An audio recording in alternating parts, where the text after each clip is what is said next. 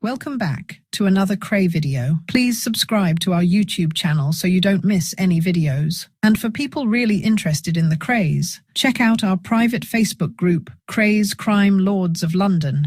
A direct link for the group is in the YouTube description section. We're a friendly and moderated group which has been running since January 2018. Come and give us a try sometime.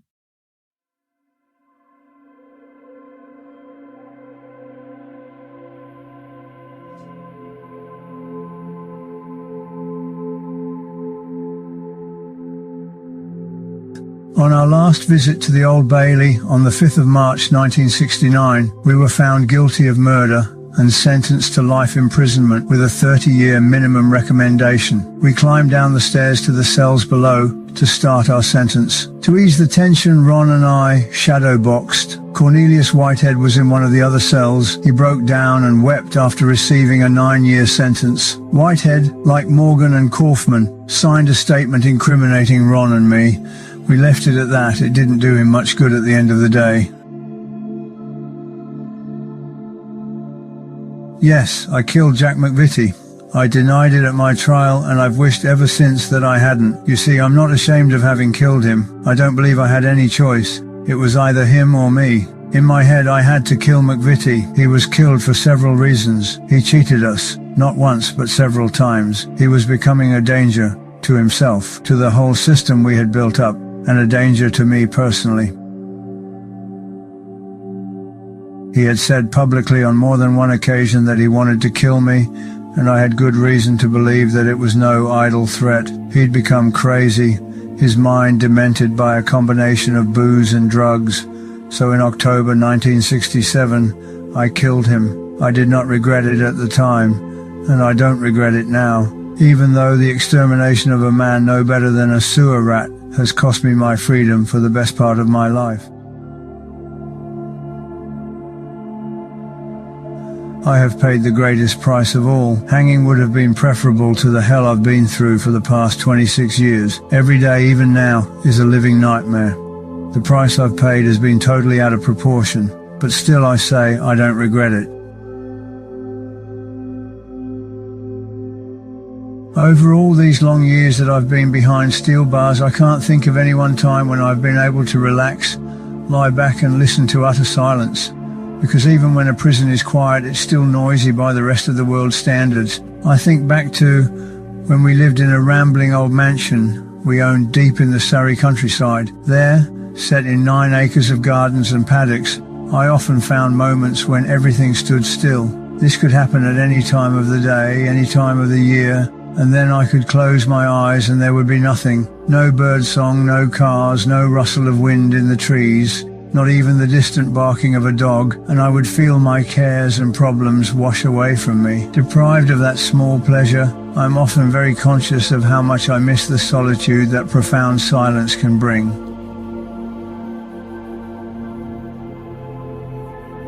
It doesn't matter where you go in the prison system, there is always that hum of an institution. During the day, there is a constant buzz of noise, shouting, laughing, singing, crashing of doors, radios blaring, the never-ending sound of footsteps, and in the dead of night a muffled cough or cries of distress are there to break into one's reverie.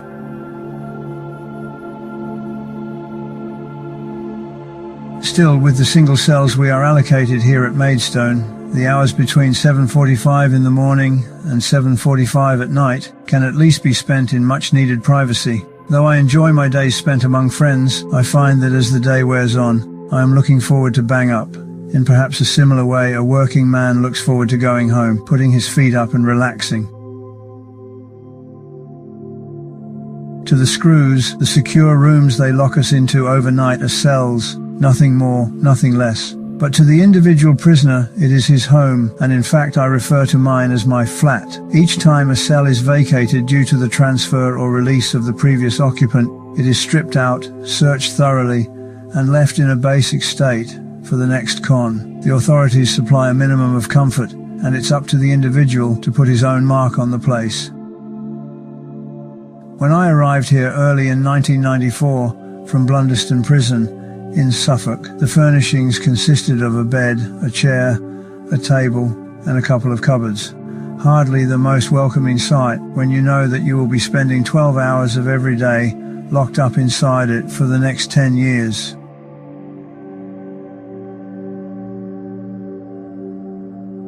But in no time at all I had transformed this bleak room into a cozy study with the help of friends and supporters outside who supplied me with what was needed, a soft carpet and lemon-coloured curtains with pelmets and matching bedspread soon put a bit of warmth into the room. I added a comfortable settee, another table, an aquarium holding 9 fish and my music system. Here and there I placed treasured ornaments and mementos and hung photographs of family and friends on the walls. Now it was truly home. You may know that I was being held in Loose Prison, Sussex in the early 90s. From there, I was shipped out to HMP Blunderston, which is situated on the edge of the Dickensian village of the same name, not many miles from Lowestoft. What I would have given to have wandered freely along the wooded lanes and narrow streets of the village, but all I could do was gaze in frustration through secure windows at the tantalizing view of red pantiled rooftops and church spire. Having read and enjoyed many books by Charles Dickens, I would love to have walked around and physically touched the local landmarks he mentioned so often in David Copperfield, the church, the Plough Inn, and the white-walled thatched cottage named the Rookery, which was the home of the book's hero.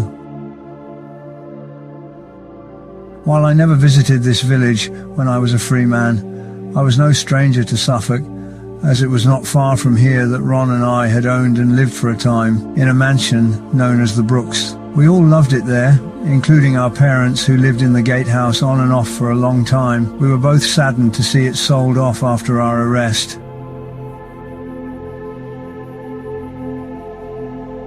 I had no complaint against Blunderston Prison other than it was a great distance for my friends and family to travel for visits. Today the prison authorities try and place inmates within a reasonable distance of their hometown or where their families live. Though with a touch of cynicism, I feel this is more to do with economics than compassion. When a husband or father is imprisoned, in many cases his family is forced to rely on government handouts to survive, which then makes them eligible for visiting expenses if they have to travel over a certain distance.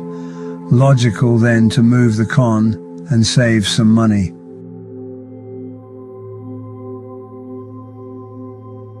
I wish this system had been in place when my mother was alive.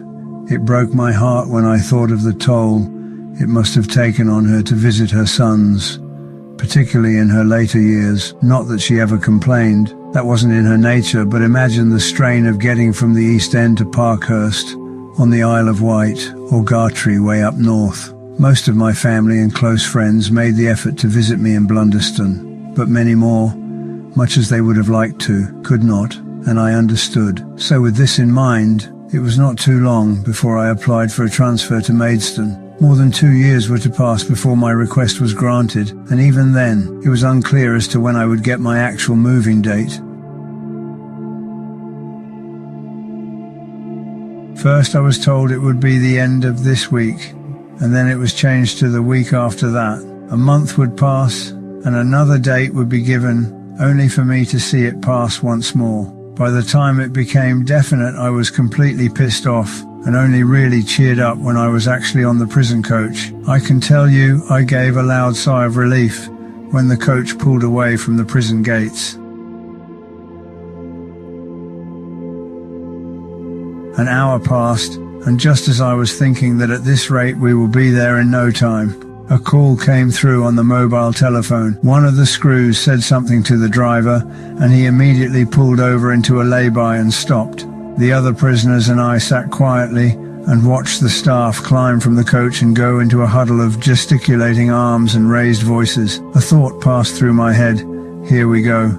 They've realized their mistake, and I shouldn't be on the coach. I held my breath until a screw climbed back on board and told us that all our medical papers had been left behind, so we would have to wait until a taxi brought them from the prison. We sat in that lay-by for 2 hours. At first it made a pleasant change to sit and study a fresh view of rolling fields, trees and cloud formations. But in my highly charged state of anticipation at seeing old friends at Maidstone, I soon became impatient and lost interest. Eventually, the documents were brought from the prison by private taxi, and we were on our way at last.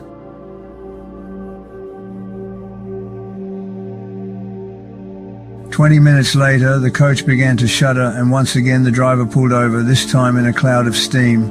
I just leant back and closed my eyes. This was not my day. The coach was beyond repair, at least at the roadside, so again we would have to wait. To save us hanging about for hours, I suggested to one of the screws that he should phone for a police van and get us taken to a local prison where we could be picked up later. Much to my surprise, he took my advice. A van turned up soon after, and we were taken to Felsham Prison for tea and a meal. By the time we had finished, a coach had been made available and was ready and waiting to take us to our destination. As we crossed the new road bridge at Dartford, perhaps 200 feet above the Thames, I looked out of the window and gazed up the long stretch of darkened river. Somewhere, beyond the million sparkling lights, unseen yet only a dozen miles away, lay the East End, and at that moment I felt closer to home than I had done for more years than I can remember. A memory popped into my head of sitting in Polici's cafe on the Bethnal Green Road, savouring a coffee and talking to good friends. Does the cafe, which has been there since the turn of the century, still open its doors every day? Does pencil-moustached Nevio Polici still bustle around shouting orders through to his wife Maria, or Mama as she was known? That place served the best food outside of your own mother's kitchen, and it still makes my mouth water at the thought.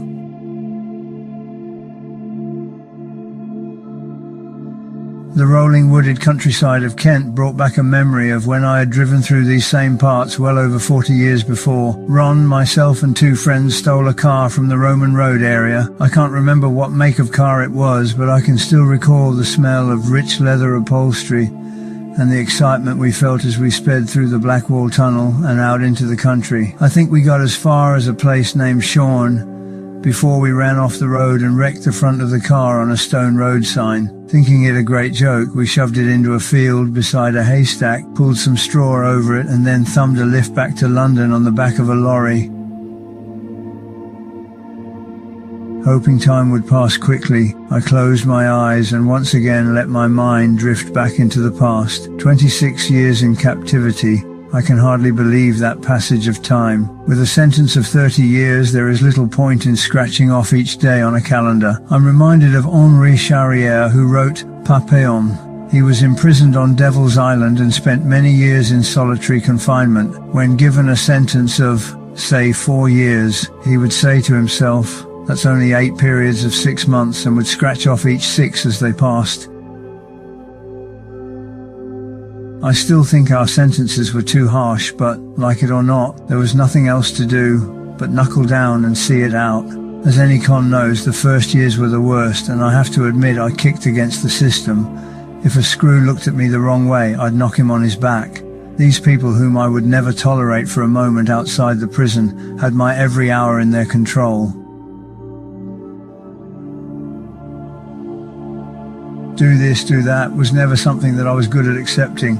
Eventually, I realized no matter what I did, the system was always going to be bigger than me, and I settled down to do my time. So I suppose they won in the end. I eventually decided that the only way to accept incarceration without going mad was to acknowledge that these walls were my home for however long it would take. Forget the outside. Don't torture yourself with what could have been.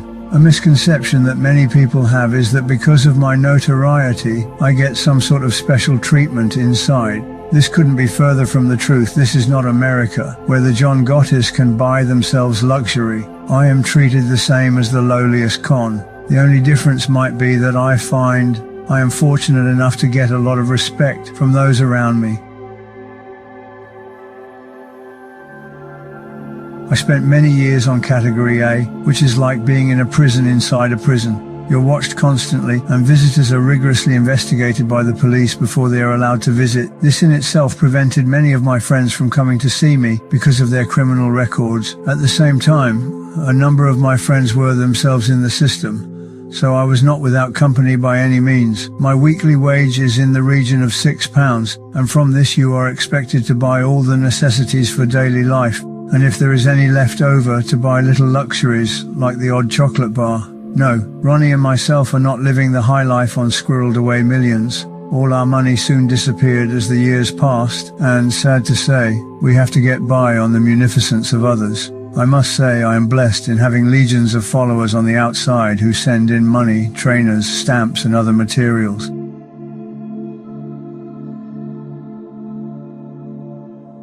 With so many years behind me, I am now looking forward to my next parole hearing. I am quietly confident that I will get the result I am hoping for. After all, I have kept my nose clean for years now and glide along in the system from day to day, bringing no disruption to the daily life of the prison.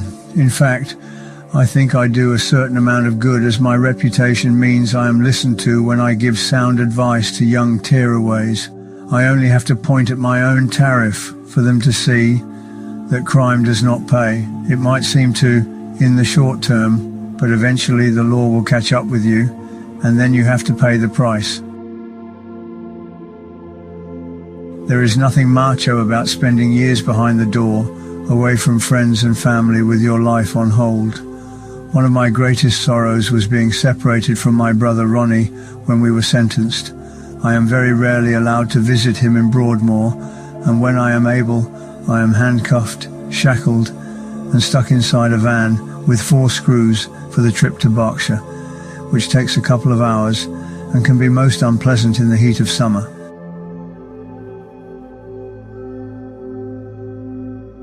What do they think I am going to do at my age? Overpower the screws and make a bid for freedom. Perhaps many years ago I might have thought of some means of escape, but with my freedom on the horizon, I'm not likely to attempt to escape now. The view out of the steamy window, stretching down the hill and towards the centre of Maidstone and the prison, snapped me out of my reminiscing. We had arrived, hours late, but at last I was here. Once I was passed through reception, the frustrations of the day were soon forgotten as I met 2 of my closest friends, Joe Martin and John Hybner, in an emotional reunion. I had not set eyes on either of these men for almost 15 years. I first met Joe back in 1964 when Ron and I were in the Green Dragon Social Club down Aldgate. We were introduced, had a drink together, and as often happens when you meet a sound person, we hit it off immediately. Sadly, the time we were to spend together in the free world outside was limited. A couple of years after our first meeting, Joe was convicted of murder while carrying out a robbery armed with a shotgun. This man, who fought with honor and bravery for his country during the Korean War, was given a savage sentence, and today, 29 years later, he is still paying the price for that one mistake.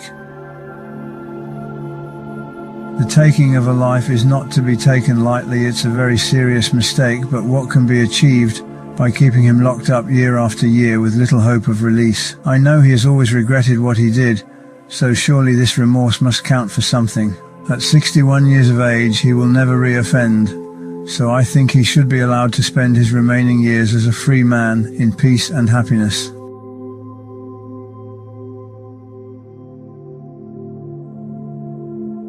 Some years after Joe was sent away, Ron and I were destined to follow him. Ron spent a number of years with him in Durham prison, while I got to know him even better when we served time together in the top security block at Parkhurst. I am proud to state that I love him like a brother, and, with few in the system like him, he has my greatest respect.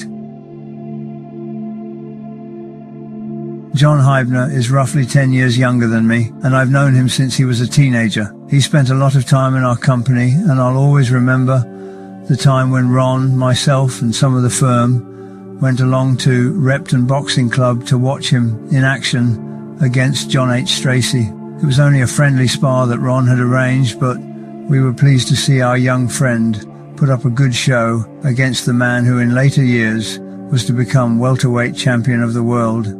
John was a useful and loyal member of the firm right up until we were arrested on the Cornell and McVitie murders. After that, the next time I was to meet him was when he was brought into the hospital block inside Parkhurst prison after an assault on a screw. This is normal procedure after a prisoner has had a flare-up and did not mean he had been hurt in any way. I was pleased to see him again, but shocked when he told me he had recently been given a life sentence with a recommendation of 25 years. This was for the alleged contract killing of Beatrice Gold, who owned a dress factory in Clerkenwell. She had been shot in the head. John swore to me that he was innocent, and over the 20 years he has served since he has never wavered in this plea. My mother Violet was a very good judge of character, and I know she thought the world of him. After we went away and up until it was his turn, he kept an eye open for her to make sure she was all right, and for that I'll always be grateful to him. Apart from meeting old and trusted friends once more, the move to Maidstone allowed me to receive visits on a more regular basis from many other people from the outside. In no time at all, my visiting days were a social event to be looked forward to. In a way, it was these visits by old friends that prompted me to write down further reminiscences of my life as our conversations sparked off my memories.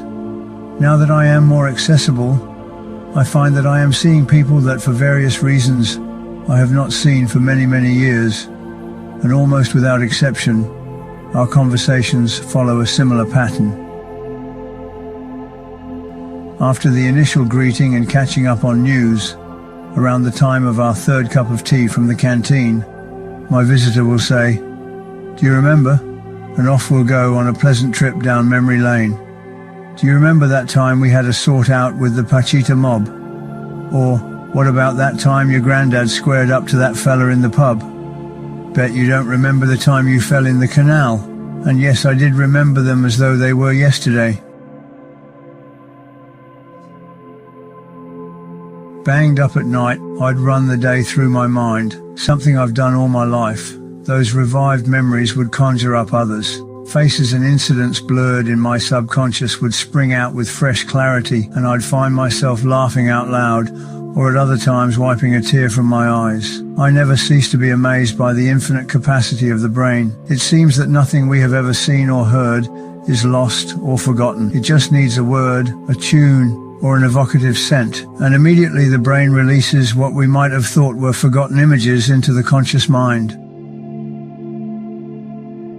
I find that I have total recall. Why, I don't know. It may be a gift, or more likely a practiced art. My habit of running the day and all its incidents through my mind as I settle down to sleep, I am sure fixes thoughts into my mind forever. In many ways, this can be a double-edged sword, for while memories are all I have left of many people and places, some things are best left buried deep and forgotten. It was quite a coincidence that, having decided to keep myself busy by noting down memories, I should get a letter urging me to write a book.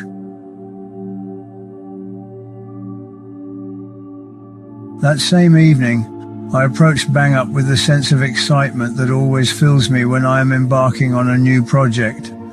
Strangely enough, the thought of deliberately evoking the past gave me a feeling of anticipation, as alone in my room, I would once more be seeing in my mind people and places from the past, armed with a large flask of boiling water, so that I could make tea at any hour. I made my way up to my flat in readiness for lockup at 7:45. To those of you outside who at this time of night are getting ready to go down to the pub or club, this must seem ridiculously early for grown men to be shut in for the night. But this is the way of the system, and over the years I have got used to and accept such routine without complaint.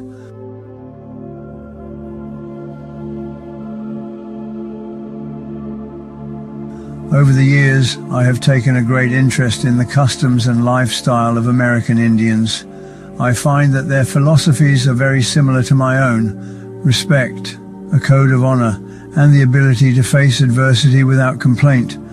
I read everything I can about these proud people: Pawnee, Cheyenne, Sitting Bull, Cochise, Red Cloud, magical names that transport me back to our Saturday morning cinema, where we would shout ourselves hoarse as the cavalry came over the hill to wipe out the damned redskin. One of the less spiritual habits I have copied from the American Indian is that of sleeping on the ground, which they felt brought them closer to the spirits of nature. In my case, with the bare earth beyond my reach, I accept second best and stretch out on the concrete floor. With a sheepskin blanket under me and a similar one over me for warmth, I rest my head on a hard pillow, and by 8:10 I'm asleep.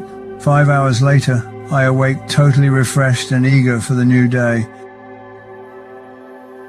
It is now as quiet as it can ever be in a prison. Not silent, but quiet enough for thought and contemplation. Later in the day I will have a strenuous workout in the gym, but for now, 50 press-ups tone me up and get the blood going. I follow this with a cold wash at the basin. Then from the flask make the first of many cups of strong tea that I will drink during the day, and pen in hand, I'm ready to lose myself in memories of the past. For you to understand the person I am, you will have to be aware not only of the environment I came from and the people I grew up with, but my life in the context of the morality and hardships of those times. You also have to look further back to the lives and living conditions of those that came before me, because it was their conditions and standards that would eventually shape mine. The East End has always been a world apart from the rest of London. Up until the late 1940s, it was notorious for its slums, poverty, disease, prostitution and villainy. I'm no historian, so I cannot say why this area should have been singled out to be a place akin to a hell on earth. But from what I have read on the subject during the period in which my grandparents were born, which for all of them was roughly in the 1870s, almost 1 million people were crammed into an area of less than 2 or 3 square miles. When you think that Queen Victoria was well into her reign at this time, the medieval descriptions of the east of the city are almost unbelievable. In earlier times, villages such as Hoxton, Haggerston and the cottages built around the Bethnal Green must have been almost rural as they were, near the River Thames and just outside the bustling city. But as the population grew steadily and more housing was necessary, each little village or hamlet was swallowed up until they became one. The beginning of the 19th century saw an even greater influx of families seeking work and their fortunes on the fabled streets paved with gold. What might once have been reasonably designed housing was now to become a haphazard jigsaw as 3-story tenements squeezed into every possible space, with access through dismal courts and dark alleyways. I suppose that for a time, the housing was used as intended, perhaps a family living on each floor and conditions were not too bad. But then, as general unrest and economic problems swept through Europe with the potential famine in Ireland and lowering standards in our own agricultural system, the tide of immigration to the rich city became a torrent. On finding that London was not the utopia they expected and with little work to be had, the migrants gradually gravitated downwards until they collected in the sump that was the East End. Within this hopeless ghetto there were 3 classes: the poor who had a regular job and brought in around £1 a week, the very poor who might manage to scrape together half this amount, and at the bottom a nameless group who barely subsisted on church charity and scraps. These people lived hand to mouth, not weekly, but hour to hour.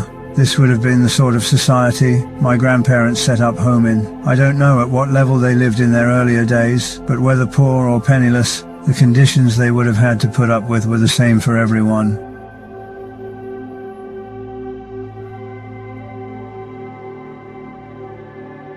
The only difference money could make was how often and how well they ate, whether they had warm clothes and footwear, or whether their kids lived or died. The same tenements that at one time housed 3 families would be let to any family who could find the rent money. Each room, not much bigger than twice the size of my current cell, would probably be home to mother, father and anything up to 10 children at a rent of roughly 3 or 4 shillings a week, which could be more than half their income. For this, the tenant could expect a cold, damp room, crawling with well-established vermin and fleas. A toilet in the yard would serve all of the possible 100 tenants. If they were fortunate, they would have a single cold water tap on each floor. If not, all water for drinking and washing would have to be fetched from a standpipe in the yard. These water supplies would often be the cause of cholera outbreaks due to cesspits and overflowing drains contaminating the supply.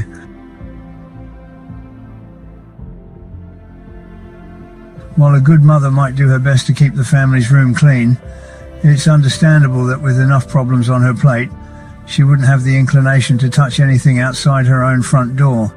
So, it's not hard to imagine the state of the stairs leading up to the rooms, stinking from the caked mud and worse that puddled in the yard. With the authorities turning a blind eye to this no-go area of the East End, the cobbles must have been swimming in rotting garbage and sewage that leaked endlessly from broken and unrepaired drains. What had changed since medieval times? The smell wouldn't have been any different from those days when the better classes held a small posy of flowers under their noses to ward off the stench. It's in this indescribable place that my grandparents arrived to find work and raise their families. I like to think they were at the top end of that society, and knowing that our family has a trait for always fighting against adversity, I am sure they were. The fact that they raised families at all must mean something in a time when over half the children born in the East End never saw their 5th birthday. On my mother's side, my great-grandparents were a mixture of nationalities. My Nanny Lee's father was a heavily built, blue-eyed, fair-haired German. In later years, if mention of him was made in conversation, Nan would add in a conspiratorial whisper, "Not one of the bad ones, though." Her mother, fiercely Irish, was in appearance the opposite of her husband, dark-eyed, dark-haired and dark-complexioned, and her temper could match her looks too. An incident happened when Nan was a young girl that gave her mother a reputation for viciousness. Nan was cutting bread for a meal, and either daydreaming or hungry, she cut more than was necessary. Ignoring a cry that the bread had to last until the following day, she continued cutting. Her mother jumped up, grabbed the knife out of her hand, and stuck it in her daughter's wrist, shouting, "Now stop when I tell you." She bore a scar and a painful wrist for the rest of her life. Even in her 90s, she wore a band around it to ease the pain of arthritis. In fairness to my great-grandmother, perhaps it wasn't an evil temper that drove her to act in that way. She may have been like many mothers in those days, driven to near breaking point, worrying about where the next halfpenny was coming from. At that time, the Lee family lived just off Brick Lane. And one night, when she was about 10 years of age, Nan was woken up by the lamplighter's voice in the street outside calling, "Don't go out, the Ripper's been about." She told me that she pulled the blankets over her head, cowering in fear. The following day they discovered that one of Jack the Ripper's victims, Annie Chapman, had been found under the arches in Hanbury Street, just around the corner from where they lived.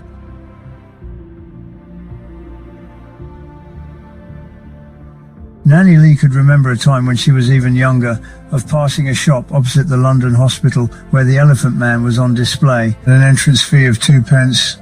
It was out of the question that her mother would waste so much money on frivolity, so she never did see him. In later years she would look at the exploitation of unfortunate people as wrong, but she would say that in those days it was all quite normal. About Grandad Lee's mother apart from her name, which was Helen Weppington, and she was known to her grandchildren as Nanny Wep. His father was a gypsy cattle drover and had a name I've never heard anywhere else, Crotcher, which may have been a nickname, but he was never known as anything else. Originally, he could have settled in any part of the country, but because of his work, bringing cattle and sheep into London, he would regularly have found himself on the main drove into the city, which was Whitechapel Road. That is why it is one of the widest roads to be found in the city. Part of his job would have been to slaughter the cattle or sheep he had driven, so when tiring of the hardships of the road, where else would he have looked to find settled work than the abattoirs of the East End?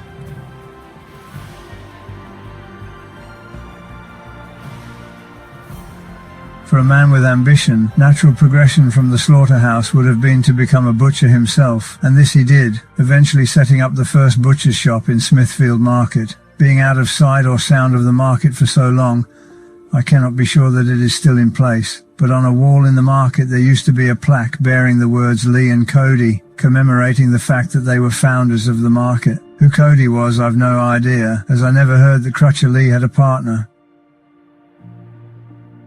Unfortunately, for a man who had pulled himself up from nothing, he was to end the last 17 years of his life confined to a mental hospital or an epilepsy institution, which was probably one and the same thing at the time. No one knew what brought on his epilepsy, but there was an occasion when he had an accident while driving one of his double horse carts.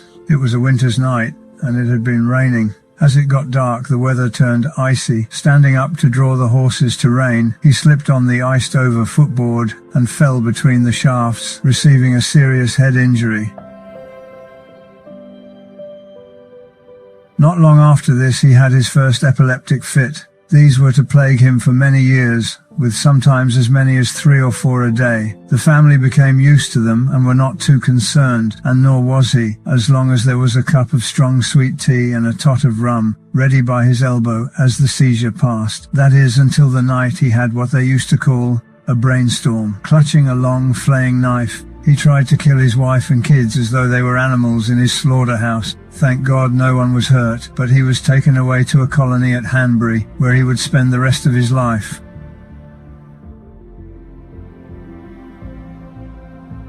His fearsome actions earned him a bit of a reputation, which even extended to his family. My old Uncle Joe, Crutch's grandson, told me he was taken to see him when he was a small boy. In his pleasure at seeing the boy he was so fond of, Crutcher kept picking him up and throwing him towards the ceiling. Joe said, "In later years I could look back and feel sorry for the old boy, because he never done me any harm, but at the time I was terrified, so I told my dad I didn't want to go back, and I never saw him again." As I was brought up mainly among the extended family of the Lees, I soaked up their history and family stories from the moment I was old enough to understand. Every one of them loved to talk, and I was always ready to listen. But as with families, there is always a leaning towards one side or the other. Involvement with the maternal or paternal side is rarely down the middle in equal shares. For this reason, my memories and knowledge of the Kray side are scant.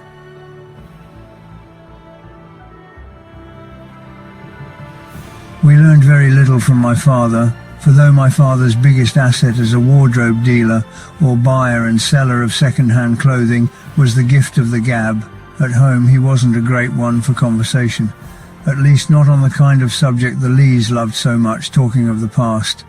As much as I do know of the Krays is that they were gypsies, not tinkers or didikoyer, but true Romanes.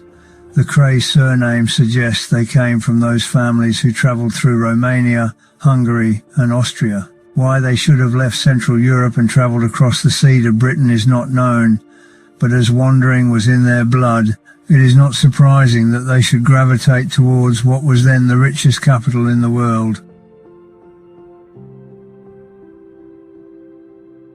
That they ended up in the poorest part imaginable could have been due to circumstance, but more likely that as horse dealers, the position in the centre of town was perfect for supplying the animals, which were as depended upon then as the car and lorry are today. The world of the 1870s into which my grandparents were born was one of exciting change, new inventions and great happenings, but none of this would have any effect on the people who struggled for existence inside this ghetto, shunned by those outside it. But the slum-like conditions and hardships of the area were no worse and possibly better than what the Krays had been used to.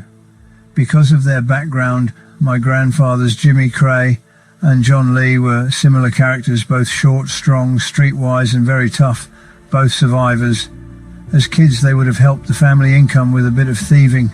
Nothing serious, but it was part of life then, as it always had been, and would be right up until and beyond my own childhood.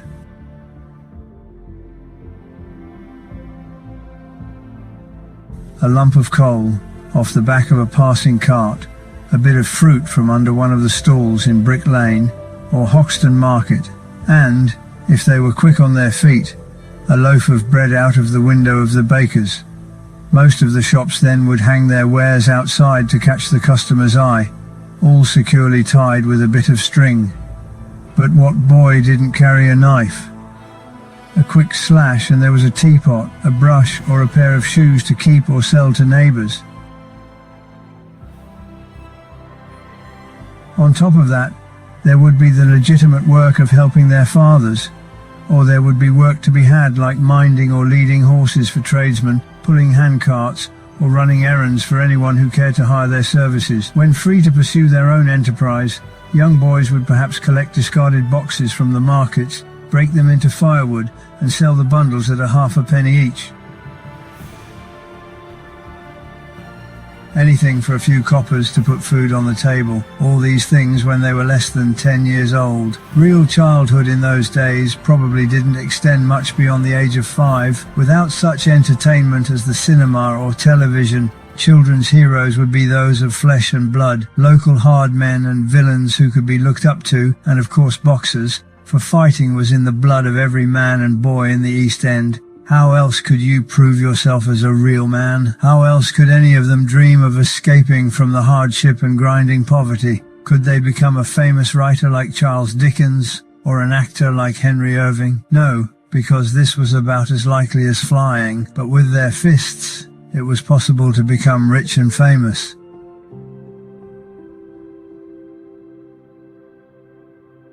60 or more years later, my brother Ron and I would have the same dream of fame. It's a reasonable guess to suppose my grandfathers would have followed the careers of heroes such as John L. Sullivan, Jim Corbett, and Bob Fitzsimmons, perhaps cutting out pen drawings illustrating their fights from the penny papers. Neither Jimmy nor John ever reached fame and riches with the gloves on, but both were known throughout the East End as ferocious fighters. Dad's father earned the title Mad Jimmy Kray because he was all of that. Mad to take on men twice his size that he soon cut down. Mad to take the punishment he did without backing off, and when facing an opponent completely and madly fighting until he'd savagely beaten them.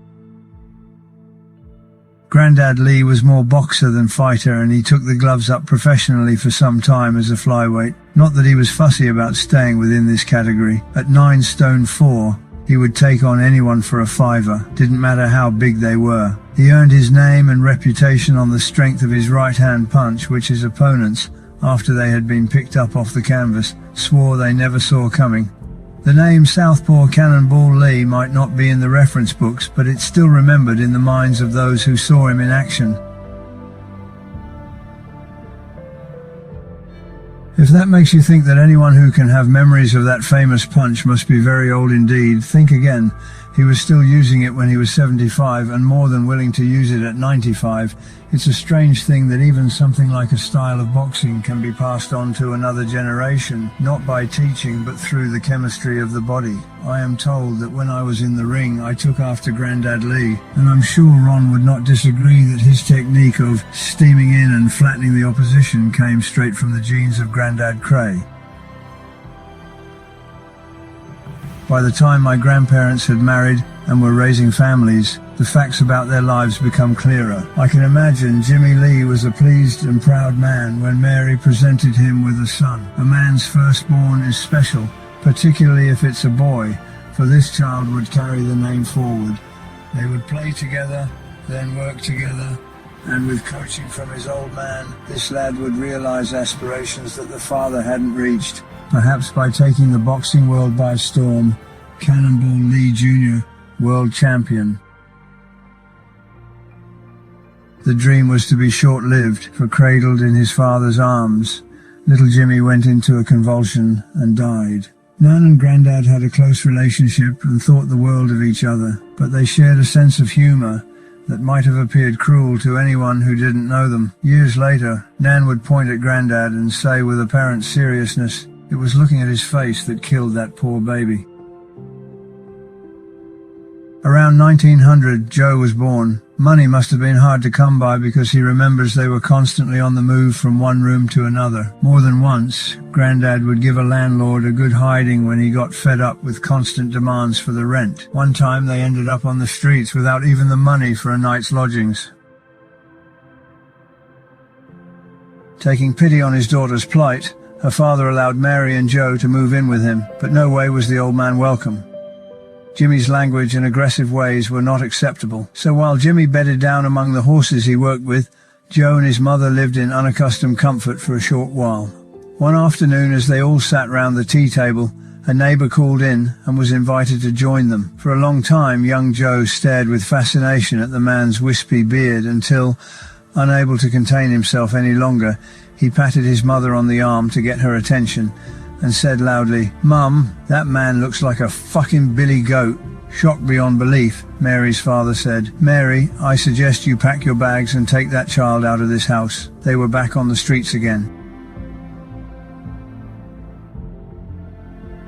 Their financial position must have improved by the time they decided to have a photographic portrait taken of their son Joe. In those days, you would go into a shop and be very formally snapped against a background scene of mountains or a waterfall. They would also supply props. to give the picture that extra something. In Joe's case, this was a large cup and saucer hat. He kicked up hell and refused to wear it. When the threat of a clip around the ear didn't work, Mary tried bribery. Wear the hat for the nice man and I'll buy you something on the way home. That did it. He couldn't get it on his head quickly enough. On their way home, Joe chose a toy whip from a stall in Whitechapel Road, and for a while was content to drive imaginary cattle in front of the two of them. However, as they turned into Brick Lane, they came across a donkey and cart laden with tinware, buckets, pots and pans and various other bits and bobs. The driver was in the shop unloading, and to young Joe, the donkey's rear end was just too tempting to ignore. In a flash, he gave the poor unsuspecting animal a stinging crack across the arse. It shrieked in pain and surprise and took off down the lane as though its tail was on fire.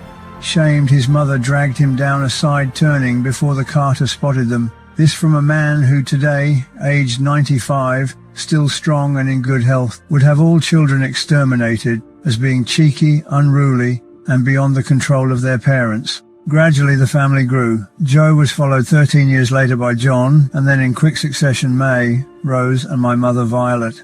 Sitting here now thinking of how Nanny Lee described her as a child conjures up a lovely mental picture, small and plump with bright rosy cheeks, a happy little girl whom the rest of the family called Doodle. Bit of a dreamer though. If she was sent down the road to buy 2 pennyworth of pickled herring, she would eat the fish on the way home, then, with genuine innocence, carefully put the bones on the table, or she'd be sent down to the shop to fetch a bowl of faggots and peas pudding, and then slowly walk home with the bowl on her head pretending it was a hat. One day her mother spotted her from the door and shouted out, "Don't you dare drop that basin."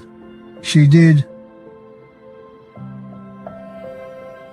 Rose, though, was a live wire, as she would be all her life. She never stood still, always had to be tearing about. One day, scuffing down the road with one foot on the back plate of a little pushchair, she ran into the legs of a neighbour 4 or 5 doors away. There was a bit of a row, and whether the woman raised a hand to her I don't know, but just at that moment, Grandad Lee came along. Jimmy wouldn't hit a woman, but as the woman's husband had come out of the house to join in the argument, he was soon knocked sprawling on the pavement by that famous left hook. From the door behind him, a bull-sized neighbour stepped out, put 2 punches into Jimmy's back and went back inside. Little Rose stood there, not a bit frightened. She'd seen her dad in action too many times for it to upset her. Roaring his head off, Jimmy kicked the door open and, in his own words, paid him dreadful.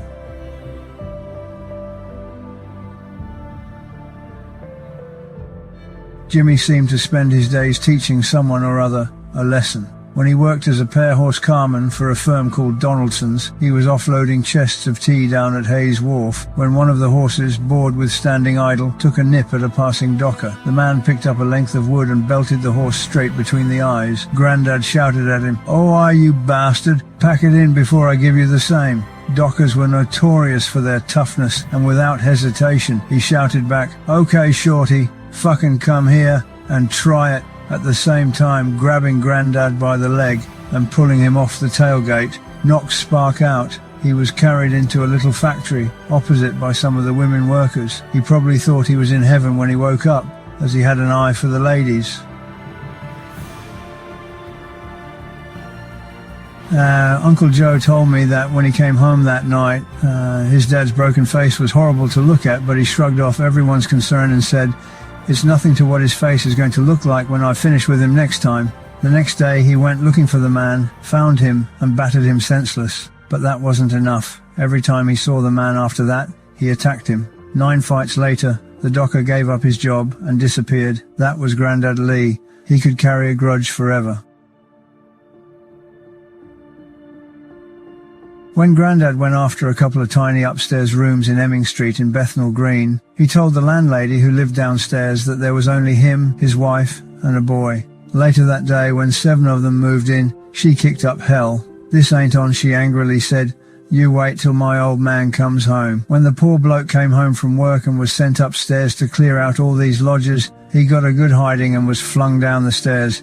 It must have got smoothed over because they lived there for ages afterwards and got on well with the owners. Not that it was all plain sailing. One afternoon, Nan came back from shopping with the 3 girls, put a match to the oven, and blew the place up. Somehow the gas taps had been left on. It's a miracle none of them were killed. As it was, the cooker was wrecked, glass blown out of the window, and little May got a cut head. Life wasn't all bad though. Because of his boxing, Jimmy was a keep-fit fanatic, and he would think nothing of cycling to Southend, having a run along the front, then pedalling his heavy, straight-framed Raleigh all the way home. When he could, he'd rope in young Joe and John for the ride, but they were less keen, and if they saw him tucking his trousers into his socks, they'd make themselves scarce double quick. One day he saw a mate of his pulling a street barrow, and he was making hard work of it, puffing and panting. "What's up with you?" Jimmy says to him. "I could pull that fucking thing to Southend without breaking into a sweat." Quick as a flash, his mate said, "Bet you a pound you couldn't." In those days, you could rent a cart for a couple of shillings a day. So next morning, Jimmy got up early, hired a cart without saying what he wanted it for, and set off 40 miles to the coast. He won his bet and picked up his pound, but a week later he bumped into the cart hire man, who said, "Hoi Jim, you owe me 15 bob for the cart." "No, I don't," said Grandad. "I only used it for one day, and anyway it had a wonky wheel, so I left it." "Left it where?" screamed the bloke. "Southend. Here's your 2 bob. Now piss off." Knowing Grandad's reputation, the man swallowed it, but he never let him hire another cart. Apart from being known all over as a fighting man, Jimmy was a well-known variety entertainer. Variety was very popular in the days before television. The acts were unsophisticated, if not amateurish, but if the customers enjoyed it, that was all that mattered. Jimmy's act was a mixture of strongman, acrobat, daredevil, singer, and dancer. This wasn't just a Saturday night pub turn, but something worth being paid for in theatres all over the place. He'd start off his act with a bit of nimble tap dancing, follow this with a song or a comical monologue. Then he would have a brazier of hot coals brought on stage. Placing a poker into the coals, he'd sing another song to stretch out the anticipation of the audience, who all knew what was coming.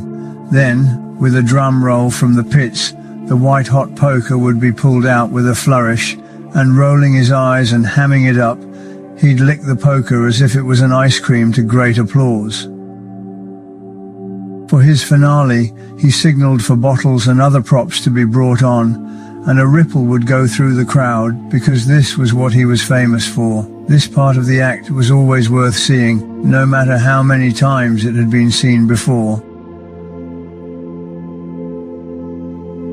First a barrel would be put down, next to it a tall stepladder, and leading up to them a double line of bottles placed neck down. Another drum roll, more showman's banter, and starting from a headstand, Jimmy would walk on his hands down the line. He'd keep hold of the last 2 bottles, then, without pausing, climb the ladder balanced on their necks. At the top, he'd do a somersault and land feet first into the barrel to deafening applause. Uncle Joe told me that his dad would often practice that act by jumping out of the upstairs window of the rooms where they lived in Kelday Road. Although he had a standing bet of £50 for anyone who could repeat this trick, he never had to pay it out, which was just as well, for most of the time the Lees didn't have 2 halfpennies to rub together.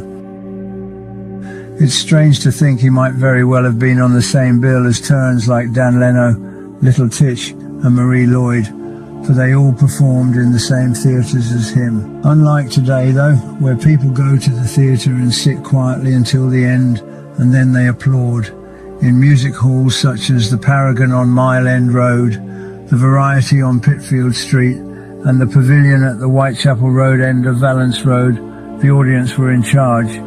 If the act was to their liking, they would bring the house down with cheers and shouts. If not, they would shower the stage with overripe oranges, or demand a curtain was dropped on the hapless performer.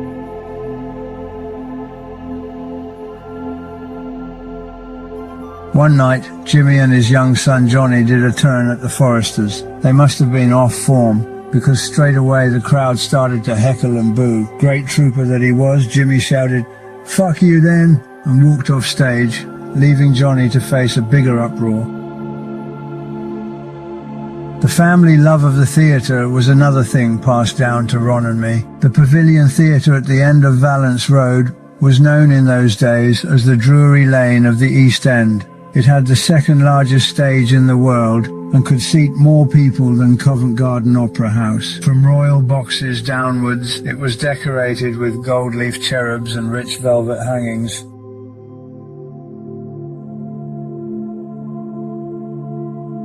Yet in 1940, when Ron, myself and a few other friends discovered this magical place, it was boarded up, filthy and disused. What a place though. We'd squeeze through a broken panel round the back, creep laughing and giggling through the darkness under the stage, climb a flight of wooden stairs, then out into the auditorium. I must admit, at that age, I had no imagination for those who had thrilled the crowds years before, nor was I aware that my granddad Lee might have danced his way across that stage. But I wasn't insensitive to a deep feeling of respect for a place obviously hallowed and haunted by famous people from the past. Saying that, we weren't averse to having a bit of fun there. We would raise and lower the velvet curtains, rummage through discarded stage clothes that were strewn about, and if we found a feathered hat or striking dress coat, we'd put them on and strut about the stage pretending to be actors. My favourite spot was the royal box. I would sit there for ages thinking the King of England sat in this seat, bearing in mind that we were only about 7 years old the first time we entered the theatre. We thought we'd struck it rich when we discovered paper money strewn all over the place. Imagine how excited we were as we ran home to Mum, clutching a small fortune. You've guessed?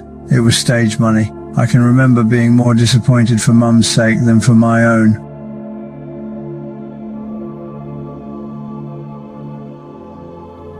As an adult, I took my wife Frances to all the best theatres in London and eventually to La Scala in Milan, but as rich and exciting as they were, none ever filled me with the same emotions as I felt back in the pavilion as a child. I can honestly say that experience and Grandad Lee's influence inspired in me a long-lasting love of the stage, actors and all forms of entertainment. Another place we entered illegally and had great fun in was the backyard of an army surplus store in Dunbridge Road.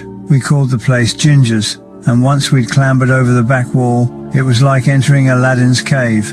Everything imaginable that had been needed by the army during and after the First World War was piled up in sheds and under tarpaulins. What we could lift, we pinched. I remember in one shed there were hundreds of real machine guns. In hindsight, they would have come in handy later in our lives, but we left them there and instead returned time after time to steal bundles of cigarette papers. Years of damp had welded them together into solid blocks, and we found they made great missiles when we went on raids against other kids. I can still conjure up the smell of those wartime relics.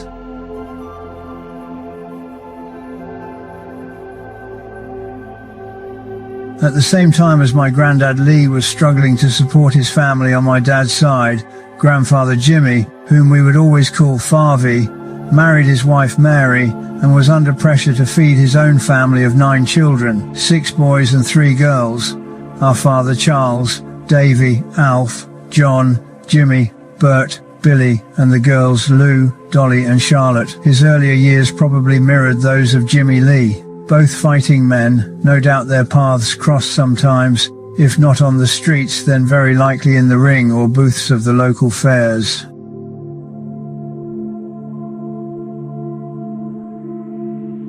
Jim Kray had the gypsy's gift of turning 4pence into a shilling, using nothing but his silver tongue and street cunning, an asset my father would inherit and improve on. Leaving behind the hard graft and long hours of horse dealing, he went into the business of buying and selling second-hand clothes, which was then known as wardrobe dealing. Anyone with bottle and as little as a 10-bob note could start up in this game. He would study the local paper or pick up on local knowledge as to who had died in the last week.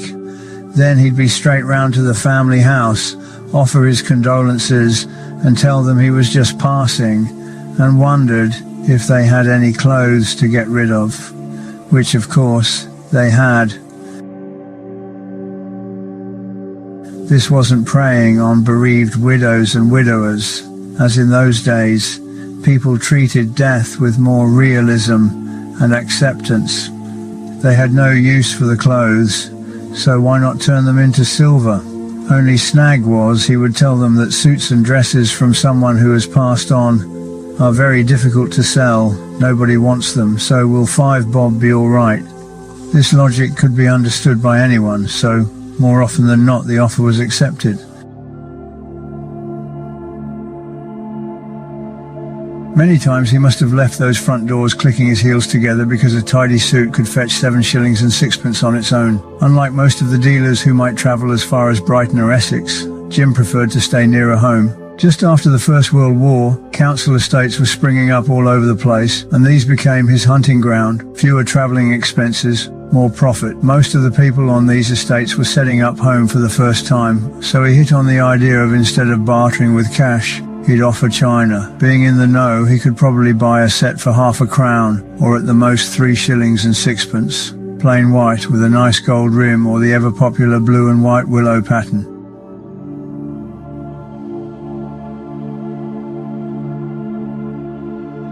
When these were shown to the ladies at the door, they'd think they were looking at 15 bob's worth and wouldn't be able to sort out the clothes quickly enough. With temptation like this, it wouldn't surprise me if many a husband came home to find his favourite jacket had been thrown out. That was Jim. With his eye for business, he'd always see that bit further than anyone else.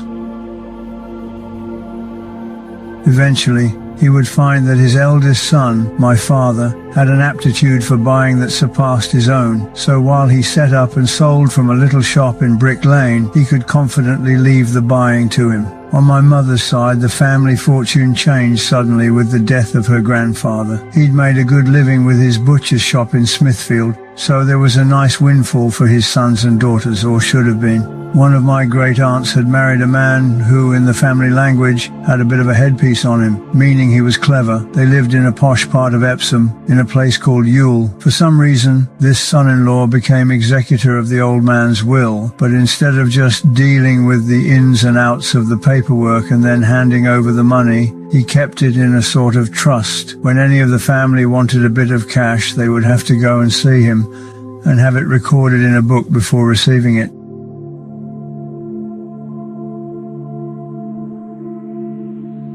Trouble was, if they got money and signed for, say, £5, he would alter it afterwards to 15. At the end of the day, they were swindled out of half of what they were due, all that is, except that crafty old bugger Grandad Lee. How he swung it, no one knows. Uncle Joe told me that one night he came home from work, and his dad was sitting at the kitchen table with 200 gold sovereigns spread out in front of him. Joe's first reaction was, "Fucking hell, he's robbed a bank."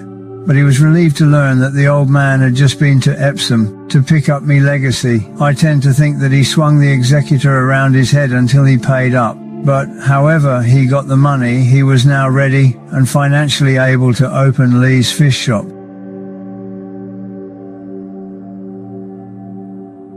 He knew as much about running a shop and cooking anything more than a boiled egg than he did of space travel, but he couldn't be talked out of it. He got himself a shop near Shoreditch, put flyers all over the place, advertising fried fish, soup, faggots and dinners, and away he went.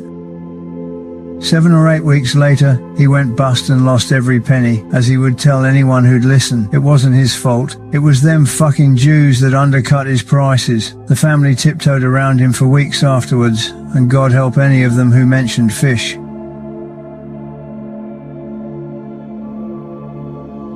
It's been said that his family were frightened of him and wouldn't dare lift a fork while he was still carving the joint. But that was the way of fathers in those days. They demanded respect, and it was given without any thought of argument. Tough, or as strict as he was, he never raised a hand either to his wife or to his children.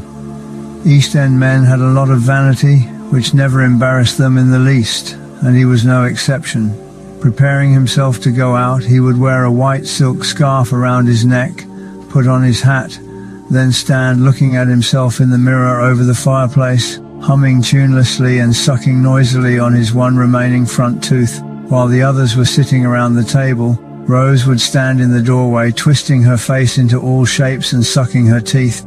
Hearing the giggles and spotting her in the mirror, he'd say, "That's it, go on girl, take the piss if you ain't got nothing better to do." He'd say this with a grumpy voice but with a grin on his face, because though he didn't approve of disrespect or being spoken back to, he wasn't so hard that he couldn't join in with the family and laugh at himself occasionally.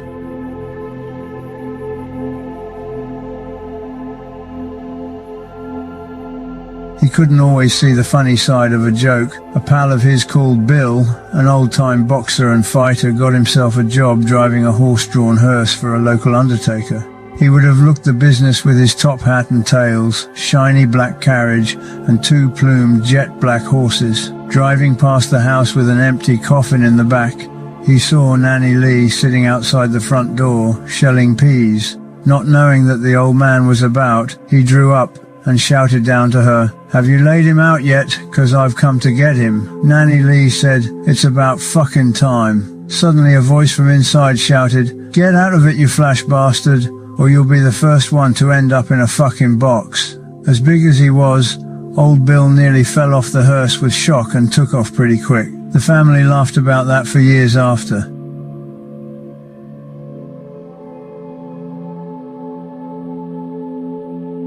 Because of the way his father ended up, rightly or wrongly through drink, Jimmy never touched a drop himself. In fact, he hated the stuff and wouldn't have it in the house. Nan was the opposite and loved a glass of whiskey. To get round the old man's eagle eye, she'd often send the kids out for half a bottle. They would go along with the conspiracy and hide it on top of the high cistern in the outside toilet, hang it in a bag on the fence, or tie the bottle to a piece of string so that Nan could pull it up into the bedroom.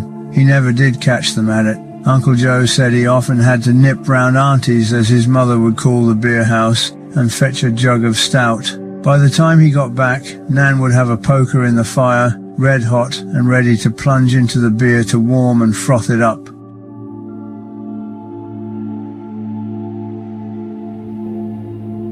When Grandad worked for Miles and Hyams, they sent him to Lancashire to collect a lorry. As it was brand new, it had to be brought down to London to have a cab fitted by specialists in that line of work. It was in the middle of winter, freezing cold, and he had to drive 200 miles with no protection from the elements. He was so cold when he arrived back at Spitalfields that he had to be carried into the office. The governor of the firm said, "There you go, Jim," and stuck his wages into his top pocket and made him drink a glass of whiskey to warm him back up. On his way home, Grandad collapsed, dead drunk on the cobbles, and lay there for over an hour until a copper picked him up. On top of what he'd gone through while he was spark out, someone had nicked his money. In the kitchen at home was a black range fire and cooker, all in one. He staggered through the door, opened the oven, stuck his head inside, and never moved until morning. That was the first and last drink of alcohol he ever had in his life.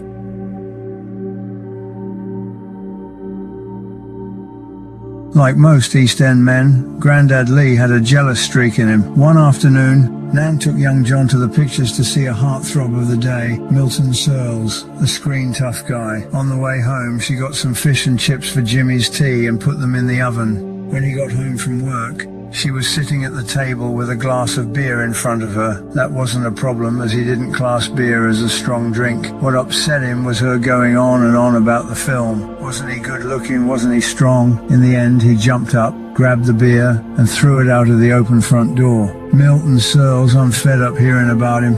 Nan wasn't frightened of him. Chucked my bleeding beer away. Well, you ain't having your dinner. And she took the fish and chips out of the oven and threw them into the fire.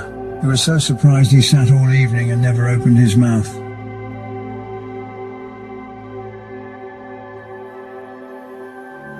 The Lee family then moved on to Valence Road. They were growing up, and my Uncle Joe, being the eldest, was the first one who went out to work.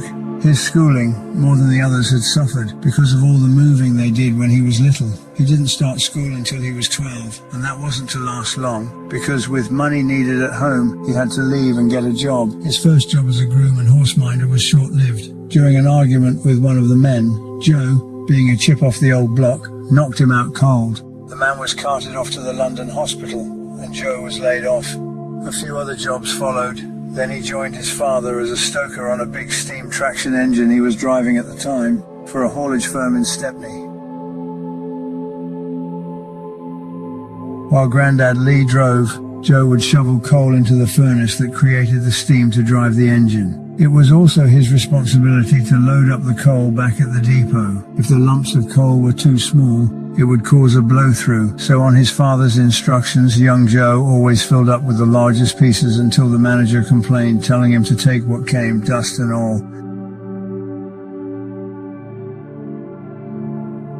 This must have been one of the few times that Jimmy didn't upend somebody for speaking out of turn. All he did was tell the manager where to stick his engine, called Joe over, and they both walked out. Straight away, they got a similar job with Samuels over the river. Joe soon picked up the skills needed to keep a big steam engine going, and though he wasn't supposed to, he drove it with his father looking over his shoulder. Then one day, his father told him that he'd have to go to work on his own, as he had a bit of business to do. He said, "Any questions? Just showed him my license." Joe filled up with coal and water and set off for Lewisham to deliver his load. What he didn't know was that a few days previously, his father must have run into something and bent the steering rods, leaving the front wheels with a mind of their own. He managed to get as far as Blackheath before they seized up altogether, so he got towed into a yard and went home.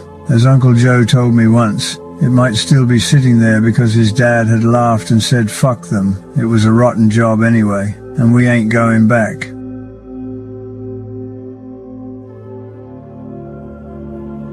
Granddad never worried about anyone or anything except himself and his family.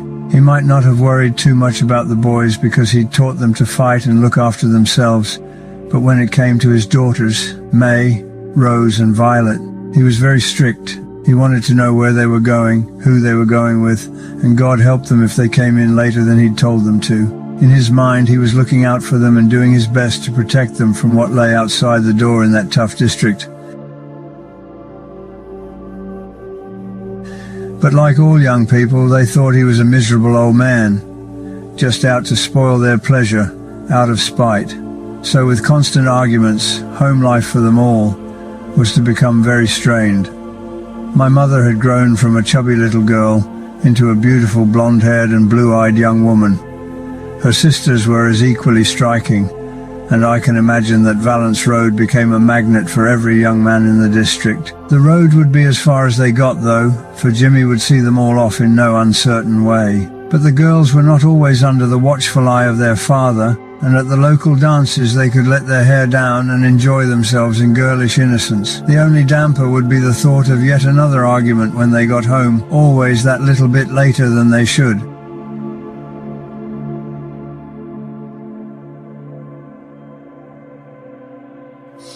My mother couldn't have known how drastically her life was going to change the night she set off to a dance in Mare Street in Hackney, where one of the young men stood out from all the others. Smartly suited, dark hair, slicked back in the style of the day, and with highly polished shoes, his gypsy-like good looks must have set hearts racing all round the hall. But when the band struck up, it was Violet he politely asked for a dance, and it was Violet that Charles Kray would see safely home that night, though she would make sure he didn't walk as far as her front door.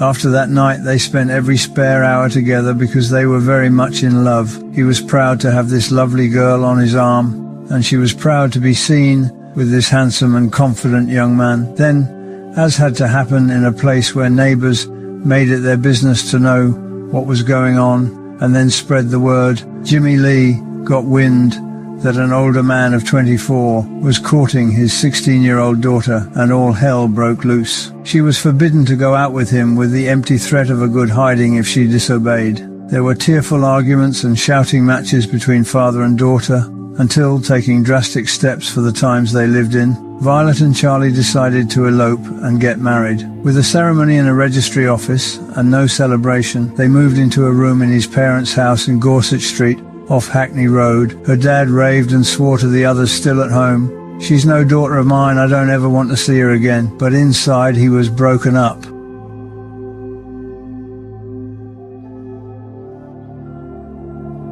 Months after, when he had cooled down, he said to his son Joe, "Come on, let's go and get our Violi back." When they got there, they could hear loud music from a party that was going on. It took a few knocks before someone they didn't know opened the door and asked them what they wanted. Very politely, Jimmy said, "Could you send my girl Violi out? I want to have a word with her." "She's not here, mate," the person said. Just then, a voice from inside shouted, "Who is it?" The bloke said, "Violet's father, he wants to speak to her." Back came the answer, "Well, tell him to fuck off out of it," and the door was slammed shut in their faces. Jimmy went mad. Fucking bastards talking to me like that, all the time kicking the door until his son persuaded him to leave it and come away. He walked home terribly hurt, as though his own daughter had told him to F off. But the row had nothing to do with her. She had been upstairs, too frightened to come down. I don't suppose Jimmy Kray meant what he shouted either, but enjoying the party and with too much drink inside him, he said the first thing that came into his head. But Grandad Lee took the rejection to heart, and it upset him for a long time afterwards.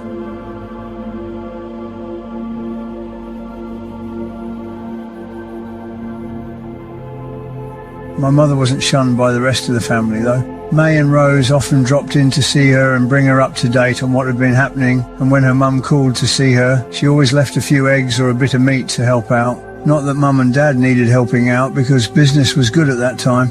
Charlie was more enterprising and adventurous in his search for customers to buy from than his father had ever been. Often he was away from home for days at a time as he travelled around the country in search of a deal. A year after they were married, my brother Charlie was born, and in a way, his arrival was to slowly heal the upset between Violet and her father. This didn't happen straight away, but gradually. But with a word here and a word there, and a few passed-on messages, they eventually began talking again. Things were looking up for all of them, but even better still, with young Charlie less than a year old, Mum found she was pregnant again. The firstborn had been a boy. That's how tradition said it should be. That one was for the father. The second, which with a woman's intuition she knew would be a girl, was for her to dress up in pretty clothes and to be close to, as only a mother and daughter can. Sadly, the baby came prematurely. Leaving Violet on her own, someone rushed to fetch the doctor, but by the time they returned, the baby was dead. A policeman, who came shortly afterwards, as a matter of formality, looked at the tiny dark-haired girl and said, "Mrs. Kray, she is beautiful." Her name was to be Violet after our mother. Many years later, I came across a sad memento of her. Pressed inside a black-edged card was a dried carnation taken from her funeral wreath. For many months after losing her baby, my mother was so grief-stricken that eventually the doctor told my dad, "If your wife doesn't become pregnant as soon as possible, she's going to lose the will to live and just fade away." A move to Steen Street just off Kingsland Road initially helped to take her mind off her loss, but when she found out she was not only pregnant again but expecting twins, it can only be imagined how happy she was, and she was soon on the road to recovery.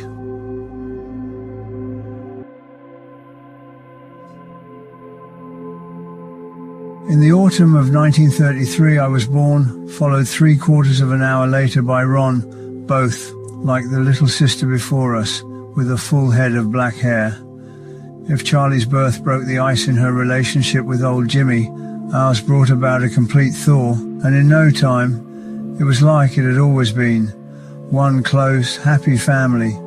Twins were rare enough to catch the attention of everyone who saw them, and from what I'm told, the whole family shared Charlie and Violet's pride. Our home in Steen Street was in rooms over a furniture shop, and though my memories of the years spent there are few and hazy, one of the strongest is of playing day after day among the closely stacked tables, chests of drawers and large ornately carved wardrobes.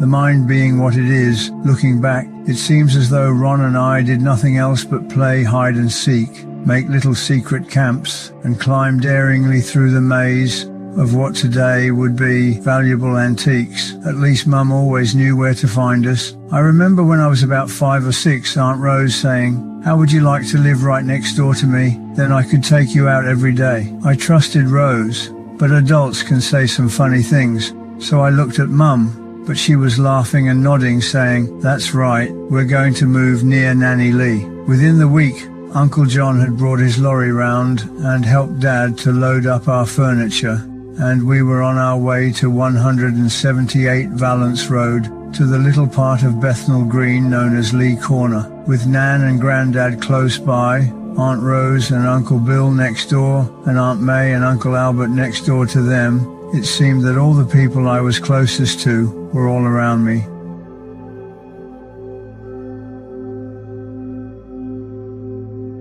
The house was a tiny 2 up, 2 down, but to a youngster it was a huge palace.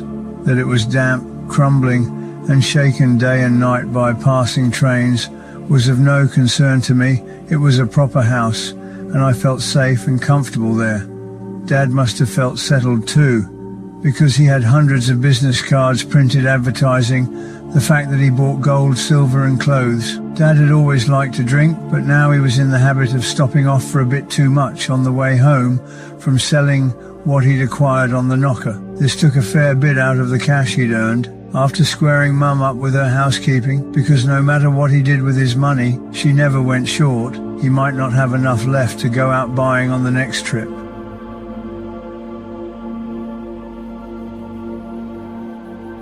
So he'd approach a friend of his to ask him to front him up for the week.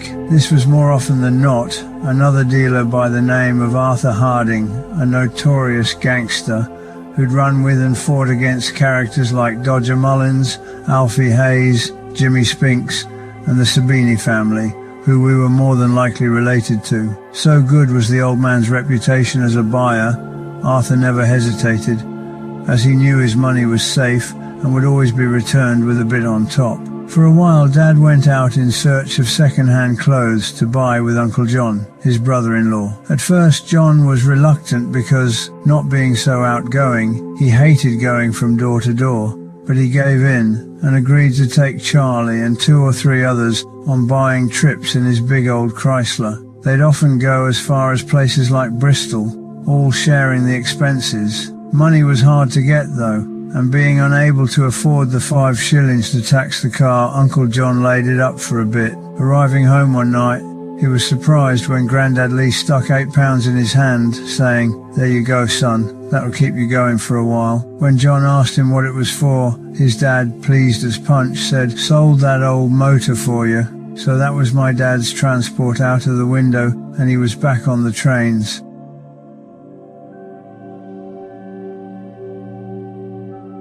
By now we had reached school age, and it was with lots of nervous excitement and each clutching one of Mum's hands that we were taken around the corner and across Dunbridge Road to Wood Close School. What impressed me most of all were the floors. Strange for a child to notice, but in contrast to the cracked, faded linoleum we had at home, the rich warmth of the highly polished parquet flooring seemed special in some way. Something else that imprinted itself on my young mind was the appearance of many of the other children.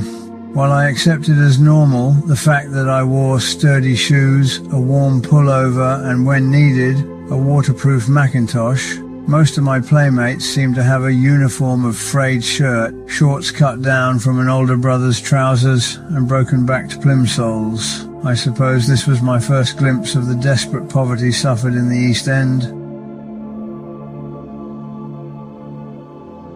I remember telling my mum about these scruffy kids, and although the thought had never crossed my mind, she told me never to make fun of them because it wasn't their fault that their fathers didn't have work. Although she wasn't a particularly religious woman, she'd say, "When you say your prayers tonight, pray for your school friends that haven't got decent clothes and enough food, and for all the poor people in the world." And I always did what she said. It was tempting to ask God for a red bicycle or a mountain of Indian toffee, but I never cheated, even though no one would ever have known. So every night I'd put my hands together and earnestly believe the world would change because of my asking. I never lost the habit, and even today still say a prayer for the less fortunate. I took to schooling like a duck to water. I may not have been top of the class, but I was a long way from the bottom. My main highlight of the day was when all the pupils were gathered together in the main hall first thing in the morning to sing such hymns as "Down in Virginia," "The Maple Leaf," and "The Four-Leaf Clover." You'll see the headmaster's choice had a rather international flavour that would have been lost on us kids as we sang our hearts out, accompanied on an echoing piano. Another daily ritual for us younger ones was the rest period after lunch. We were encouraged to sleep for an hour on camp beds. First, in an orderly line, we would collect one of these stretcher-like beds that by their drab olive-green colour were obviously army surplus from the First World War, and set them out in the hall, or during the summer in the playground. Then, under the supervision of a teacher, to enforce a no giggling or talking rule, we'd stretch out and try to sleep. I was always too full of pent-up energy to consider dozing off, but with a healthy respect for the teacher, I'd lie quietly studying the ceiling, or watching birds or occasional aeroplanes in the sky.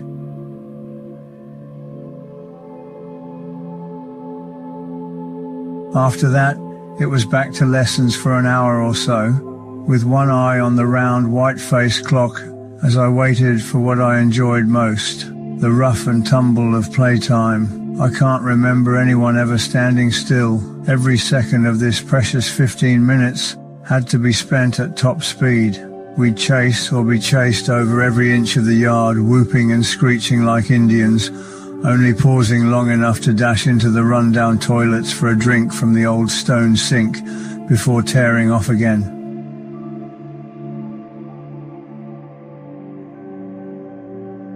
Any child fortunate enough to have brought or stolen an apple on the way to school would be accosted for the core, and be king for the moment, would gnaw as close to the pips and pith as possible before magnanimously handing it to whoever he might want as a friend, or more likely to someone he didn't want as an enemy. Hygiene was beyond our comprehension, so it was not out of the way to ask a boy or girl for a few sucks on the sweet they were obviously eating by the bulge in their cheek. It says something that within reason this was rarely refused. While the girls whiled away their time with skipping ropes and games that required a lot of sing-song rhyme and hand clapping, the boys, when they could stand still long enough, played mock battles, though the fine line between a playful spar and something a bit more serious was easily overstepped.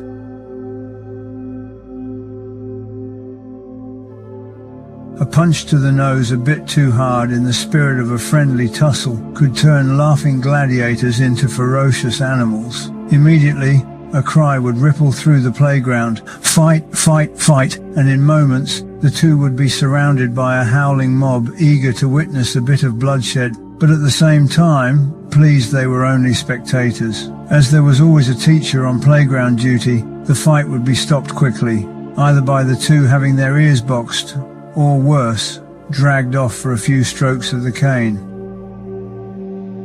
My very first fight was with a bully by the name of George Tappin. He was bigger, older and heavier than I was, but I wasn't intimidated and gave as good as I got.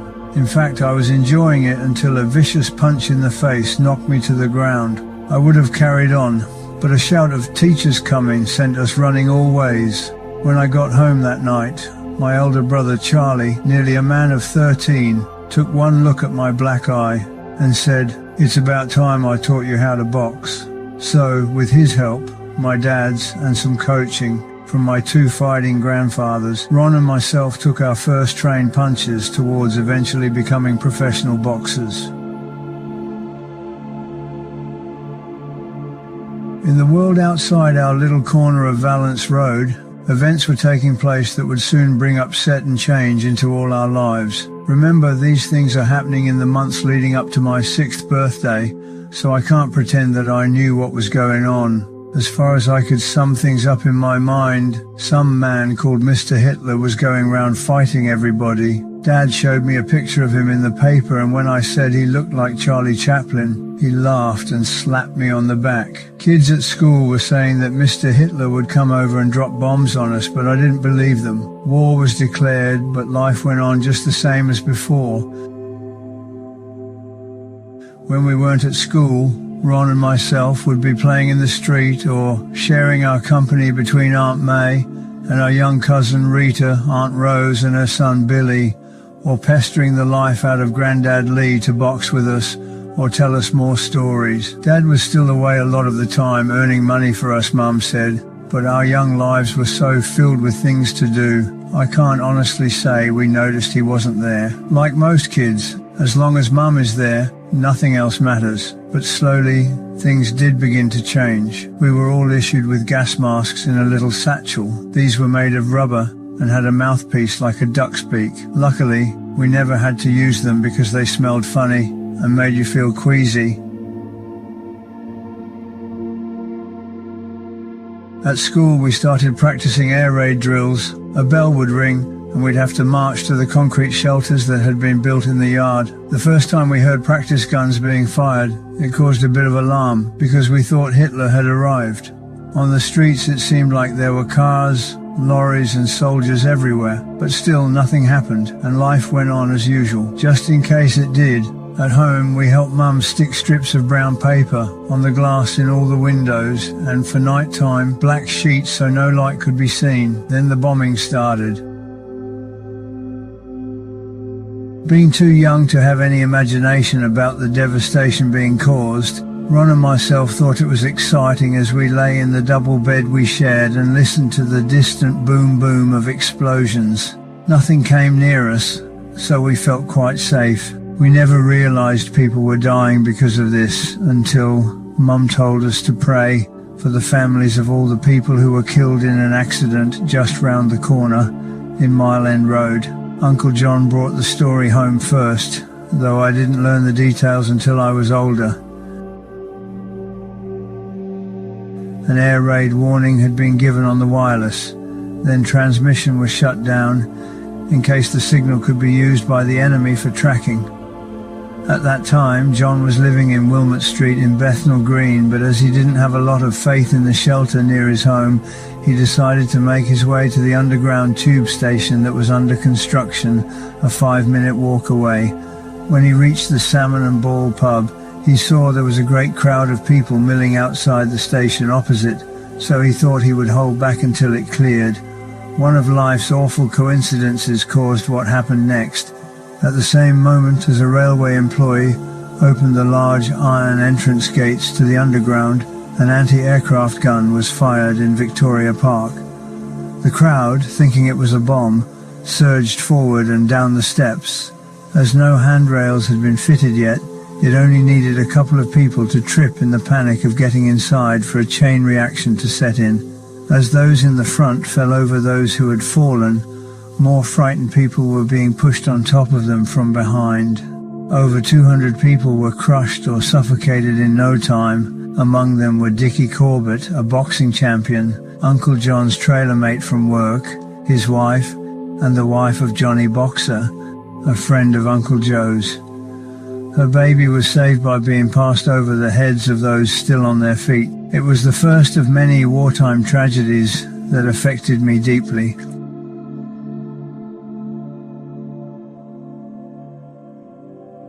A week later, I was to have a brush with danger myself. A bomb aimed at destroying the railway line behind our house blasted Ron and me from our bed, smashed every window in the terrace and took half the roof away. We ran down the stairs to our parents and brother Charlie, who were at the front door looking up the road. Further down Valence Road, we could see a mountainous cloud of dust creeping into the sky from what used to be a large building called Hughes Mansion. Later on, we found out that 130 of our neighbours had been killed as the whole place collapsed on top of them. Ron and I were sad that one of the casualties was a midget who always had time for a friendly word with us. Thankful that none of her own family had been hurt, but still frightened for the safety of her children, Mum decided it was time to join the thousands who were fleeing London. Inner London schools had closed anyway, most being taken over as bases for auxiliary forces. But imagine our excitement when Mum said we were going away for a bit of a holiday. We'd had day trips to Margate and Southend, but the only real holiday we'd ever had was when Uncle John and his wife Maud had taken us to her mother's boarding house at Clacton-on-Sea. For me, the memory of days spent on the beach are hazy, as we were only about 3, but it stuck in my Uncle John's mind. Years later, he told me, "Talk about a handful. You were a right pair of little bastards." I'll always remember the day that Mum, Charlie, Ron and myself stood at Euston Station waiting for a train that would take us to Hadley in the Suffolk countryside. Clutching our little brown cardboard suitcases which contained our clothes and treasured toys, we were confident because we had our mum, but everywhere I looked were groups of bewildered-looking children, waiting to be evacuated. Many were crying with the fear of the unknown, away from their families, while most had had little brown labels tied to their coats which gave names and destinations that could be as far away as Norfolk or Scotland. Dad wasn't with us for the journey, but what we didn't know was that he got his call-up papers for the army, telling him to report to the Tower of London. He'd had more than one of these letters, and they had all ended up in the fire. Now he was taking the first steps that would put him outside the law for the next 12 years.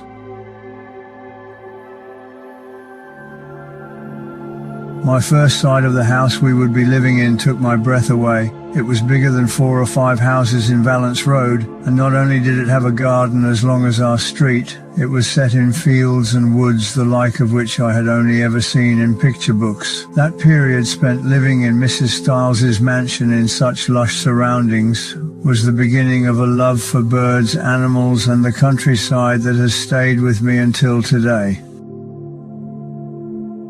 Brother Charlie, who was then almost 15, got a job in a local shop, and when he wasn't working, I should think he was chasing the village girls. But Ron and I, with nothing else to do but play, were in paradise. All we had known until then were the grimy streets around our home and a tiny backyard. Now we were to experience total freedom in a landscape that stretched as far as the eye could see. Every day was an adventure.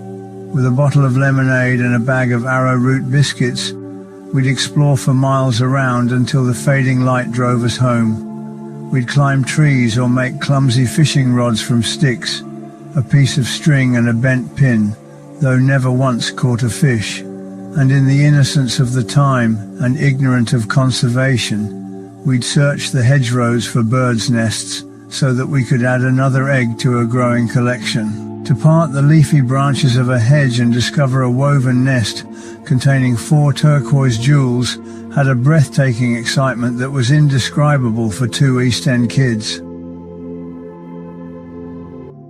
When winter came and the snow fell, Charlie made a sledge and without a complaint pulled us for miles to higher ground, where the 3 of us would cling together as we sped down snowy slopes, screaming and laughing. Some of the local boys didn't take kindly to these cockney boys who spoke funny.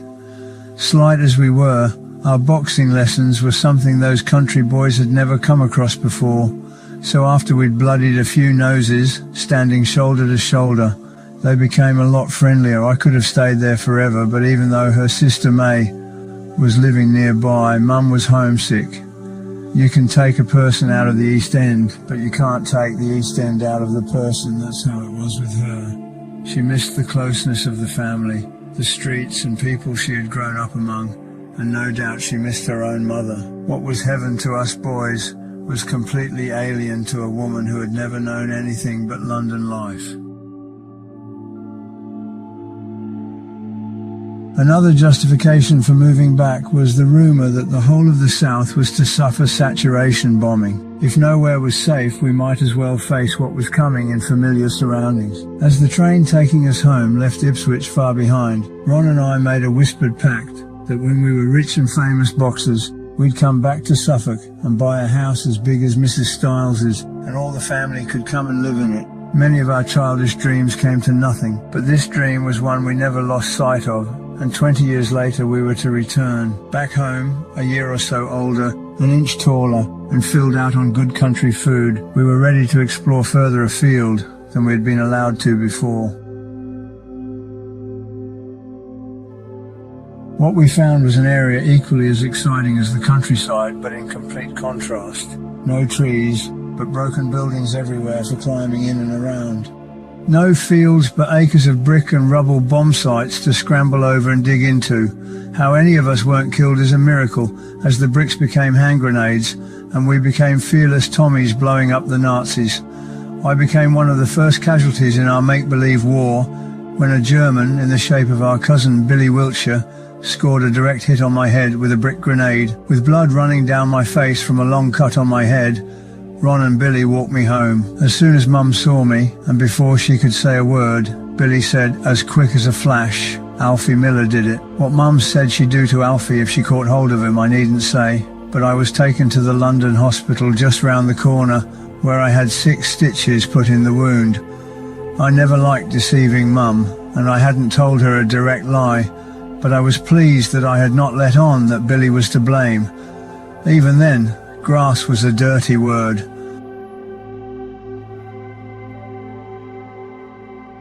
Our cousin Billy was an absolute bastard to us, yet strangely enough we never held any animosity towards him.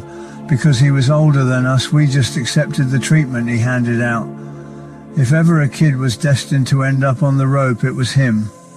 Yet later in life he went into the armed forces and served overseas. This seemed to be the making of him, for with his national service behind him he became a changed man, got a job in Covent Garden, and settled down to lead a respectable life with his wife and family. If we'd been told that when he was younger, we wouldn't have believed it possible.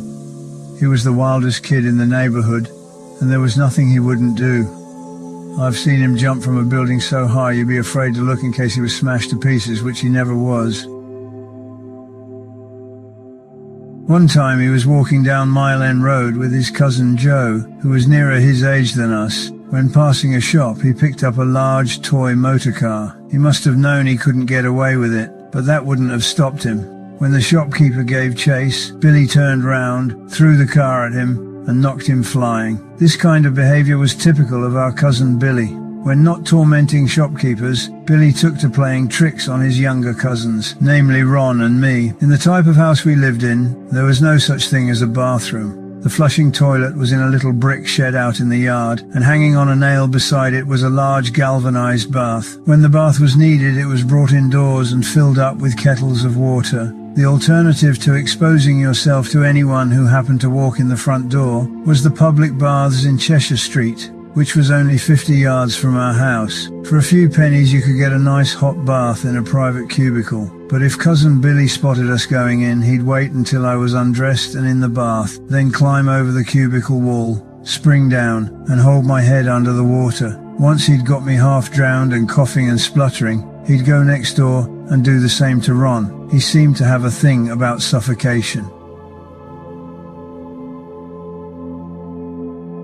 Half the time Billy was out of work, and so he'd lie in bed until dinner time if he could get away with it. If I crept next door to number 176, sneaked upstairs and woke him up, he'd grab my hair, push my head under the blankets, and hold me there until I was turning blue.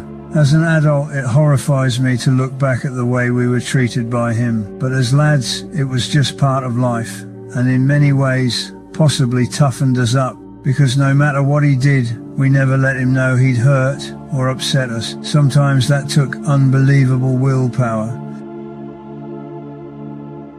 For weeks, Ron and I had saved every penny we'd earned or had been given. A penny here and there from Mum or Aunt Rose, until the big day when we had 2 shillings and 6pence, just the right money to buy a beautiful cowboy stagecoach we'd seen down the market.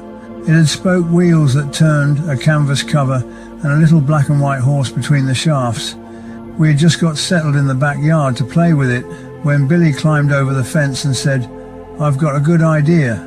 He didn't hang about to see if we agreed whether his idea was good or not, but set to burying the toy in a pile of soil, then bombarded it with bricks until it was smashed to pieces. If we had told Mum or Aunt Rose about it, he would have been in trouble, but as usual we kept our mouths shut.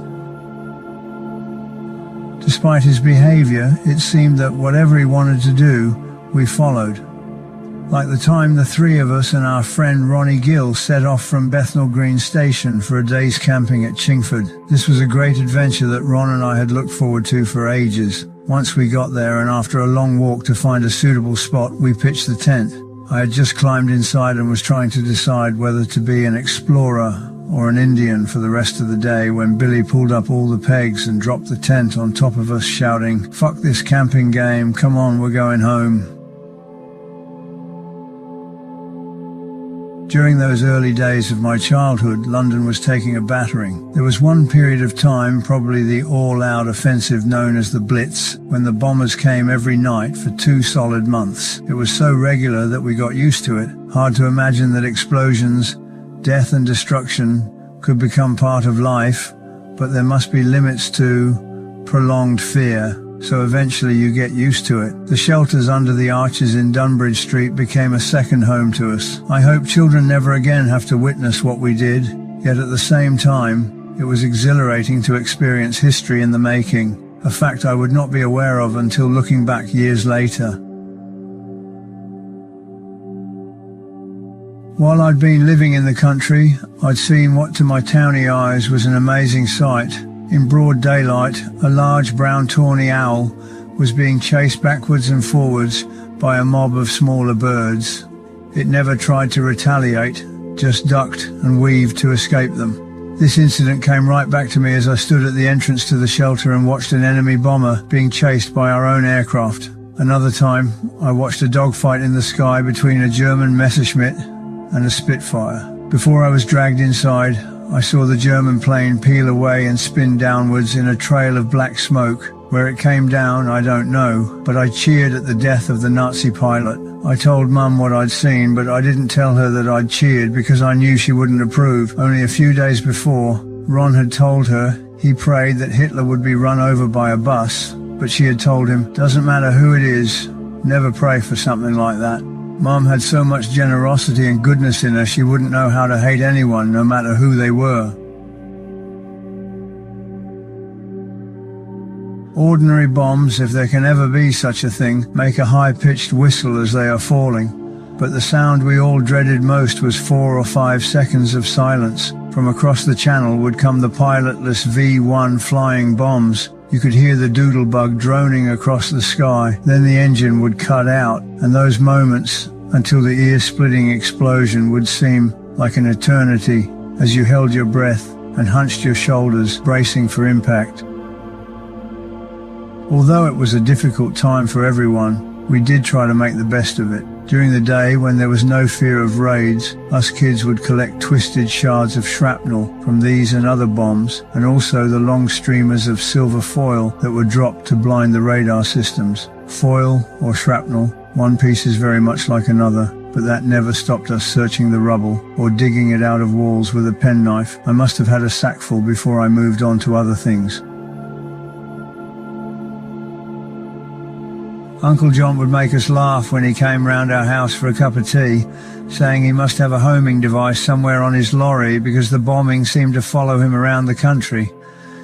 He was a heavy goods driver and kept produce and artillery moving around the country, so he was never called up for service. He was in Coventry when it was almost blitzed to the ground, Southampton and South Wales when they faced their worst bombing, and Barry Island when the oil refineries were blown up and destroyed. Imagine how I felt when I was carting a full load of 10-ton bombs and Jerry starts dropping a few of their own all around me, he said. The war also seemed to give Grandad Lee a new lease of life.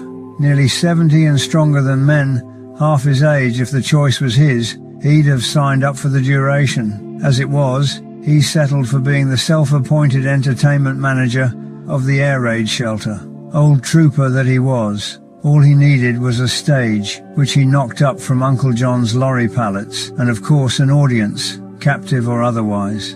What it must have been like in a shelter, with nothing to do but worry about where the next bomb was going to fall, I can't imagine, but in ours, it was music hall every night. Grandad Lee sang, danced and tumbled, and like he'd done with his own son Joe, many years before, he'd give each child a turn of sitting on a small chair and being balanced on a broomstick placed on his chin. In return, each child had to do a party piece. When it was my turn, I'd copy Grandad and do a tap dance, and Ron could always be relied on to sing a song. When it came time to climb into the little bunks we slept in, I'd lie there full of pride that the man everyone was clapping and cheering was my Grandad. One night, a warden stuck his head in and said he'd heard German paratroopers had been seen dropping out of the sky. Straight away, My old granddad was ready to go out and round them up on his own. Mum and Rose talked him out of it, saying he was needed here to look after us lot. And obviously, it turned out to be just a rumour after all. In any case, Grandad had done his share for the country back in the First World War, when he was in the Flying Corps, the forerunner of the Royal Air Force. The Battle of Britain was really the end of the war for us at home. It still went on abroad, but we didn't have to suffer any more bombing raids, so could think of getting back to normal. Normal for us boys meant carrying on with our education, and soon we were enrolled in Dainford Road School. Again, as with infant school, I took to the learning process with great enjoyment. For an East End boy who years later would be referred to almost daily in the media as evil killer or gangland slayer, my childhood was probably more normal and more innocent than that of many of my contemporaries. At home, respect and thoughtfulness for others was taught by example by the family around me, and quite naturally, I carried this philosophy with me into the wider world, so school was no problem, as I didn't dream of kicking against authority in the form of teachers. In fact, I joined in every activity with enthusiasm. The headmaster of Dainford Street School was Mr. Holloway, but the day-to-day school policy was run by the principal teacher, Mr. Evans, a big man full of humour. When interviewed some 25 years later, Mr. Evans said of Ron and myself, "Those twins were the salt of the earth. Nothing was too much trouble for them, and they never refused to help out." Because of his own interest in rugby, he encouraged all forms of sport above all else, and in no time had me playing in the position of right half in the football team.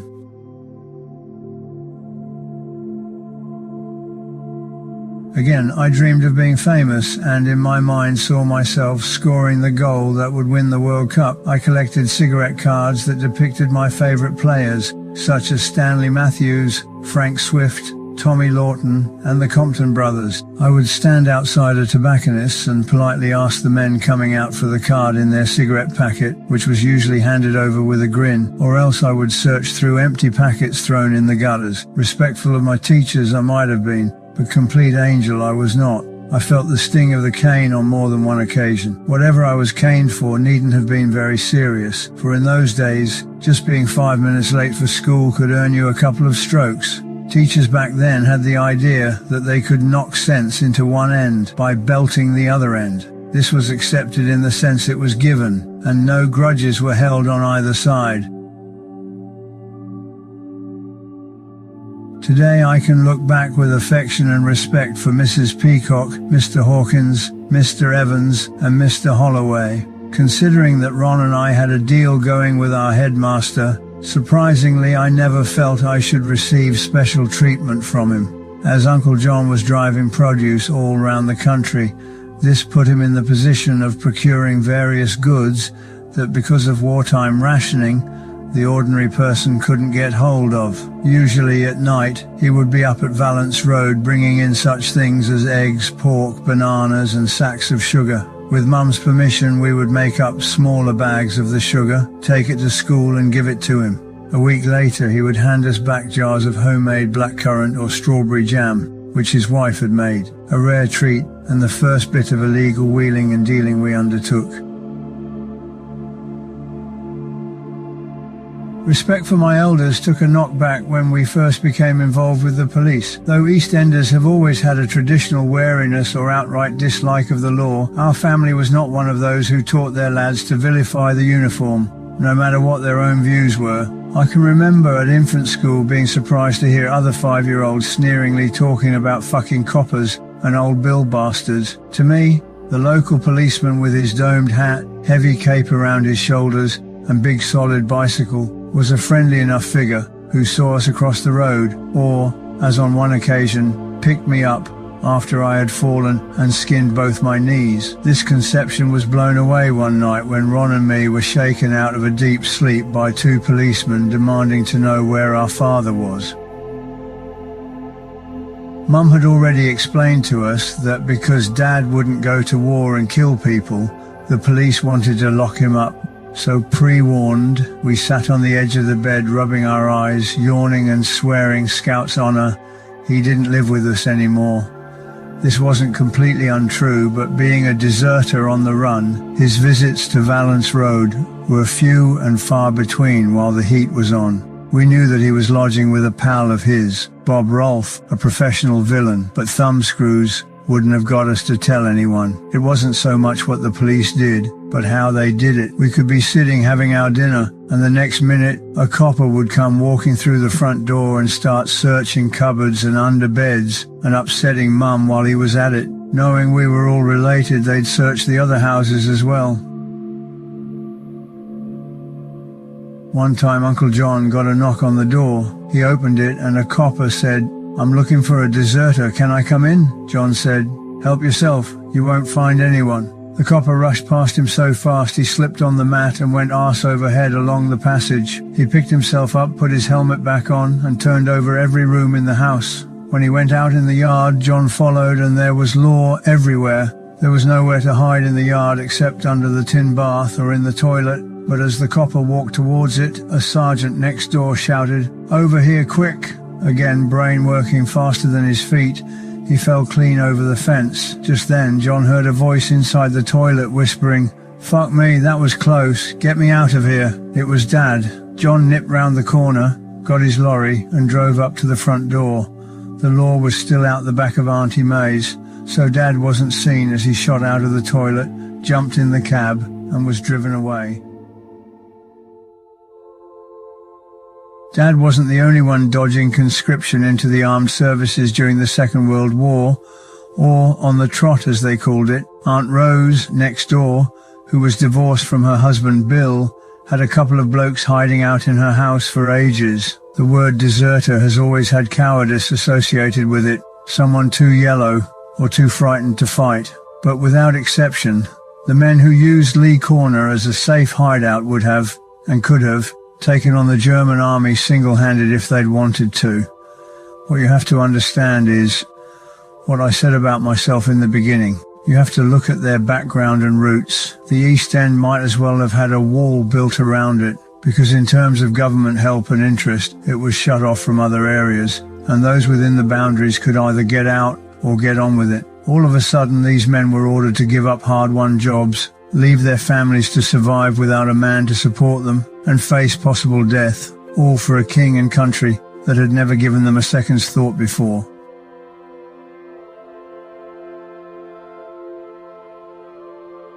I know that every man that was called up, no matter where he lived, and was in the same boat, but the difference was that the East Ender had the bottle to say, "Fuck the army." Who could blame them for refusing? Certainly no one round our streets. I never felt ashamed of my father then, and have never done so since. I understood. It was a different world that I grew up in.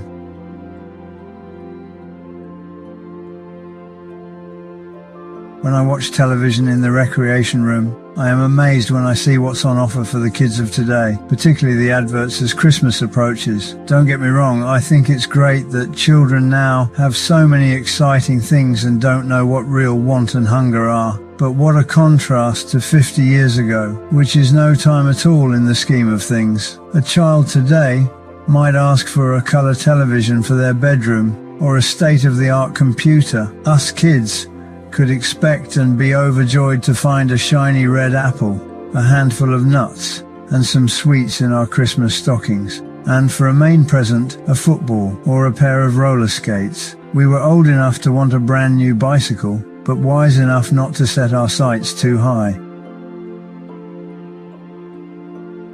These days of paper packaging that must use up acres of rainforest make me think of how we used to buy household items and sweets. Many things were sold loose then. For washing our hair, Mum might send us down the shop for a pennyworth of soft green soap, and the shopkeeper would deftly form a cone from a piece of paper, pop the soap in and fold the top over. A twist of tea would be bought in the same way. Jam, when we weren't getting it from Mr. Holloway, was collected in a jar and then used again and again for refills. Fish paste was collected in a cup and salt broken off a large block.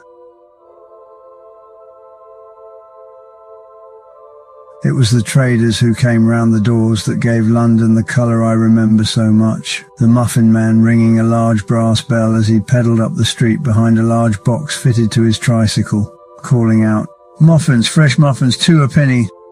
The ice cream man had a similar setup with a bike and a box, but he'd have "Stop me and buy one" painted in bright colours across the front. Another fellow would sing his advert, "Salt, mustard, vinegar, fly papers, catch 'em alive." It had a catchy little tune and would bring all the old girls running out.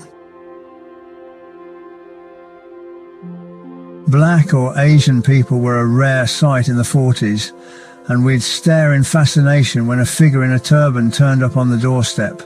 In broken English, he would try to sell Mum bright silk ties, headscarves and things to hang on the wall.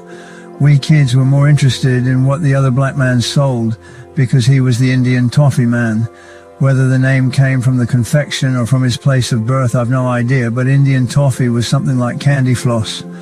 We had a fondness for sweets, and I remember one in particular, stick jaw, a lump of that in your mouth, and you wouldn't be able to talk for half an hour. The dog winner man was another regular on the corner of Valence Road. He would collect a bundle of single sheets listing all the previous night's dog racing results from stadiums like Whitechapel, Hackney or Catford. His wage would be the penny or tuppence he stuck on top of each one, and he probably earned himself 10 shillings or so, because no gambler wanted to wait until the newspapers printed the results the next day. My dad, or the old man as we called him, often said, "Do us a favour, Reg, nip down and get me a dog winner. I'll feel lucky." Sometimes there might be a printer's error, and then all hell would break loose. At that time, there was no such thing as betting shops.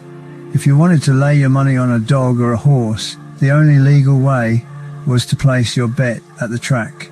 To get round this, the bookies would have runners who would take your bet in the pub or street. These fellas stuck out like a sore thumb with what seemed to be a standard uniform of long coat and pork pie hat. Because of the occupational hazard of being lifted by the law, these men were never still. Like nervous birds, they were always looking over their shoulders. When they legalised gambling, Grandad Lee thought he'd have a go, even though up until then he'd never had a flutter in his life, because he didn't have a clue about filling in slips and what he should be doing. It was a safe bet he'd make a mistake on the form. When he checked the results, he found he had won 30 shillings and rushed down to Danny Levy's to collect. When he got there, Danny said, "Sorry, Mr. Lee, you backed a loser. Better luck next time." Grandad went up the wall. "You bastards ain't doing me out of my winnings. I want it now," he shouted. Then he started throwing punches. A couple of blokes pulled him off and got him out of the shop, with Danny Levy shouting, "You'll be getting a visit from Jimmy Taylor if you come round here again causing trouble." Taylor was a local hard man who worked for the bookie. When Grandad told his son, our Uncle Joe, he went straight round to sort out the bookie for threatening his father. Of course, then he found out the true facts. Levy, who was a decent sort of bloke, said, "Joe, I only mentioned Jimmy Taylor in the heat of the moment. I wasn't going to follow it up. I'll tell you what I'll do. Your old man's got it all wrong. His horse wasn't in the first 5, but I don't want to fall out with your family. So to keep the peace, I'll pay him out of my own pocket." They shook hands and Joe took the money back to his dad and put it on the table. Grandad looked at it and said, "There you are. Fucking robbing Jew bastard. It's got to get up early to get one over on me." Joe didn't try and explain. It wasn't worth the effort.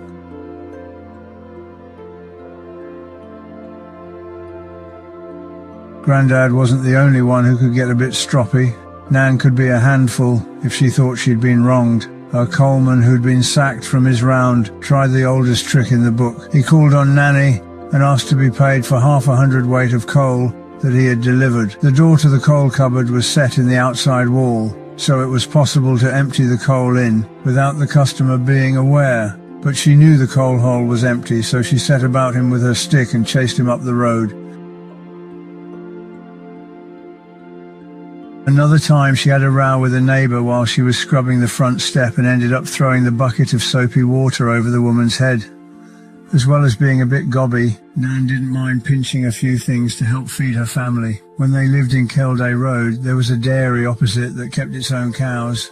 They sold other things as well. and what Nan would do was go in carrying 2 metal jugs. She'd get milk in one, then use the other to nick anything that was small enough to fit into it. Eventually, the owner, who wasn't stupid, said to Aunt May, "You girls are all right, but I don't want your mother in here no more, because she's robbing us blind." Nan didn't feel guilty about being caught. She just said, "Fuck him, I'll do me shopping somewhere else." Another time, Uncle Joe walked down the shops to meet her and carry her shopping home. He looked in all the shops until he came to the baker's, where he could hear a lot of effing and blinding going on. He opened the door, and there was his mother pelting the owner with fresh bagels. While she was choosing what she wanted, she'd been squeezing all the rolls to make sure they were fresh. That was until she was told to either buy them or leave them alone. That was all that was needed for her to blow her top, and by the time Joe pulled her out, there wasn't a roll left in the tray. The way Nan and Grandad carried on didn't mean they were being cantankerous for its own sake, but they had known hardship all their lives and had grown up in an area where you got nothing without fighting for it. Softness was seen as weakness in the East End, and only those prepared to stick up for themselves and family were the ones to survive. Like all the houses in Valence Road, Nan's was overrun by rats and mice that came from the railway yard opposite. They didn't bother her. She'd just flick a duster at them and say, "Fuck off out of it." Or before she'd pour out a cup of tea, she'd blow in it in case mice had got there first. It was from her that I got the lifetime habit of drinking strong tea. If I just popped in for a moment and said I couldn't stop, she'd say, "What's the matter? Don't you like my tea?" There would always be a large metal teapot stewing away on the trivet by the fire, and she'd just keep topping it up. I picked it up once and noticed it was quite heavy. I took the lid off and found it was nearly filled to the brim with tea leaves. I was sitting talking to her one day while she dusted round the room, and when she lifted the cushion from Grandad's chair to plump it up, underneath were 2 flattened mice. When he came in, she said, "Look what you've been and done to them poor mice." He said, "Blow me, I've only sat on Bernard and Aubrey." He'd seen them so often he'd given them names. Grandad wouldn't go near a spider, yet he'd pick up a rat with his bare hands. One tea time a man knocked on the door and said, "Excuse me, Mrs. Lee, but I just saw a rat run in your front door." Nan told Grandad, and he said, "Tell her to hang on, I'm having my tea." By the time he was finished, it had got upstairs and was running round the bedroom. He went up after it, and 2 minutes later, he came down the stairs, holding the screeching rat by the back of the neck. He walked straight out of the door, and for a laugh, terrorized some girls walking past before he killed it in the gutter. Every time he saw those girls after that, he'd say, "Come here a minute, I want to show you something." But they never hung about long enough to see if he was joking or not. As we all lived on the same road, I spent a lot of time at my nanny and Grandad Lee's house when I was little. It was a bustling house full of people and excitement that thrilled me as a young boy. Of all the characters who were in and out of there, one impressed and inspired Ron and me more than any other, and that was the boxer Ted Kid Lewis. When we first got to know him, he'd been retired for about 15 years, but at 50, he was still a legend. To listen to him talking of the old days and describing the fights he'd had and then squaring up to him in a friendly spar was like a youngster today shaping up to Muhammad Ali.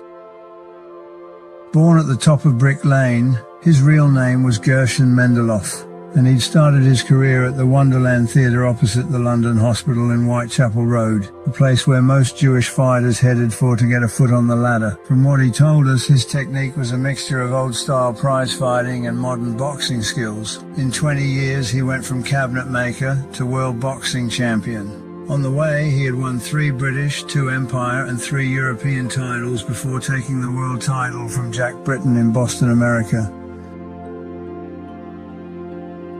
And now that stocky, dark-haired, broken-nosed man who'd taken North America by storm was in Nanny Lee's kitchen throwing mock punches at us. On the wall out in the yard, Grandad had fixed up a mattress which he told us was what all the old-time boxers used.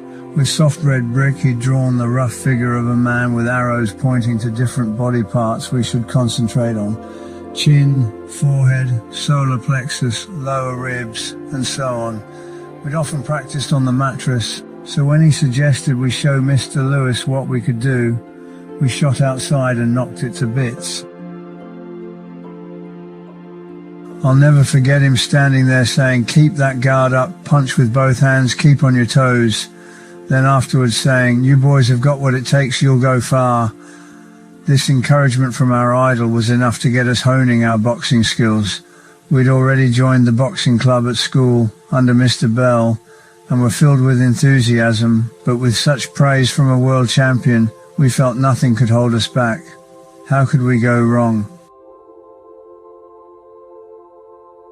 We were boxing at school and boxing in a makeshift gym upstairs at home. We also boxed at a youth club near Spitalfields Market called the Valence Club. This was run by Mr. Davis, a really nice Jewish fella who also happened to be a midget.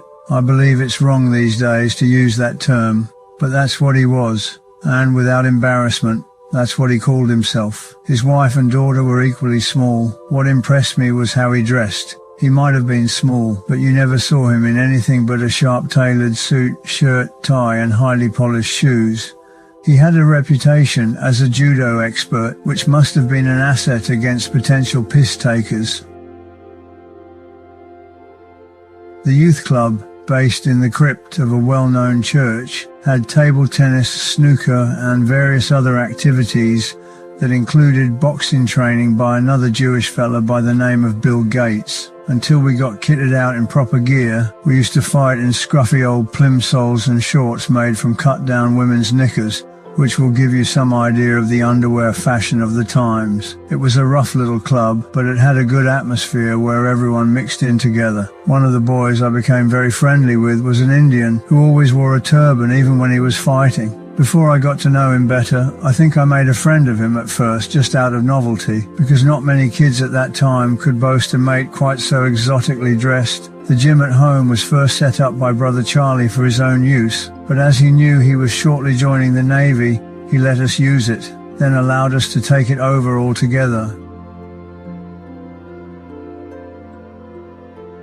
Mum must have been a saint to put up with the noise above her head, especially when half a dozen mates would come round and join in. But she never complained, just kept us supplied with lemonade and biscuits. A lot of my friends came from homes where a slammed door or a too loud wireless could earn them at least a bollocking from the old man, or at worst, a clip round the ear. So to come round to 178 and let off some steam without getting into trouble was outside their experience.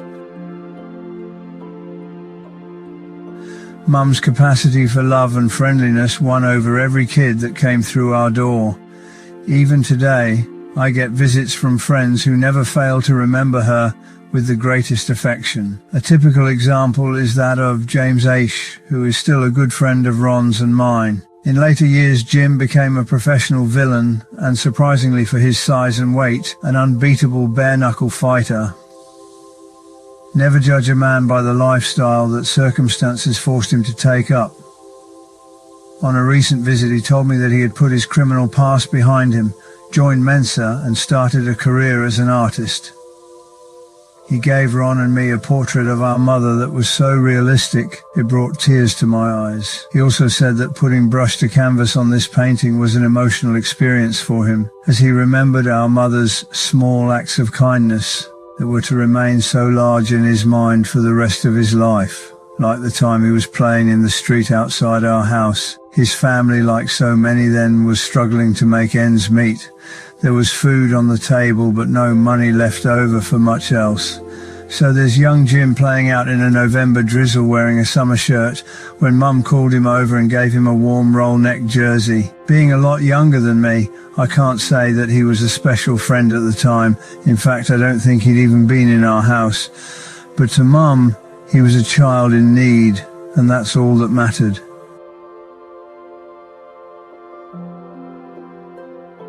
On another occasion, she noticed one of his friends tying string round the toes of his shoes to keep the soles from flapping open. She called the kid over to the door and gave him a pair of socks and a pair of almost new white plimsolls.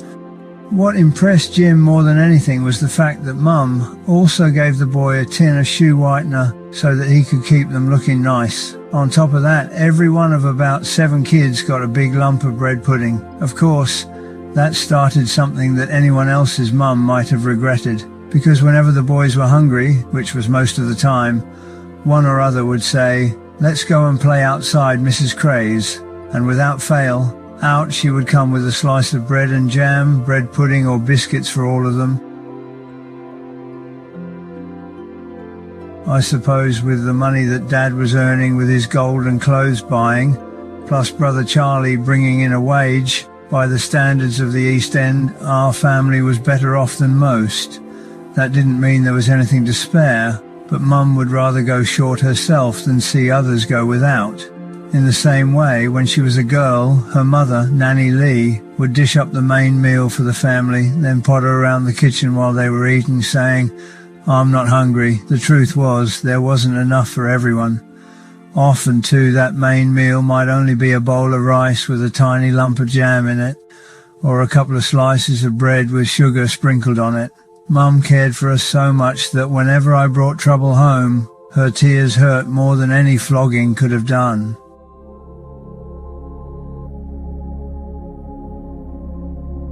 It was summertime, and Ron, Alfie Miller and I decided we would spend a day at Chingford. Remember, this was 50 years ago, and then, unlike today, we could be in unspoilt countryside within a short walk from the station. Each of us carried a few sandwiches, a bit of cake, a bottle of water and some sherbet powder to mix in it. The sweeping fields and woods were a kid's paradise.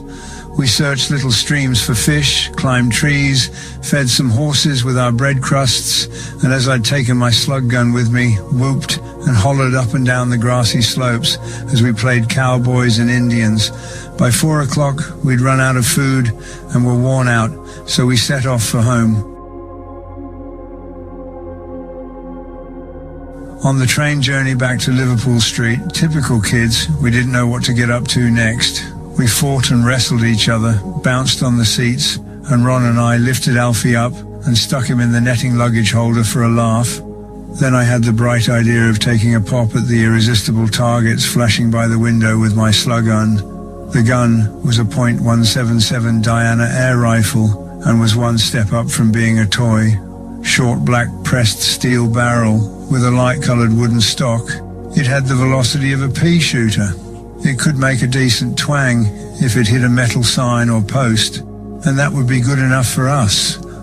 Not that we expected to see or hear the slug hitting its target, because by that time we'd be half a mile up the track, but it was good fun. That was until we stepped off the train and were immediately collared by 2 large official-looking men, railway detectives. What could I say? I was still holding the rifle. If I'd known what was coming, I could have thrown it out of the window, but instead I was caught red-handed. The biggest man took the gun from me and said, "Well, Billy the Kid, you won't be needing this in Borstal." We were taken to an office, made to sit on a hard bench, and then, one by one, questioned by these 2 bullies while a statement was taken. Can you picture the 3 of us? 10 years old, scruffy and dishevelled from playing all day, and all thoroughly frightened by the threat of Borstal. Young we might have been, but we'd heard plenty of stories from older boys who'd been away of how tough these places were, but worse was to come. Instead of letting us go, we were to be escorted home. Alfie was taken in a separate car. We were put in the back of a large Wolseley and driven off to Valence Road.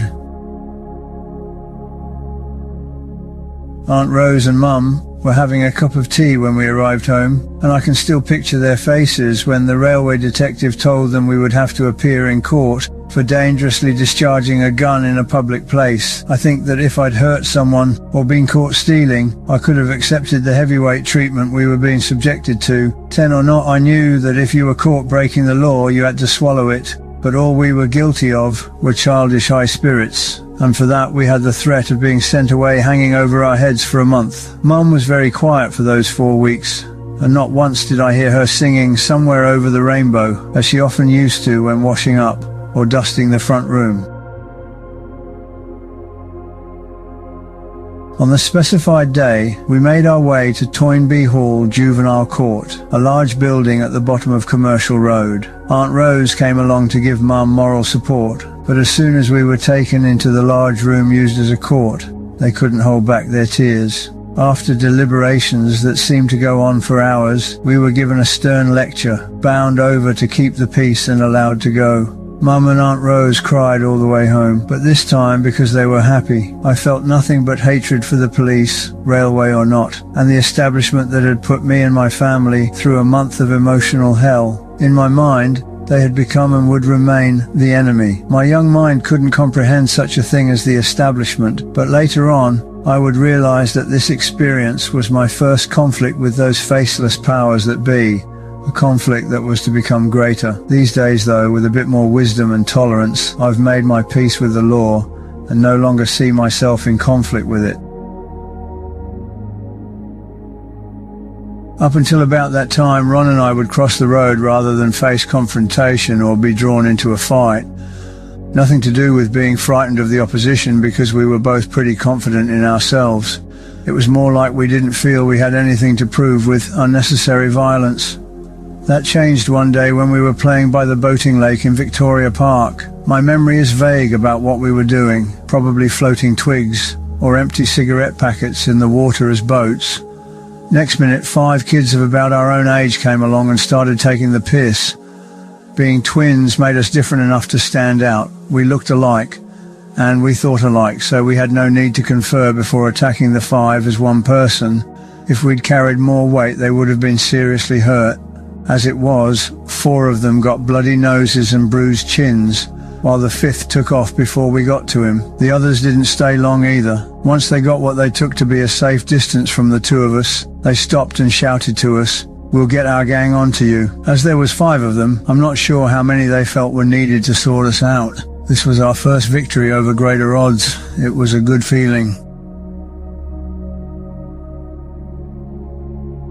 A few days later, Ron had a fight with another kid at York Hall Baths in Bethnal Green. I don't know what he said to Ron. All I saw was the other fella get a vicious right to the head that split his eyebrow open. It doesn't take much blood in water to look like a murder, and there was a bit of a panic around them until the not-so-cocky kid was dragged out bleeding and crying. Because of our involvement with boxing, we thought of fighting as squaring up, sticking to a set of rules and punching our way out of trouble no matter how many we were up against. We were good sportsmen, but perhaps we were naive in terms of battling outside the ring. This would soon change. Some friends of ours were having a row with another teenage gang. We weren't too concerned as they seemed evenly matched, but then the other gang started using their feet. One of our friends went down and 3 pairs of boots were kicking him from head to toe. This escalation from what we considered fair into foul happened in seconds. It goes without saying that Ron and I joined in pretty quick, and although against our principles, we put the boot in. Talking about the incident as we were getting ready for bed that night, I found that Ron had felt the same way as I did when we witnessed the brawl, that it was disgusting and cowardly that anyone could consider using their feet in a fight. But this was to be another turning point in our lives, for we both decided then that if the rules had changed, then we would change with them, but with an extra vow. If that's what it took to come out on top, then we would kick harder and better than any of our adversaries. We had embraced some street fighting philosophy. Do as you would be done by, but do it first and with more force, or all is fair in war.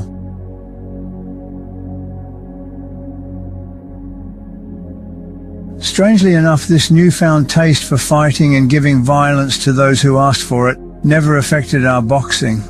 We kept the 2 styles separate and in the ring stuck by the rules. One day, Brother Charlie took us to the Rupert Browning Institute near Elephant and Castle. To be able to join, you had to prove yourself capable of handling yourself. So, like an audition, we had to do a few rounds with one of the members. According to Charlie, the trainers who watched us were well impressed and wanted us to join straight away. Before we went back to the club the next time, Charlie generously took us to a sports shop in Ludgate Circus. The memory of that shop stays with me until this day. The clean smell of new leather and waxes and the exciting equipment mesmerized my young eyes. Weights, punch bags, medicine balls, but best of all was the section with footwear, because our brother was buying us a brand new pair of black leather boxing boots. We were so proud of these prized possessions, we couldn't wait to get home so we could show our parents.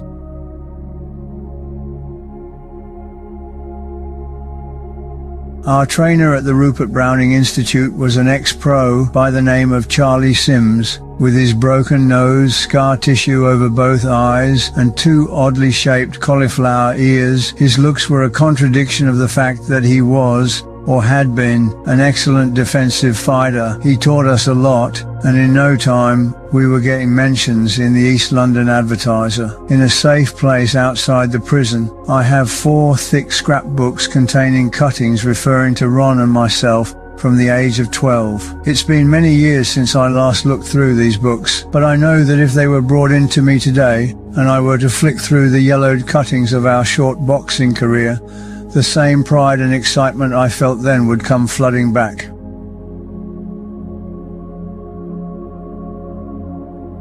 As I sat at the kitchen table with scissors and paste in the 1940s, I could not have imagined the pieces I carefully cut from the local sports pages would one day be dwarfed by an avalanche of newsprint as we became infamous in the eyes of the media. Starting off with a win in the Hackney Area Championships, I followed this with a unanimous verdict in the prestigious London Schoolboy Boxing Championships. This win made me very proud, and I could see my dreams of becoming world champion getting closer and closer. From there, I went on to fight in the Great Britain Schoolboy Championships, which meant a trip to Leeds, where the fight was to be held. I put everything I had into that boxing match. I was confident, I kept my cool, put up a good defense, and as I attacked my opponent in flurries of good punches, the points were clocking up in my head as if on a taxi meter. But at the final bell, the other boy's hand was held up as the winner on points, and I felt gutted. I was sportsman enough to take a beating, and it wasn't the first fight I'd lost, but this time I knew in my heart the title should have gone to me. I blamed the decision on those northern judges who were biased against London boxers. This wasn't just my personal opinion. Even people from the local area told me they thought the judges were out of order.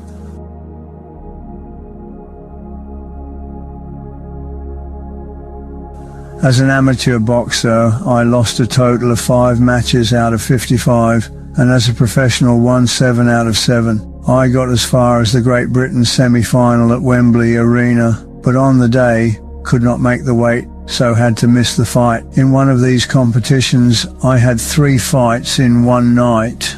In the first bout, I won in the first round, the second in the second round, and won the third on points. Ron's record was very similar to my own, and he had equal success. In the London Schoolboy Boxing Championships, we had both reached the finals 3 years running.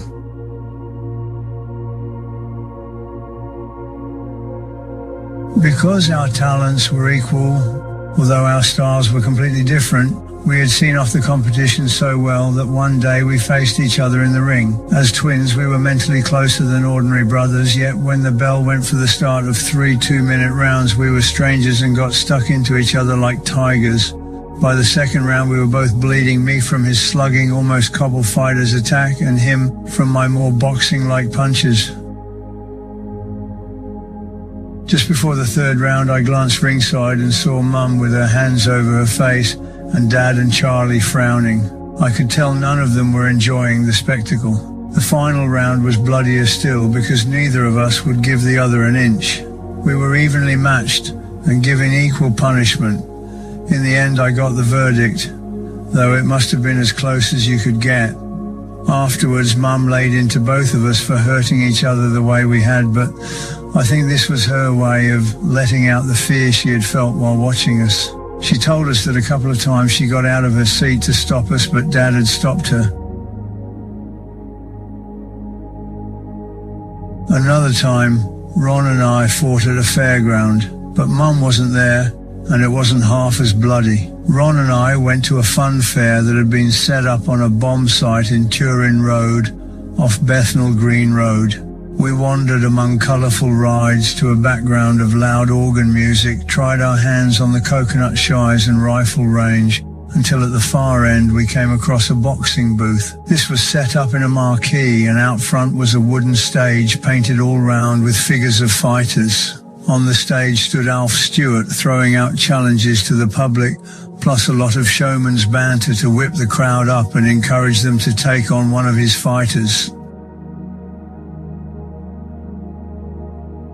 These fighters, all ex-boxers and well past their prime, would stand behind Alf as he introduced them by name: Slasher Warner, Les Haycock, Johnny Cunningham and the Osborne brothers, Steve and Buster. Each of these men looked like the stereotypical boxer who has passed his prime. Their circumstances were terrible too, as purses were not like they are today. Prize money for some of the best crowd pullers might only have been £300, which even translated to today's terms was no fortune. When the limelight had faded, most of them ended up as tappers, which meant they were skint and spent the rest of their lives tapping others for a drink or a couple of shillings. The alternative was to tour the booths as these men did, taking and handing out punishment for £1 a round. Though they were big men with formidable looks, lumpy hands, broken noses and faces lined with scar tissue, often they were in their 60s, and no matter how seasoned they were, facing tough dockers or draymen in their 20s, perhaps 10 times in a night, must have been hard to keep up with. Still, this attraction was right up our street, so we handed over our money and entered the booth.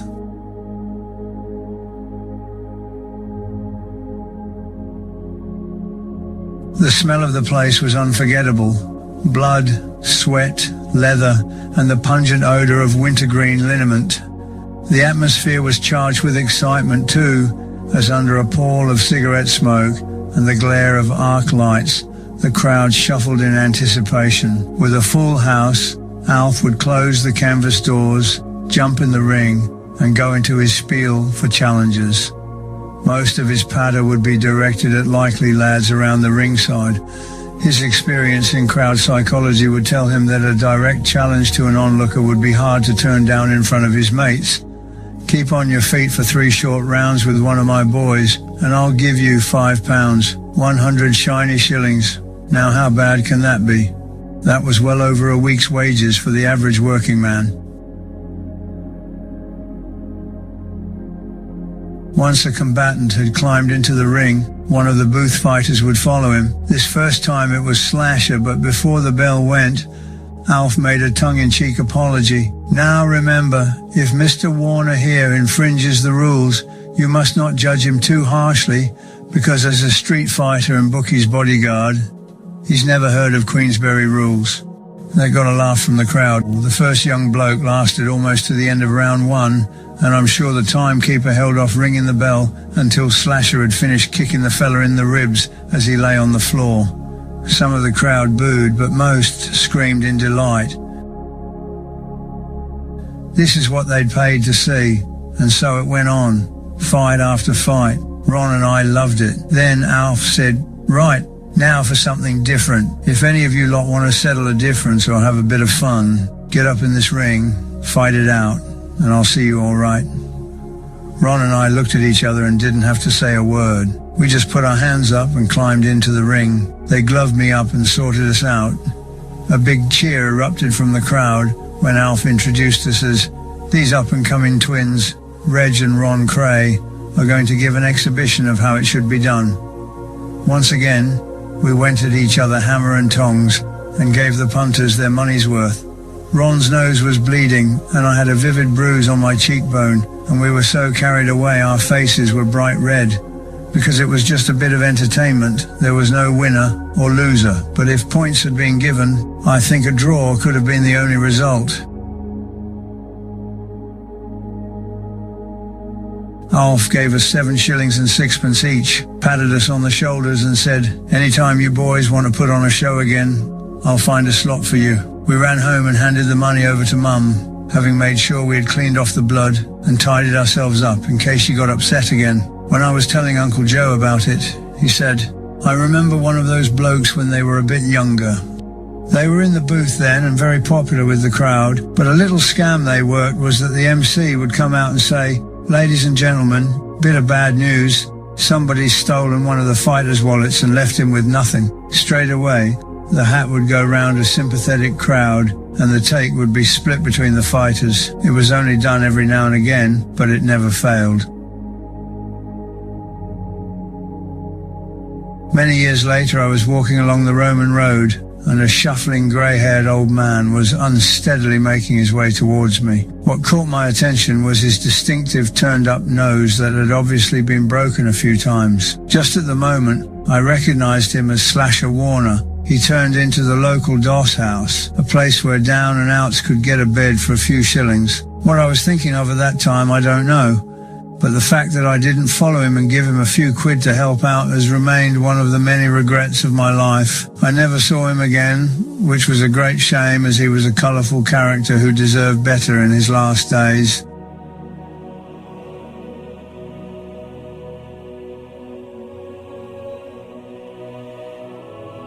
I know I haven't had the pleasure of walking the streets of the East End for over a quarter of a century, but I still know what goes on, and from what I hear, characters of the type that punctuated my childhood and youth no longer exist. Different times breed different people, I suppose. One of the men we looked up to was Jimmy Spinks, an old-time fighter who epitomized the tough East Ender. Known as the Governor of Hoxton, at 5 feet 9 inches tall, shoulders like an ox, large hands and powerful neck, he looked formidable, and he was. His reputation as a fighter was renowned as well, as the fact that no matter how many he was up against in defense or attack, the only tools he used were his bare fists. His face was a roadmap of knife or razor cuts that bore testimony to the fact that no one dared face him without a weapon.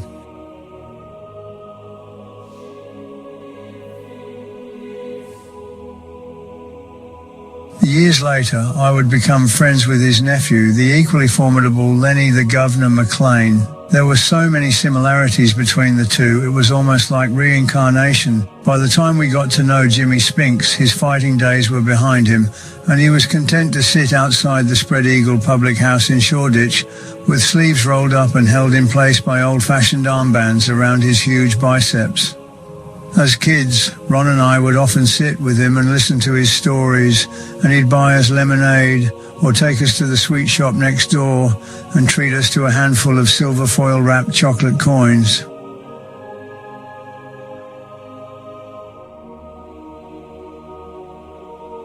Wassel was another character we'd see outside the pub more often than not.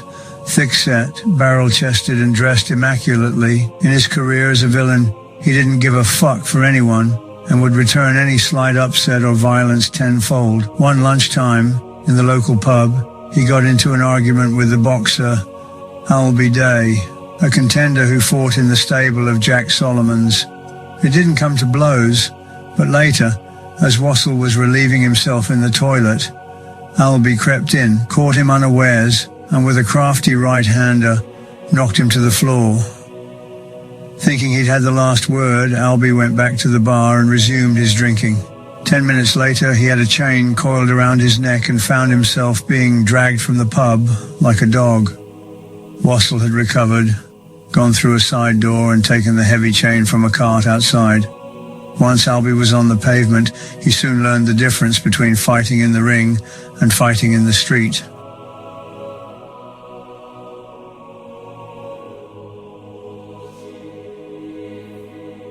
On another occasion, Wassel politely suggested to the owner of a local fish and chip shop that a weekly pension for himself might help in keeping the shop in one piece. Equally politely, the shopkeeper declined the offer, so without further argument, Wassel reached into the window where a cat was sunning itself, grabbed the animal by the neck and threw it into the fish fryer. He got his payment. These and many other respected villains of the day we got to know through our father. Although he wasn't a villain himself, or a fighting man in the same sense as they were, Dad spent a lot of time in their company. Not that he couldn't have a scrap if the situation arose with a drink inside him. He could be a right handful.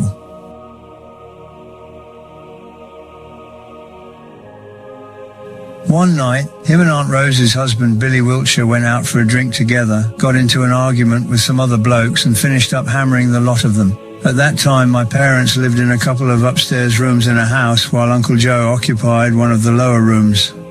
3 o'clock in the morning, a copper from Old Street Nick came banging on the door. He wants to know that as they've got the old man and Bill locked up, would Joe like to come and bail them out? Because he had the hump at being dragged out of bed in the early hours, Joe said, "No, I won't. Fucking well, keep them for a week and shut the door on your way out." Mum didn't know anything about it until the old man came home the following afternoon with the raging hump at Uncle Joe. It's not surprising that Ron and I learned to settle differences with others by resorting to violence. We were surrounded by it. If I described every fight one or the other of the family got into, these stories would last forever on their own. I could imagine that in other areas where society was different, a fight of any description would be a shocking thing, something to talk about for weeks. But where we came from, it was common enough to be hardly worth noting. I can remember Grandad Lee having a row with a neighbour, George Connor, who lived on the corner. At first it was just angry words, and then Grandad swung a right, caught George squarely on the chin, and knocked him sprawling in the street. If Uncle John hadn't come along and physically carried Grandad away, God knows what further damage he would have inflicted. Even family was not allowed to get away with liberty-taking. Grandad had an argument with his brother Tom, but it seemed to be settled, and he forgot about it. He'd been out for a bicycle ride and was just leaning the bike against the wall when up the road came Uncle Tom. As he came past, a neighbour shouted, "Look out, Jimmy! This fella's got a lump of iron behind his back." Uncle Tom was going to attack his own brother with an iron bar. I suppose it was the weapon that upset Grandad most. He ran to meet Tom, grabbed the bar, and flung it up the street, then set about him until he was unconscious in the gutter. It took 4 blokes to hold Grandad back. Otherwise, he might have killed his own brother. No law got involved, but they didn't speak to each other for many years afterwards.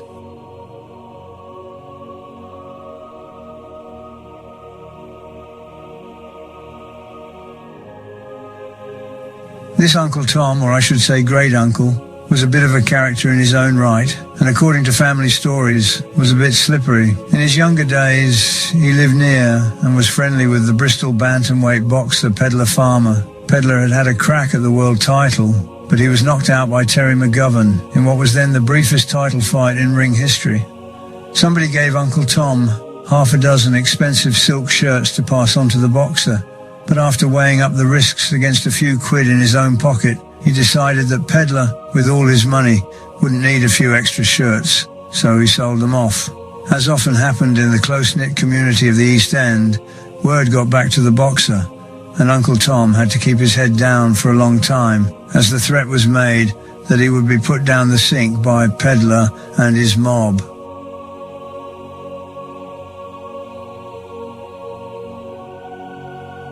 Another time, he wasn't so clever either. He was working as a foreman at Poole Wharf with half a dozen men under him when he was approached by a very smartly dressed man. The man explained that he leased one of the buildings on the wharf, but unfortunately had lost the key. Trouble was, it was urgent for him to remove some goods he had in storage. At the same time, he made it clear that once the door was unlocked, he would be looking to hire some men for a few hours to help with the loading, and he said the men would be well looked after. Uncle Tom, who could never turn down the chance of a few extra bob, nearly fell over in his haste to help the man. By the time the man returned with a large van, Tom had made himself busy. The padlock was smashed off, and the workers were standing by the door, ready to go to work. While the man sorted the furs that the warehouse contained, the 6 men under Tom's orders formed a chain and loaded the van until it couldn't hold any more. All finished, a new padlock was fixed to the door and lining the men up. The fur trader thanked them, shook their hands and gave each of them 10 shillings, with an extra half-crown for Uncle Tom. They must have cheered him off the dock, because 10 bob was a lot of money then, as you might have already guessed. 2 days later, the real owner turned up. He had to force the new padlock, then called the police. An inspector collared Tom and asked him if he'd seen anyone suspicious loading up stolen furs. Tom replied, "Yes, Governor, a big guy, and we all helped him."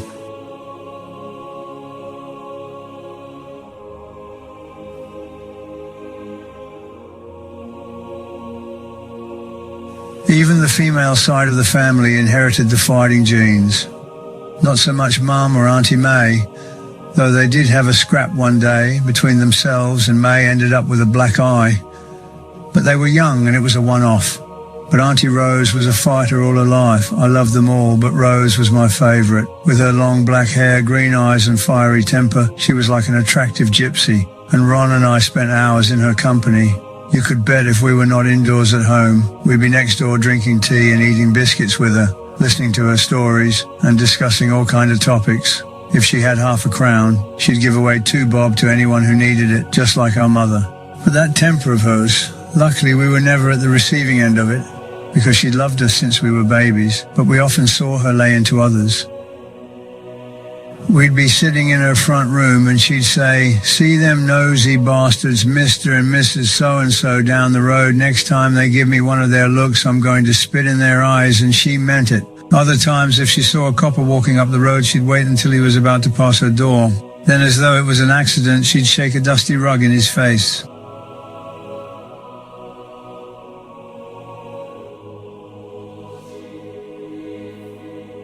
Uncle Joe and her were in a beer house one night in the days when public houses needed a proper license to sell strong spirits. After a while, their mother, Nanny Lee, came in with a friend of hers, went up to the bar and ordered 2 tarts of whiskey. The barman explained he couldn't sell spirits, but she wouldn't listen and kicked up a stink. Her language, as usual, could make a docker blush. "Fucking bastard. If you won't serve us, you can fuck off. We'll go somewhere else." Then Nan and her mate stormed out. The pub was packed, and on their way out, they barged into a couple of blokes. One of them said, "Oh, you mind who you're fucking well shoving?" Joe's not having his mother spoken to like that, so he pushes through the crowd to have a go at the 2 blokes. As they are about to set about Joe, Rose sees it and joins in. But she doesn't go through the crush, she goes over it. She jumped on the bar and then ran over heads and shoulders screaming, "Leave my fucking brother alone." When she reached them, she squared up and punched like a man. The blokes couldn't get out of her way quickly enough.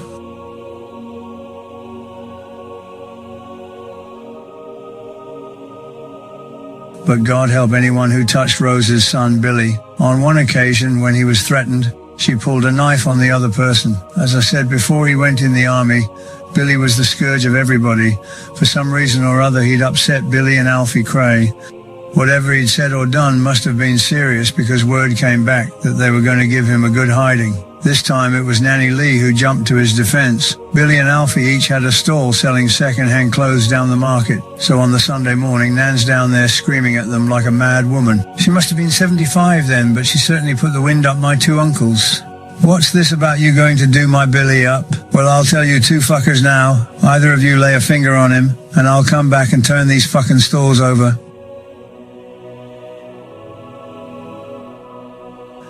Sadly, Aunt Rose was diagnosed with leukemia, but even that didn't dampen her fighting spirit.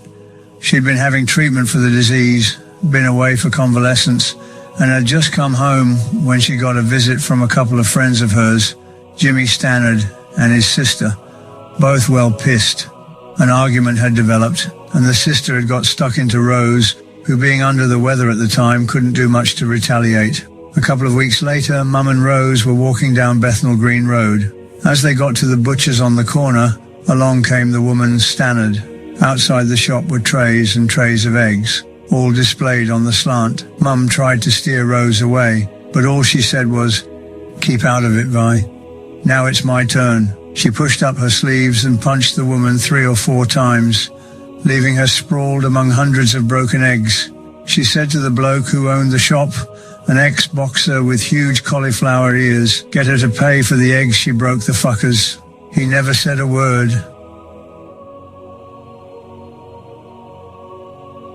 Shortly after this incident, our beautiful Aunt Rose died in the London hospital. Despite being the generous and wonderfully outgoing person she was, inside she was an emotional and lonely woman, even though she was surrounded by family who loved her. We were all devastated to lose her.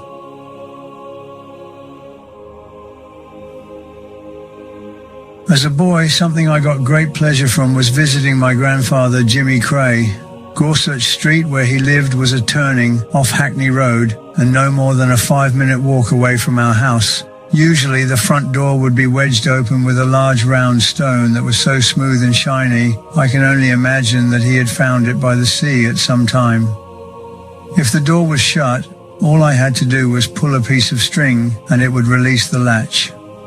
In the passageway, an enormous aspidistra plant would seem to reach out and snag my jersey as I walked by. In the front room, where Farvey would be sitting in a large comfortable armchair, the most dominant thing was a highly polished walnut piano. At this time, Farvey, like Grandad Lee, would have been in his 70s and still as tough as they come.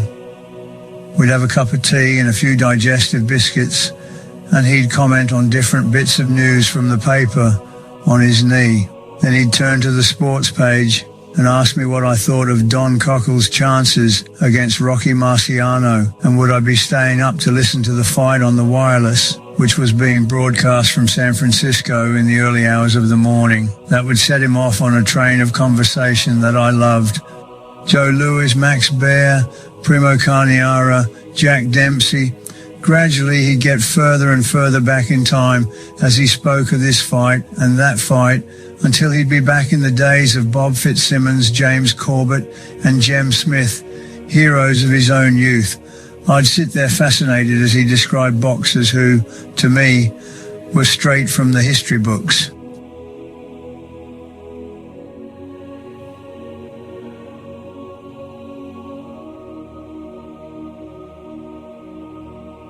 It wasn't just stories of his old boxing heroes that Farvey would talk about. He loved to reminisce about his own youth. I was up in his bedroom one day, and I noticed an iron bar sticking out from behind the pillows on his bed. When I asked him what it was there for, he said, "Just in case someone tries to pull a caper like they did with Nosher." Old Nosher Powell, father of the stuntman and referee, wasn't short of money and had a tendency to flash it about. One night, he hung his trousers on the end of the bed with £200 in the back pocket. This cash, a fortune in those days, must have been noticed when he was in the pub earlier in the evening. Later, someone with a lot of nerve, considering Nosher's reputation, got a ladder, climbed into his bedroom and pinched the money and the trousers. The next day, he accused his best mate Sonny of robbing him and punched him a couple of times. Sonny, who was also a tough old boy, picked up a lump of wood and knocked Nosher unconscious.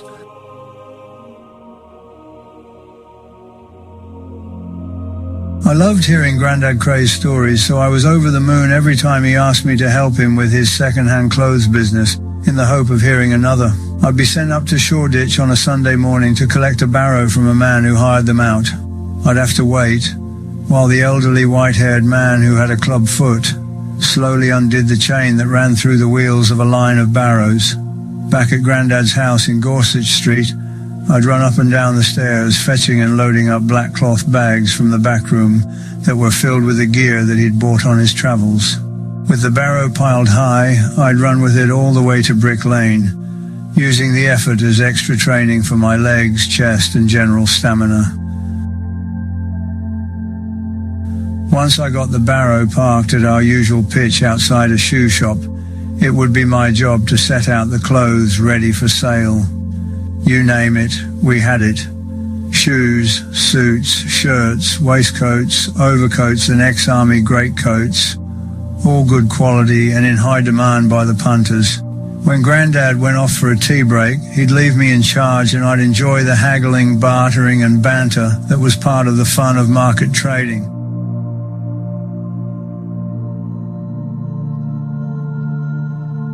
If business was brisk while he was gone, I'd feel proud to hand over a pile of 10-bob notes, half-crowns and shillings. When there were slack periods, I would take an idea I'd picked up from a film on the life of the great fighter Jim Corbett. Mingling among the densely packed crowd, I'd swerve and sidestep around the people in the market without touching them, which I found was an interesting way of improving my footwork and sense of balance. Working with Grandad was a lot of fun, and I never expected or looked for any reward, but at the end of the day, he would always insist on giving me 7 shillings and sixpence, which for a lad of 13 was very good money.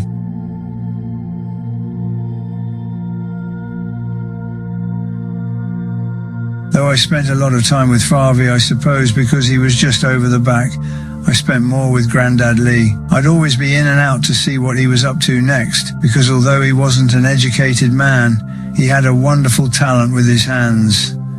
He was always bringing broken instruments back from the market, which he'd picked up for a couple of shillings, and an hour or two after he got them home, he'd be knocking a tune out, whether it was a violin, banjo, or an accordion. He even built a car in the upstairs bedroom of his house, but had to dismantle it to get it outside. He had green fingers too, and one year he received first prize in a competition run by the local council for best window box display. 2 nights later he threw every flower pot down into the street at a load of yobos making a racket.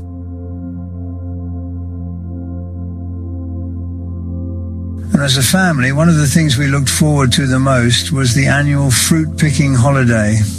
This traditional exodus to the fields and orchards of Kent, in Surrey, Cambridge, and many other parts of the country had been made by Londoners for generation after generation.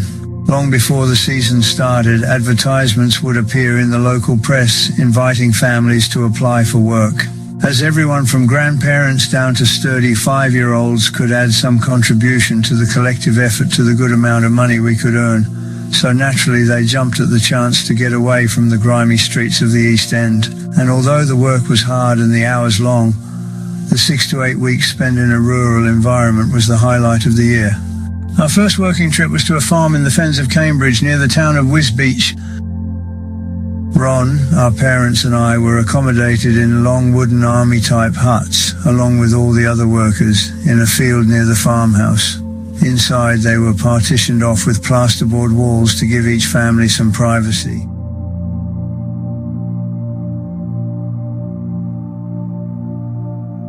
It wasn't long before Ron and I started to need some entertainment. So to keep ourselves occupied, we got the gloves on. We got stuck into each other, and getting a bit carried away, we ended up splitting some of the panels as we crashed each other into them. That got us a telling off from Mum, so we stuck to sparring outside after that.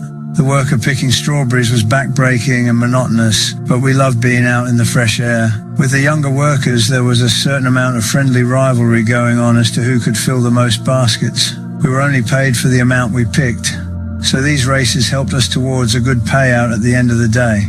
If I remember correctly, each filled punnet was worth about 9pence, so collectively our family could pick up £8 or £9 for a week's work on the Saturday night. Sometimes we would be put onto gooseberry picking, which was not half as back-breaking, but could be painful if your leather gloves were left in the hut. The following year, we turned up with our parents and a friend, Pat Butler, to find there was no room in the huts for us boys. So that evening in the pub, Mum approached the gangmaster, Bill Shippey, and asked him what we could do. Without hesitation, he said the 3 of us could move into his home for the season, which began a friendship with Bill and his wife Mavis that has lasted to the present day. Any listener who imagines that because of our reputation, the Kray twins ran riot and generally terrorized the people of Wisbech would be surprised to hear how Bill's wife described us. On a recent visit to me here at Maidstone, Mavis, who for some reason I've always called Mary, told me that Ron and I had been quiet, considerate and polite. She also reminded me of how we would always insist on clearing the table after our meals, or were forever offering to make her cups of tea. I learned too with great pleasure that one of Bill's most treasured possessions is a wooden musical box in the shape of a house that Ron and I made between us and sent to them in the very early years of our prison sentence.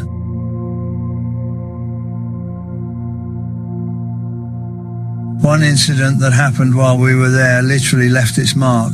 Ron, Pat and I went camping nearby on our Sunday off. Everything went great until darkness fell. As one of us lit a candle for a bit of light, the whole tent went up in flames.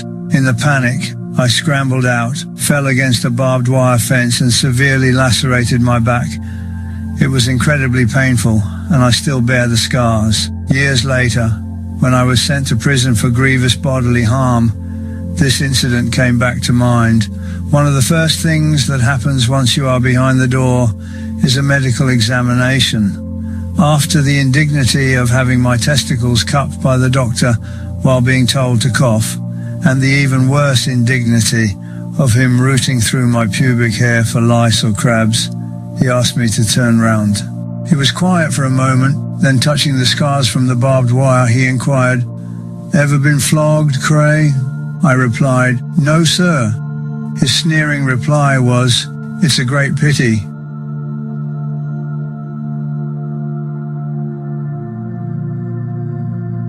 Back in the East End, like all kids, the end of our childhood was signalled by starting work for a living full-time. Apart from working towards being boxing world champions, neither of us had any ambition as far as a career, so we were prepared to tackle anything that would bring in a few quid. Uncle Joe fixed up our first job. He was working down Billingsgate Fish Market, and one of the governors asked him if he knew of a boy who'd be willing to do the running around. Joe said, "Well, I do as it happens, but it's not one boy, it's two. They're my twin nephews and look so much alike I can't tell the difference, so I wouldn't know which one to ask." The boss said he could find work for the both of us. So Ron was taken on in the Haddock Market as an empty boy for the firm Farron and Barrow, where his job was to collect empty fish boxes, while I was sent to the shop in Thames Street as a junior salesman, supposedly to learn the business of selling to customers.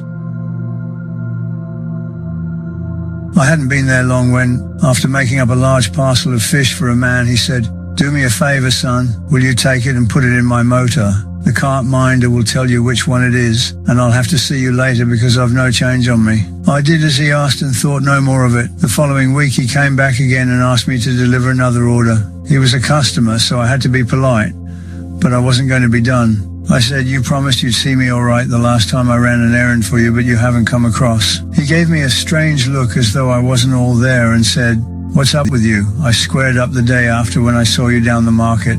Then the penny dropped. He'd seen Ron and paid him out, thinking he was me.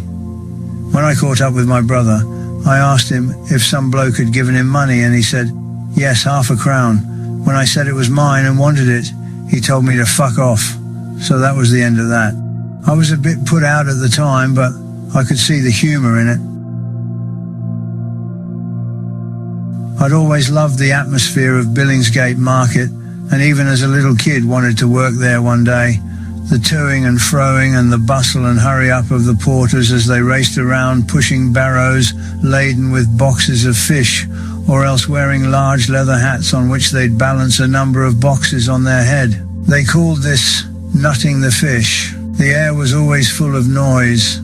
Shouts of the men mingled with the shrieks and cries of the gulls as they swept in from the nearby Thames, snatched a fish, then steered away with a haunting squawk of triumph. The smells, the clutter and the camaraderie of the people who worked there gave a zest to the day that I find difficult to convey to those who have never experienced it. It was also a mysterious place. Early one morning, long before I started travelling to market with him, Uncle Joe had been driving his cart along when he noticed that the surface of the road ahead seemed to be moving. At first, he thought his eyes were playing up, but as he reined in the horses and slowed down, thousands upon thousands of rats converged on him. They covered the full width of the road and as far as he could see in front of him. What he found unnerving was their sense of purpose and utter silence as they surged around the wheels and hooves of the horses. Eventually they passed him, but even today he has never understood what the phenomenon signified. This strange and exciting place was so enticing to me as a teenager that I'd be waiting outside the front door listening for the sound of Uncle Joe's horse and cart approaching, even though it might be as early as 3 in the morning. Good-looking, well-built and 6'3", my uncle was an imposing figure. I used to feel quite proud sitting up in the cart with him as we glided through the cobbled streets. Sometimes he'd be driving a double-horse cart, but other times, depending on the load, he might have 4 sturdy animals in the shafts. Although I was just starting my day's work, he had already been to one of the stations and picked up boxes of mackerel, herring or skate. The novelty would wear off in time, but in the early weeks I'd sit high up behind the steaming horses and imagine I was one of the American settlers heading into the West on my stagecoach.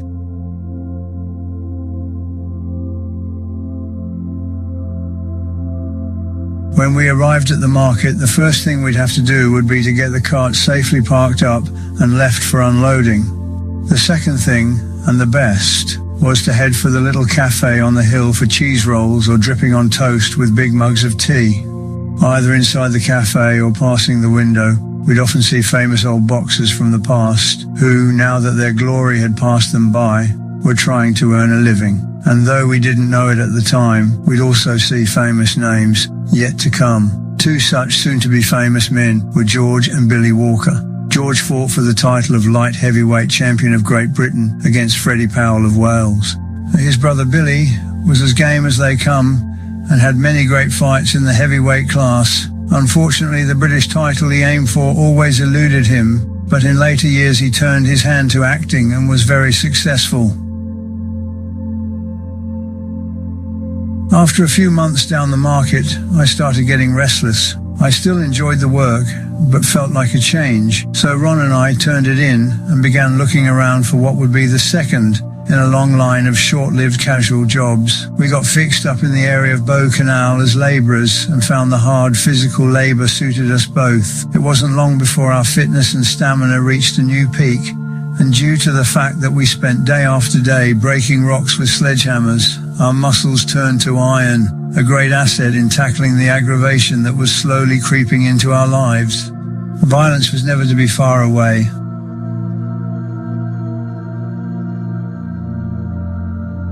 One day, a fella at work called Ginger Davy got a bit gobby with Ron. Being a few years older and being more experienced in the work we were doing must have given him the idea that he could take the piss.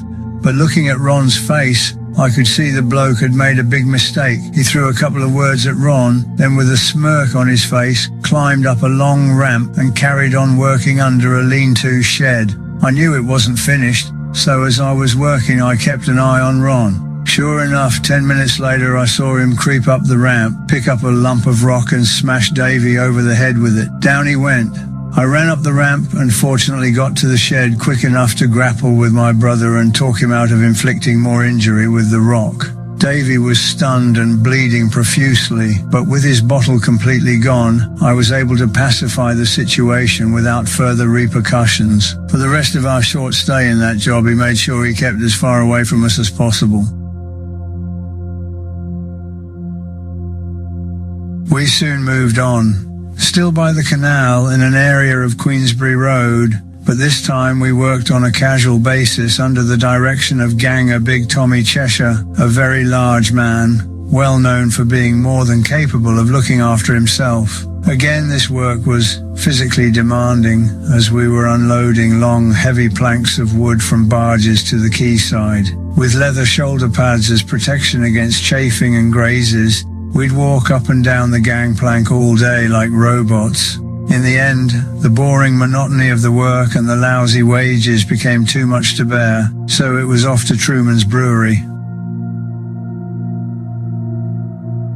As far as work went, the only difference was a change of scenery, because endlessly stacking crates of beer turned out to be equally boring. It had its perks though. Officially, we were allowed a couple of pints of brown or light ale a day. Needless to say, the official quota was totally ignored, which helped the hours pass in a pleasant daze. Larceny at work was part of life, and a short spell in the tin factory at the back of Hackney Road supplied family and neighbours with enough kettles to last a lifetime. But as far as earning decent money from this bit of thieving went, there was a limit to how many kettles and teapots could be smuggled out. But when I joined a firm of scent makers in Bishopsgate, I hit a little gold mine. The size of the product allowed me to walk through the gates with a tidy sum in the form of contraband hidden in every pocket and even stuck down my pants. At Christmas time, I could hardly keep up with the orders from stall holders who didn't question where the goods were coming from. Better still was Joyce's Lingerie down Old Street in Shoreditch. This firm sold ladies' underwear wholesale. At first I was in the packing department making up parcels for dispatch. Once I got the hang of a bit of sleight of hand, most of the parcels were going out a bit light. Eventually, I was earning more from nicking than I was being paid in wages.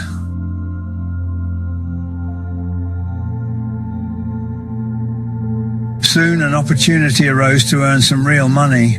I was asked to take over the job of driver's mate on the delivery lorry.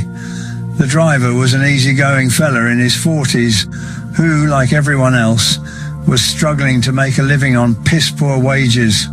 So when I suggested we divert the load for our own ends, he jumped at the idea. The safest way to approach the theft was to drive straight to a lockup owned by a relation of mine and unload the gear. Once that was done, all we had to do was leave the lorry in the car park of a transport cafe and go for a meal. An hour later go out to the lorry and then run back inside shouting that some bastard has nicked our load. We deserved Oscars. I think the old Bill had a fair idea of what had gone down, but they had nothing to go on and had to accept our story. My relations squared us up and I cut it 60-40 in my favour with the driver. After all, it was my idea and nobody was hurt except the insurance company. I was quite proud of how I handled this step up from petty theft, but was not aware that a scam of this nature would pale into insignificance against what I would undertake in the future.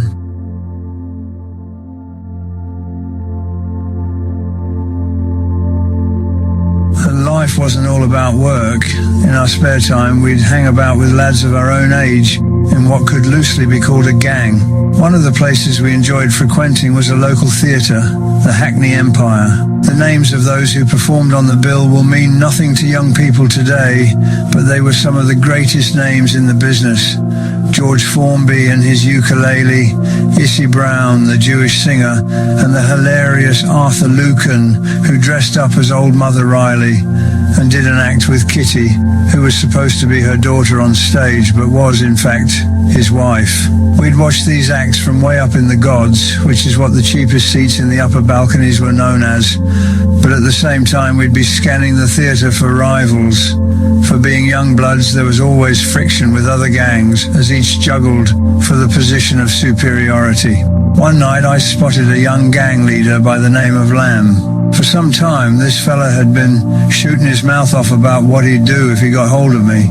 I wasn't that hard to find if he was so keen to mix it as he said he was, but he'd never sought me out. Now it would be the other way round. I kept my eyes on him, and when he went to the toilets, I slipped out of my seat and followed him. As I walked in and shut the door behind me, he looked round and I struck him across the face with a length of bicycle chain. His nose and mouth burst open and he fell down amongst the piss and dog ends, screaming his head off. I calmly pocketed the chain, joined the others, and we left the theatre, leaving behind another brick for the wall of reputation that was building around us as young villains.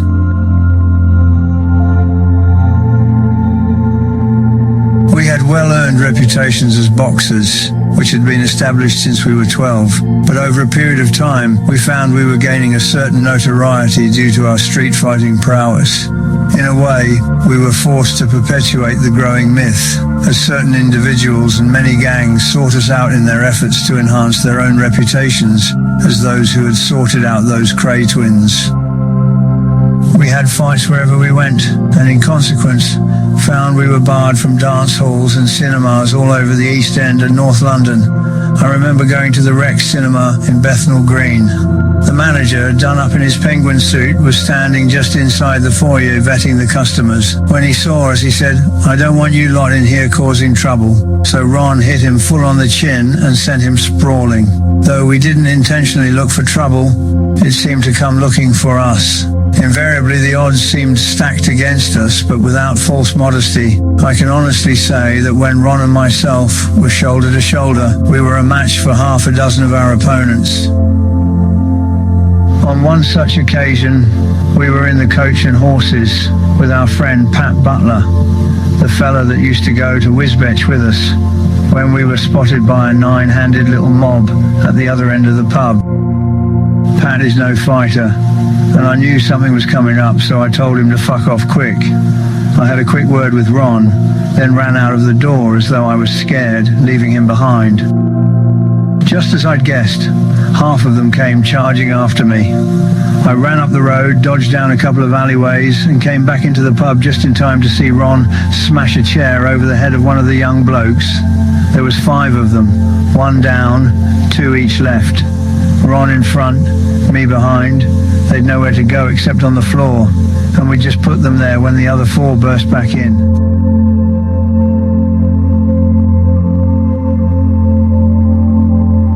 Tables went over, glasses were smashed, but between us, we hammered the lot of them. There was blood everywhere. None of ours, and most of it from the bloke who'd been done with the chair. But they'd started it, so we just walked away and never gave them another thought. Caught unawares, we weren't tooled up that night, but normally if we felt we were going into a potentially violent situation, we'd sort out something from under our bed in Valence Road. The collection of weapons we had was large enough to cope with anything short of a war. Before we went to a dance or whatever, we'd tell the rest of the gang to come up to the bedroom and sort something out for themselves. The choice included knuckle dusters, Bowie knives, koshes, Gurkha knives, cutthroat razors, and even sharper than razors, a surgeon's scalpel. If we needed to improvise, a lethal and not too obvious kosh could be made by putting a spanner inside a tie, knotting the bottom, and then tucking it into the trousers. More than once I went out with a sword down my trousers. Walking with a slight limp was no problem, but being unable to bend my leg getting on the bus to go to the Royal in Tottenham was very awkward.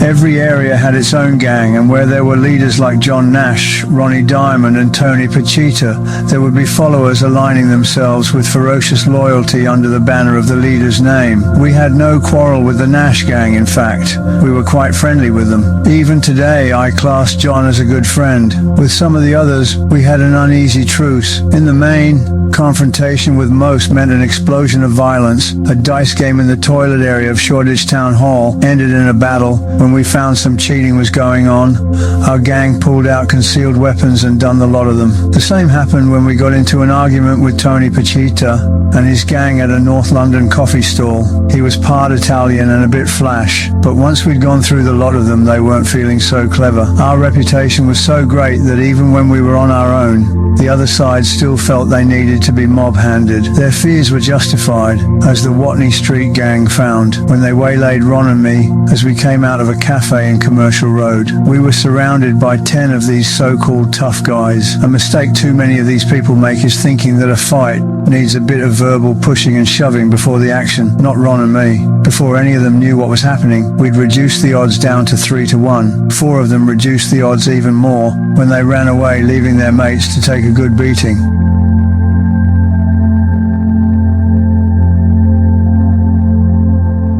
We spilt a lot of blood in those days, but the sight of it never had the slightest effect on us. One of the reasons may have been that from when we were young children, we had witnessed almost weekly the sight of badly injured people. We lived at the junction of Valence Road and Dunbridge Street, and it was notorious as an accident black spot. Cars, lorries and motorbikes, ignoring the junction or not being aware of it until too late, would speed across Valence Road, resulting in some horrifying pile-ups. Every crash of metal on metal would bring us running with the morbid curiosity of the young. It might have been upsetting at first, but after a while we became quite immune to the sight of blood and smashed bodies.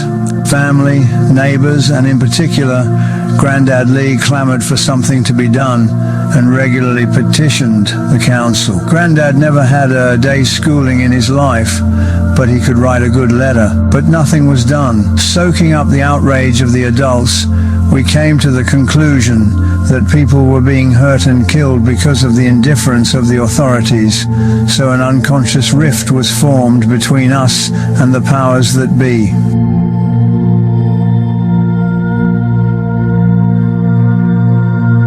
You may be forgiven for thinking that the violence I am describing was both gratuitous and unnecessarily bloody, and with the wisdom of hindsight, I have to agree that perhaps it was, but those were the times we lived in. Sometimes violence is the only thing that some people understand. Being pulled up in front of the law and being given a few months inside does not always fit the crime in my book. An example is of one time while walking back from the club, I came across an old woman standing on her doorstep wringing her hands. looking this way and that. I naturally stopped and inquired what was troubling her, and it turned out that while she'd been shopping, someone had entered her house and stolen a number of things, some of which were of great sentimental value. She knew who I was, and I told her not to worry, I would see what I could do to help. Now, there was not much that could be kept secret in the local area, and so it was not difficult to find out who had been up to what. I put the word out, and within hours had the name of the low-life youth who had robbed the old lady. I had him picked up and said that I wanted the stolen property brought with him. This was duly done. I had him taken to the old woman's house, where he not only handed back the goods, but apologized and paid her some compensation.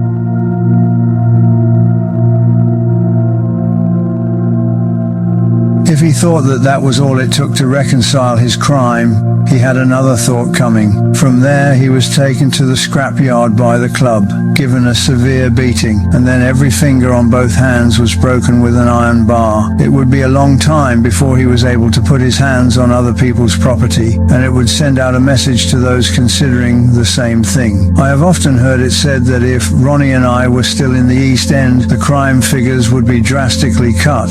That in itself is a compliment, though I have to say, again from what I hear, that due to the high incidence of drug taking and the rise of foreign gangs willing to kill for a wrong look, our own form of justice would be somewhat outdated. However, sometimes our instinct to fight first, ask questions later, backfired on us. One evening, Ronnie had been in Polici's cafe on the Roman road with a few friends. They left and were standing outside the cafe talking and idly kicking at the slush on the pavement when Ronnie was grabbed by the arm from behind.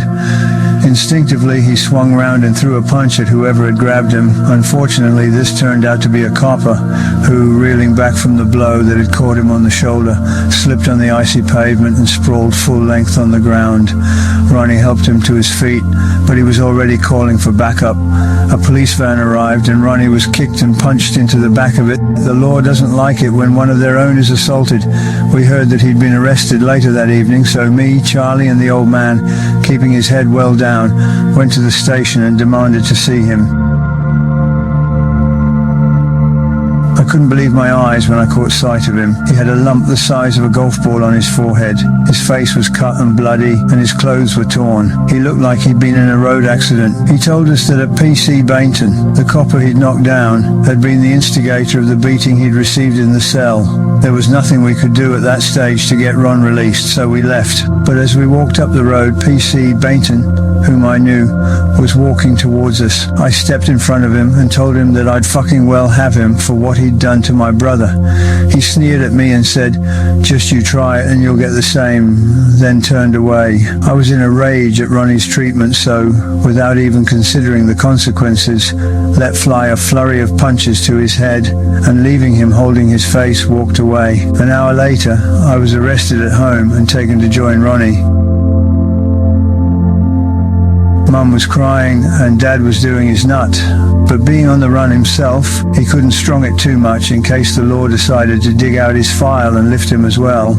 After a brief appearance at Old Street, we found ourselves in a police van bound for remand in Wormwood Scrubs. We'd heard a whisper that if we kept quiet about the brutal beating Ron had received, we could most probably get away with probation. So, banking on the law keeping their side of the bargain, I wasn't too worried about the result. This allowed me to feel a lot of sympathy for the kids on the Borstal wing who had already been sentenced and were waiting for their allocation. I'd lie on my bed and listen to these kids calling to each other in loud whispers from the tiny cell windows. "What you get? 3 years. What about you? 9 months, lucky bastard. Got any snout? Tommy's off to Hollesley Bay tomorrow. That fat screw's a right fucker." The lights in the cells were switched off at 9 o'clock, but still the talking would go on far into the night. From the remand wing around me, I'd hear muffled sobs as the dark hours cracked the veneer of daytime toughness, and young villains cried for their mothers. Even though it's well over 40 years ago, I can still picture the faces of those Borstal and remand boys I was banged up with, and wonder what became of them all.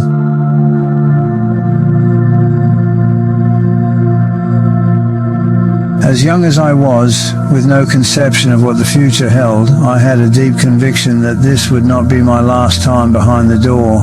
When we eventually got to court, P.C. Bainton stood up and said in our defense that perhaps his overreaction to the incident had caused the situation to get out of hand, and the assault was not quite as serious as it seemed. Absolute bollocks. But then he was under instruction to play it down in case the far more serious implication of police brutality came out in court. On top of his testimony came that of our friend, the well-respected vicar, Father Hetherington. We had known him for many years and had often helped him to run bazaars and fetes at his Church of St. James in Bethnal Green. He tried everything he could think of to try and get us to attend church services, but in the end gave up gracefully and just accepted the help we offered. Although he told the judge that he deplored our conduct, he also pointed out that basically we were honest lads who went out of our way to help others, particularly the elderly. Unlike the copper who said what he did without believing a word of it, Father Hetherington genuinely felt that what he was saying was the truth. And in a way it was, as far as he was concerned. The only trouble was Ron and I lived two different lives. One the father saw, and one he was not aware of. At the end of the day, we got a probation order against us, which meant we were free to leave the court. Although reporting every week to the probation officer would be a nuisance, I think we were both pleased to get a result better than we could have hoped for.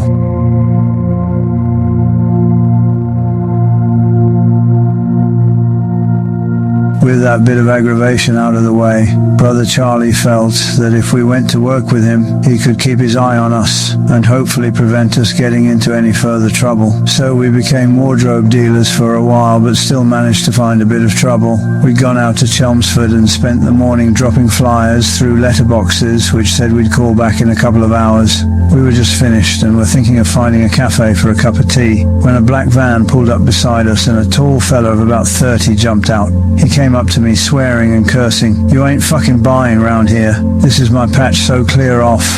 I didn't argue, just swung a left hook to his chin and knocked him clean through a privet hedge. Funny thing was, all that could be seen was a large hole in the hedge with a pair of boots sticking out of it. After a spot of lunch, we went back on the round and never saw anything of him. Next time, it was Charlie's turn, and he was supposed to be keeping us out of fights. We were working in the area of Eastcoats and had bought a fair amount of clothes, so each of us was carrying large black bags on our shoulders. As we passed a crew of workmen digging up the road, one of them shouted, "Are you ladies taking your washing to the laundry?" He was about the same age as Charlie, very thick-set and stripped to the waist, and we could see he was covered in tattoos. Me and Ron were going to steam into him, but Charlie told us that he would handle it. He went up to the fella and said, "You got a lot of mouth, let's see if you got as much bottle." The young bloke took up the challenge, but as he squared up, Charlie knocked him to the ground. He scrambled up and was punched down again. Give him his due, he was game, but no match for our brother. In fact, so quickly was he put down each time, he never returned a single blow. We kept the rest of the workmen back, in case they had ideas about helping their mate out, but it was soon over. Bruised and bleeding, the fella put his hands up to show he'd had enough. So without a word, Charlie put his jacket back on and we walked away. For 9 months or so, we stuck it out, though more for Charlie's sake than our own. We were making a few quid, but our hearts were just not in the clothes business, which was a bit of a blow to the old man, who had started to think that all his sons would carry on the family tradition. As it turned out, if we'd waited a few weeks before jacking it in, the decision would have been made for us anyway, as through the door came 2 buff envelopes ordering us to report for our national service. Our immediate response to getting the call up for national service was to take it on our toes, following another family tradition, but again with our best interests at heart, our elder brother talked us out of it. He really believed that the tough training, manly lifestyle, and an opportunity to follow an army boxing career would be the making of us. But as we began our service with an assault on a sergeant within hours of turning up at the Tower of London, the 2 years from March 1952 to March 1954 were to be a catalogue of disaster. That first incident was nothing to do with arrogance. showing how tough we were or that we were bigger than the system. It was simply that we came to the conclusion that the Royal Fusiliers wasn't for us and decided to leave. On the way out, I gave a corporal, who had other plans for us, a smack on the chin that stretched him out on the floor. If we'd been serious about going on the trot, we'd have been wise enough to have hidden up somewhere. As it was, we spent a good night up west and were ready for the law when they got us out of bed in Valence Road at about 5 o'clock in the morning and whisked us off to Bethnal Green Nick to await an army escort back to the Tower. Crime, punishment, it went on day after day as we made complete mugs out of the service. During one of our spells in detention, a corporal opened up and said, "Come on, Kray, visitor for you." I said, "Is it my mother?" He said, "No, it's your Uncle George." As I followed him, I'm thinking I haven't got an Uncle George. As I walked into the visitor's room, there's the old man sitting there with a big grin on his face, giving me a wink. I couldn't believe it. He's still on the run himself. And there he is inside the Tower of London, as cool as a cucumber. Shortly afterwards, Ron, myself and another young bloke, Dickie Morgan, walked out, this time with the intention of staying out. For a few days we stayed at Dickie's parents' house in Clinton Road at Mile End, but knowing the military police would turn up eventually, Ron and I headed back to Bethnal Green, where we planned to keep out of sight. Making sure that the coast was clear, we slipped in to see Mum for 10 minutes, then took off for Hackney. For a time, we used Wally's Cafe as a base. We'd sit about drinking tea and chatting to other young villains who might drop in. One of these was Ronnie Knight.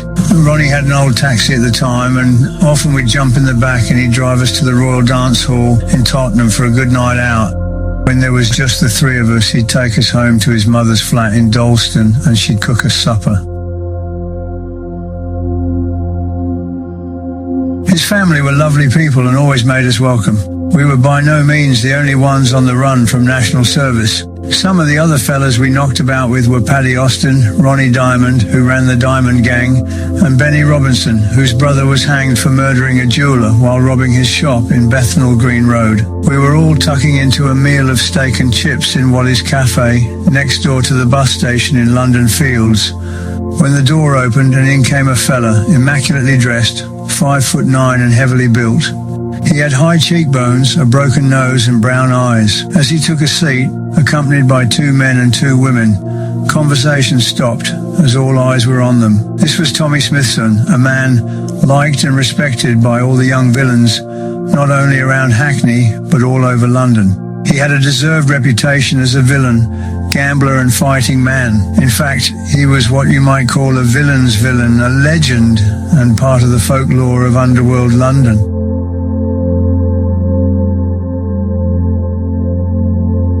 We had met him once before when we were with our old man, so when he caught sight of us, he came over to our table and struck up a conversation.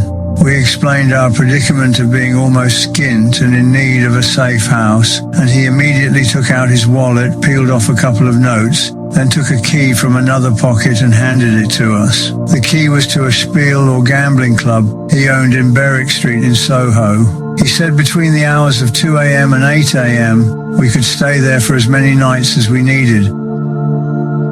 A billiard table doesn't make the most comfortable bed, but with nothing better, we'd no complaints. This was typical of Tommy.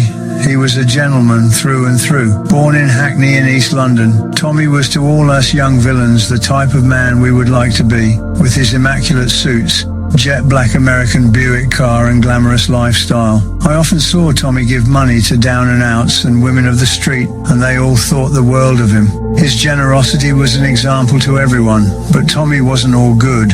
At one time he'd slashed the throat of Fred Slip Sullivan, one of Billy Hill's firm, so Billy and other members of the firm called a meet to talk things over. Tommy was always a loner, so he turned up at the prearranged spot on his own, but to balance things up a bit, he'd armed himself with a revolver. He wasn't an idiot, but when Moish Blue Boy said the firm didn't want any more trouble, so why not shake hands, he went along with it and put the gun away. As soon as he did, someone struck him across the back of the head with a hammer. Lying unconscious, he was so badly stabbed and cut by the Hill mob that one of his arms was almost severed. Attack over, he was put in the boot of Billy's car, then dumped near Hyde Park. As often happened in cases like that, a bit later, a messenger from the firm turned up at the hospital and handed over an envelope containing £500. That was the underworld way. There had been a fallout, the debt was paid, now take a sweetener and keep your mouth shut. Tommy, being of the old school, handed back the money saying, "Don't insult me, I know how the game's played."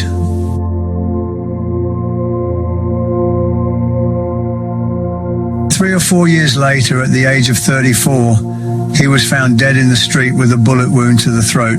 Sometime earlier, he'd got into an argument over money he was owed by a gang boss by the name of Caruana. During the disagreement in a Burner Street cafe, he cut the hands and arms of Caruana, then, assuming he'd made his point, he left. But he'd taken a liberty with the Maltese Mafia, and they had a contract put out on him. Ron and I went to his funeral, which took place at St. Patrick's Cemetery in Leytonstone. Prior to the funeral procession, we entered the little terraced house where Tommy lay in an open coffin and took a last look at him as we paid our final respects. He looked at peace, and I noticed the hole in his neck had been plugged with cotton wool by the mortician. Villains from all over London came to pay their respects, and there were wreaths of all shapes and sizes placed on top of the cars, which stretched for half a mile in a long convoy. There was one wreath in the shape of a boxing ring, and another in the shape of a pair of dice showing snakes' eyes to depict that Tommy's luck had finally run out.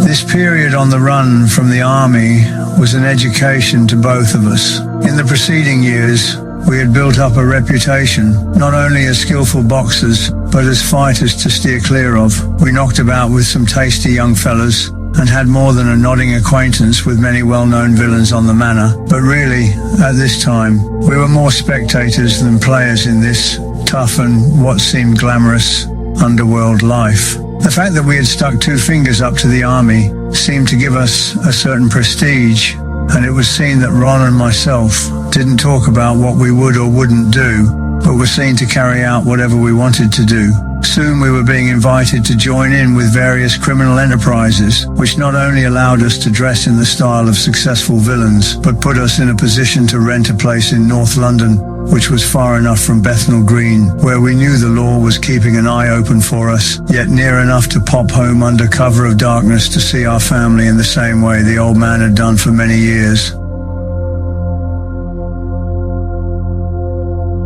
Returning to our flat in Finsbury Park one evening, we spotted a police car outside. Their presence may have been nothing to do with us, but taking no chances, we waited until they pulled away, cleared out our possessions and took off.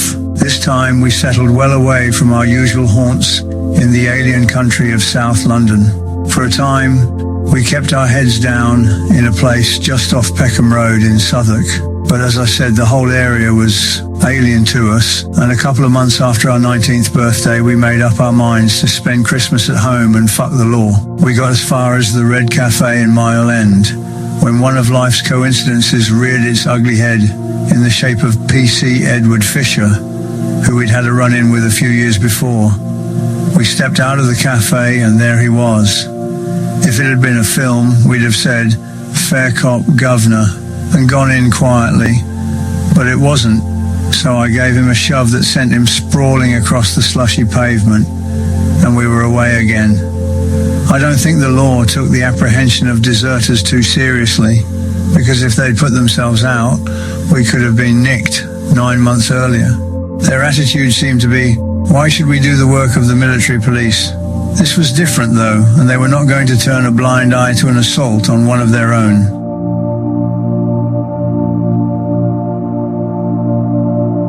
2 weeks later, we were both sitting in the scrubs serving a month's sentence, and I could add another press cutting to my scrapbook. The headline, "Kray twins beat up PC," added to our status, even though it was a bit exaggerated. Inside, we were quite proud to be received by the other cons as celebrities, and were able to make friendships with many of them that would last for years. We knew what had to be faced as soon as the month was served, so it was no surprise when we found ourselves handcuffed and on our way to face a court-martial on the day of our release from Wormwood Scrubs. Again, we took it in our stride when we were sentenced to 9 months and sent to Shepton Mallet. A bonus for us would come at the end of our time, dishonourable discharge. You might think that it would have been in our own interest to knuckle down and accept the army way of life for 2 years instead of fighting against them for the same period of time. But that would have been impossible. For like our father and his father before him, there was no way we could agree to authority. At the same time, those 2 years were spent on the run doing just what we wanted to do.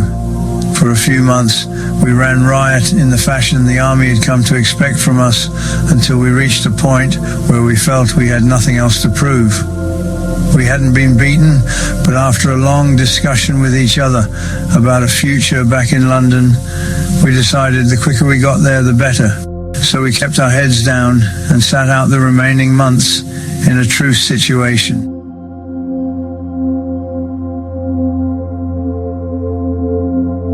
During the whole time we were in the army, there was only one man we had any respect for, and that was a corporal by the name of Ted Haynes.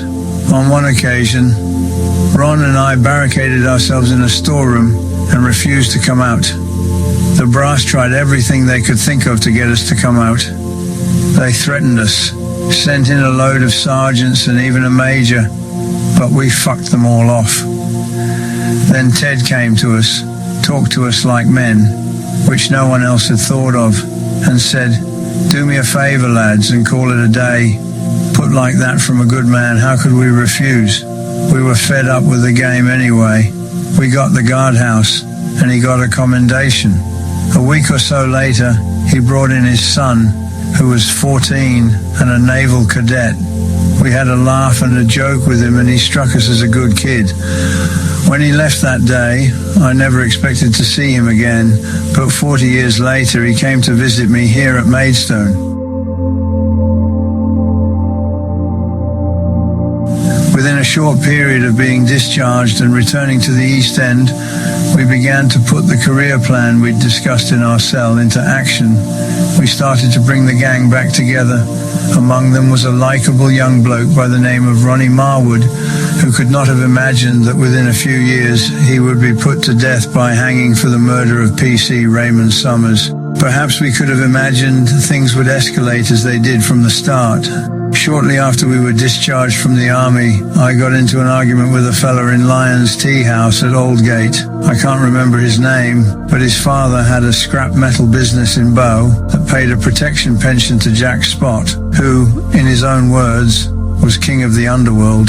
The argument escalated into the other fella squaring up to me, so I slipped a brass knuckle duster onto my right hand and hit him in the face, breaking his jaw and most of his front teeth.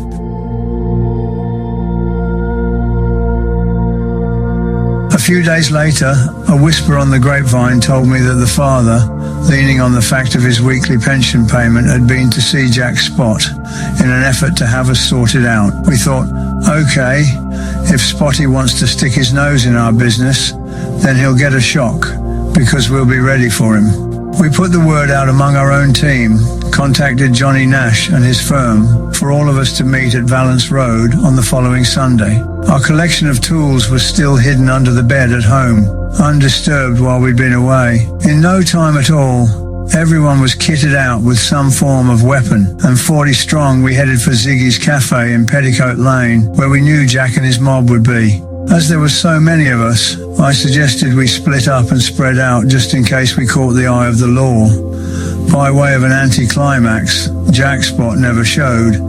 Perhaps his grapevine warned him to keep his head down, or he and his followers would have been cut to pieces.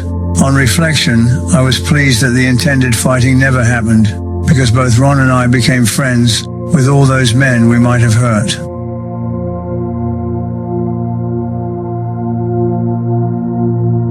Without effort, I can recall their names today: George and Jimmy Woods, Teddy Machin, Little Jackie Reynolds, and Ted and Bill Robbins, all from Upton Park. From Aldgate was Moish Blue Boy, and from Whitechapel, the Little Jew, Arnie Rosen. Another of Spotty's men, Sonny the Yank, would sometime later join the ranks of that exclusive club of 11 men, whose jaws I would break. Our first career move, though not planned as such, was to place us on the threshold of unimaginable heights. that would eventually lead us to wealth, power, notoriety, and subsequently a lifetime's imprisonment.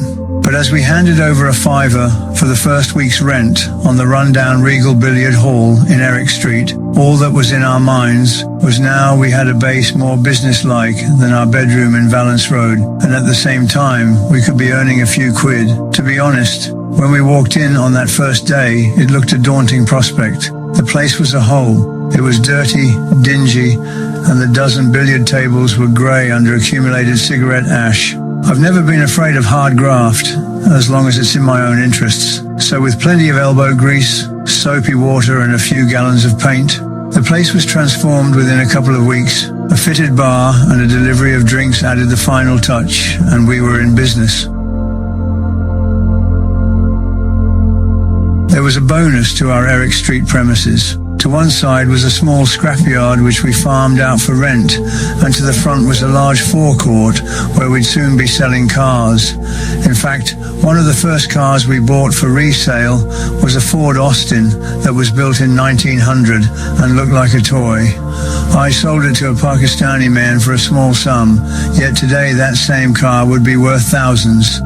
Being in the trade, even though it was only in a small way, allowed me to buy on the cheap, and from that time I owned so many cars for my personal use that I truly forget how many or what they were, but some of my favourites still come easily to mind. One of the best was a bottle green Mercedes-Benz 220/SE two-door saloon.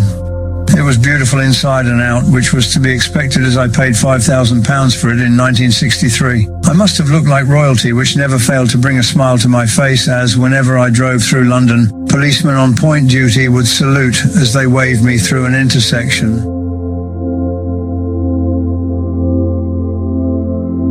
Another car of royal appearance was an Austin Shireline. Though for speed nothing could touch my American Ford Galaxy, I loved speeding, but it often ended in minor crashes. A Sprite sports car was so low to the ground that I ripped the bottom out of it on the curb outside one of our clubs. More serious was when I was speeding through Mile End in my usual reckless style. A lorry braked sharply and the Vanguard I was driving ploughed into the back of it. The motor was wrecked and I had to be cut free and carted off to the hospital in Bancroft Road in Stepney. I still bear the scar from 6 stitches in my elbow. From the hospital, I went straight to the Double R Club. With my bandages, cuts, bruises and a very swollen face due to a penicillin allergy, a lot of people thought I'd been in a fight. They should have known better, for without false modesty, I can in all honesty say that in all the fights Ron or I had, and they number hundreds, neither of us was ever cut or received broken bones.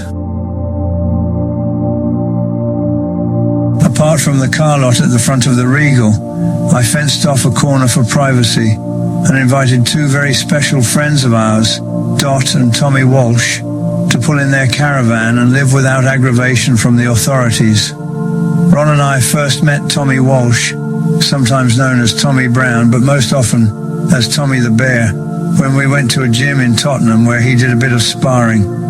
I know gentle giant is a bit of a cliche, but I can't think of a better way to describe him. Well over 6 foot tall, 20 stone in weight, his white hair, genial humour and battered good looks brought to mind that famous screen-heavy Victor McLachlan. At that time he was taking on all comers in the booths, and it wasn't long before we were accompanying him to fights and, when it suited us, jumping in the ring to earn ourselves a few quid, though not against our friend Tommy. Though he could have smashed anyone who took a liberty or got out of order, he'd avoid that drastic action, preferring to hold the offender upside down by his ankles, place a foot gently on their chin, saying, "Come on, be nice." Uncle Joe was a good mate of Tommy's back in the 20s and always spoke fondly of him.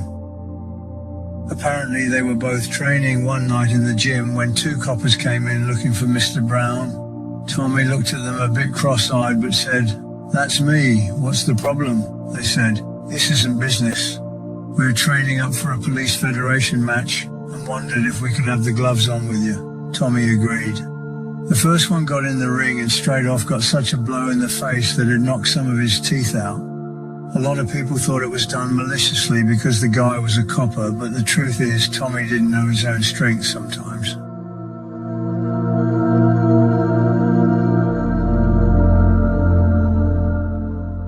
When I first met Tommy and his wife, they were living in their 18-foot trailer on a bomb site in Salmon Lane.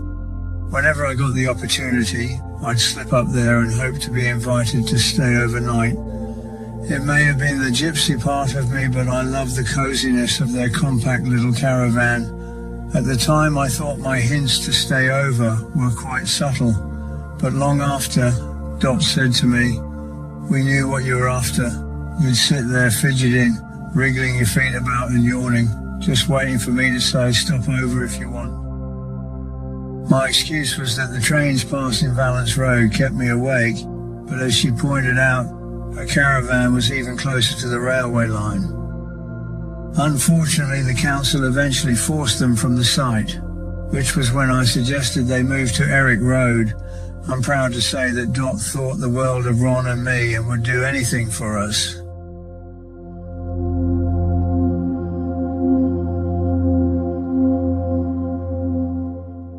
When Ron was away, Dot was asked to take care of a few of his personal effects. Among them were 2 large bags of shirts, and being the woman she was, she took it upon herself to wash and iron every single one, so Ron had something nice waiting for him on the outside. They were mostly dress shirts with frilled front and cuffs, a nightmare to work on. But because they were Ron's, she persevered and did half a dozen at a time whenever she had a spare moment. For days, that woman must have toiled over those shirts, but she never complained. One day, a close friend of Ron's, Teddy Smith, called in to see that Dot was all right. She gave him a cup of tea and they were having a chat, when all of a sudden Teddy burst into tears. Horrified, Dot asked him what was the matter. He pointed to the shirts and said, "No one has ever been so kind to me in my whole life." Dot nearly fell over. They were not Ron's shirts.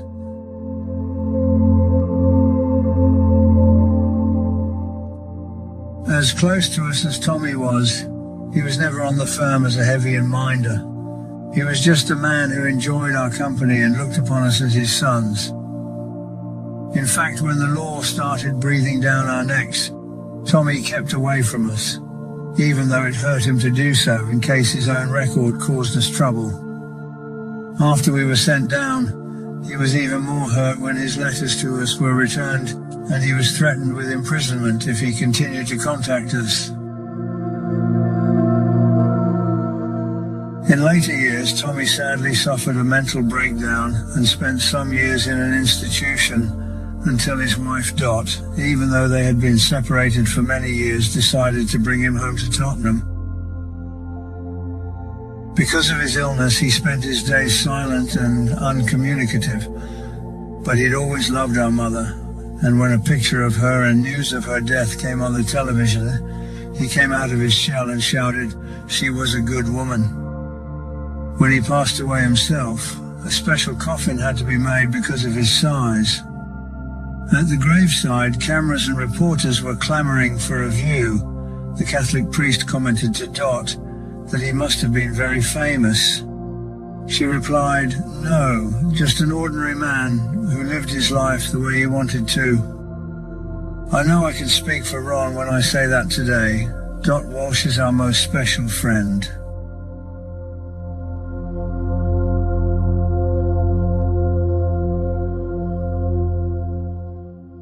The billiard hall was proving to be a winner and we were earning good money, but being the person I was, I liked to have as many irons in the fire as possible, and nothing gave me greater pleasure than earning a few quid on the side, particularly if the venture was a scam.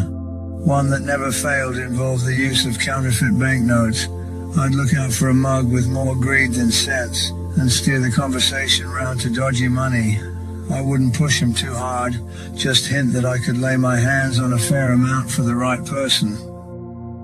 His casual attitude as he asked where he could see some of this money made me laugh because I could see he was eager to make a few bob. Not surprisingly, I would just happen to have a few samples in my wallet, and with an air of great furtiveness, I'd pull out a wad of crisp £5 notes that I'd drawn from the bank that day.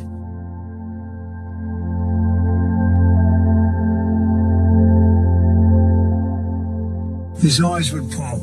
I've never seen snide notes as good as these ever.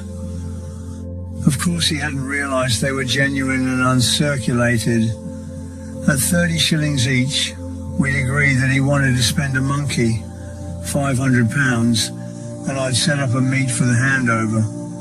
For this, I would need an accomplice, for as I handed over the tightly sealed packet of cut-up newspaper in return for his cash, someone would have to say, "Look up, old Bill's coming." In the panic, the punter would take off without discovering his mistake. By the time he did, it would be too late. Another good earner was with the help of a crooked doctor we knew. This doctor had a practice in the Millwall Dock area. A friend of ours, Billy Jones, introduced us to the doc after telling us that for a fee, he could get young lads rejected from doing their compulsory national service, which was in force at the time. Needless to say, we latched onto that racket a bit lively. Once word got around, we had loads of 17-year-olds turning up at the Regal looking to be declared medically unfit. It might have saved us and the army a lot of aggravation if we'd met him a few years earlier. The doc was a man who could be trusted, so eventually we took him on the firm to help out on matters where straight doctors might have tipped off the law. When he was needed, he could invariably be found playing cards and gambling in the Green Dragon Social Club throughout the early hours. If he wasn't at the tables, he'd be in an armchair fast asleep, still wearing an overcoat. I'd shake him by the shoulder and say, "I've just shot a bloke in a club at Highbury and he's got 2 bullets in his leg. Can you come and sort it?" And up he'd get, still half asleep, and follow me without a murmur. That particular geezer had got well out of order over a civil request for him to quieten down in the club. A few heated words were exchanged and he pulled a knife on me. I had a small caliber pistol in my jacket pocket, so pulled it out and let him have 2 shots in the leg.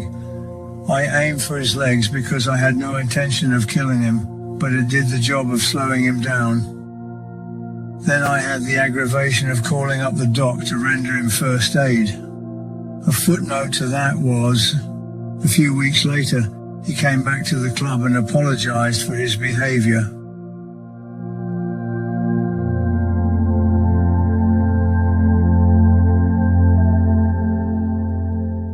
Another time, I hit a fella on the chin during an argument in the billiard hall, and down he went, spark out.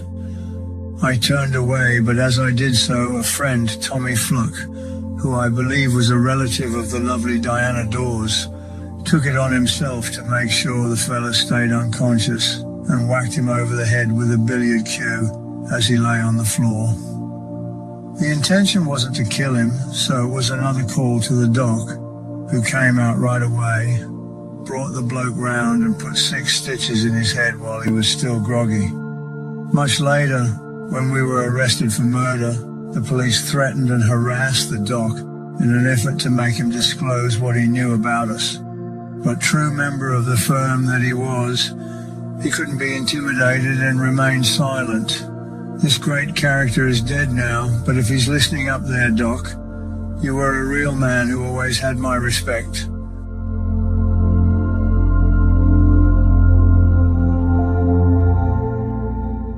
Following the success of the Regal and discovering we had a natural flair for this line of business, we soon expanded into similar areas.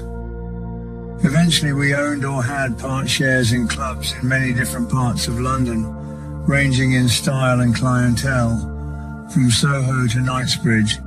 Esmeralda's Barn, our gambling club, or Spiel as it was known, was a showpiece and managed by our uncle Alf Kray at 50 Wilton Place in Knightsbridge.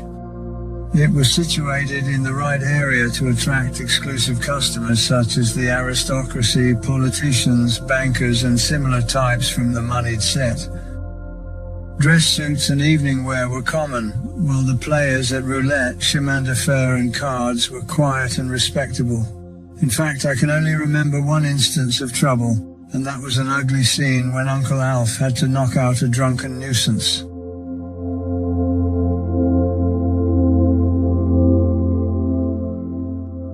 Because we were in the business of encouraging big spenders to relax and enjoy themselves, drinks and food were given free. While making sure everything ran smoothly, we would mingle with our guests dressed in similarly expensive clothes. Ron would wear a black dress suit, white shirt and bow tie.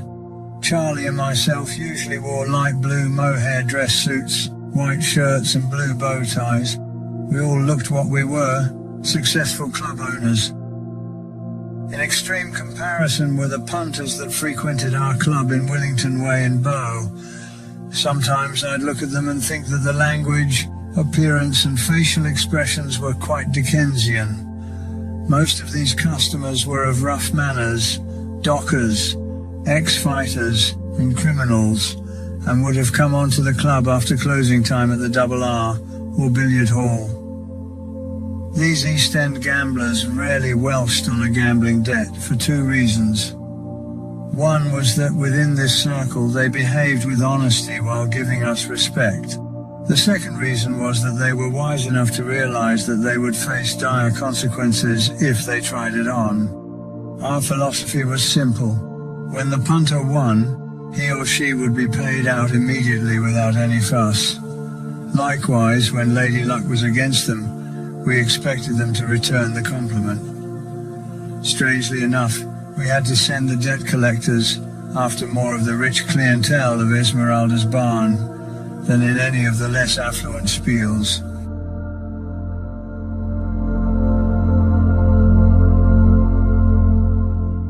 Rarely was violence necessary.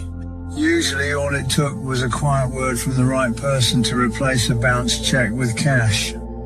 Apart from making good money out of a business we enjoyed, it gave us an opportunity to mix and become friends with famous personalities from all over the world who sought out our venues, having heard they were the in-place to be.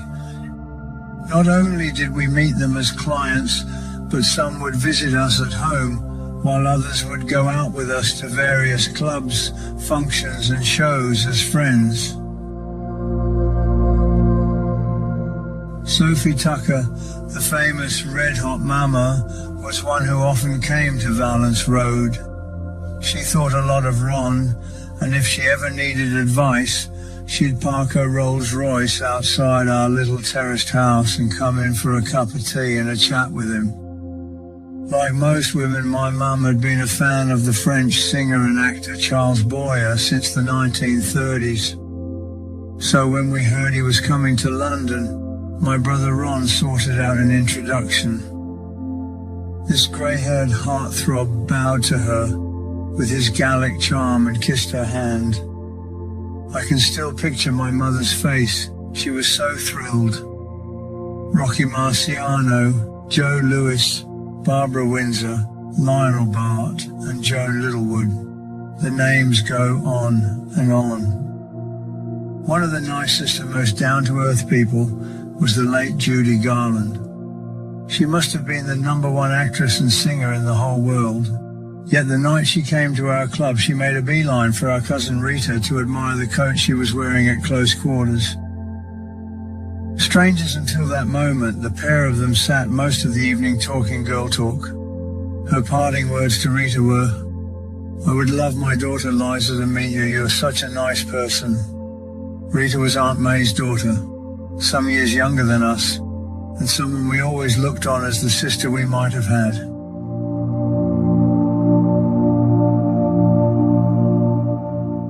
As a teenager, she was beautiful and, like her mother, blonde. We were always proud to escort her to parties, dances, or clubs. However, apparently I had not always felt like this. Though I was too young to remember the incident, I'm told that when I was 3, I nearly did away with Rita. My mother and aunts Rose and May were in the kitchen when I came in from the backyard, smacking my fat little hands together as though I'd just put the world to rights. All they could get out of me were the words, "I'd done it, I'd done it." Puzzled as to what I had done, they went out the back to find Rita trapped under her pram, though fortunately unhurt. I'd obviously been proud of the fact that single-handedly I'd managed to turn over such a large object. She didn't bear a grudge because when she got a bit older, she was always pestering her mother to take her to see the two ones, her way of summing up twins.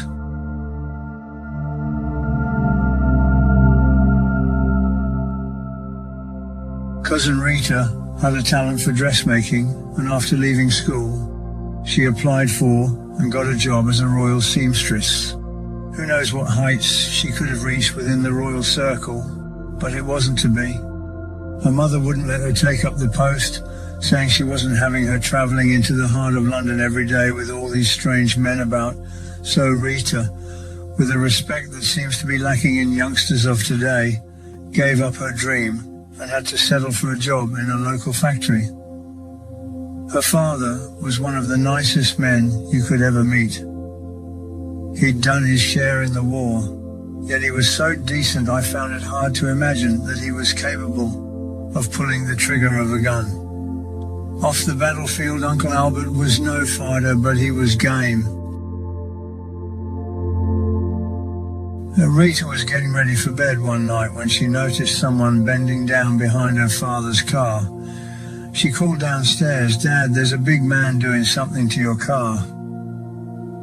Albert pulled on some trousers over his pajamas and went out. The fellow had parked his own car further down the road, and as soon as he saw Albert, he made a run for it. Albert chased him, and there was a bit of a scuffle, and that's when I came into the picture. I was just coming home from somewhere when I saw the two of them struggling. It was dark, but I recognized my uncle, so I grabbed the other bloke by the throat and asked them what was going on. Albert said, "This bloke was trying to nick my hubcaps."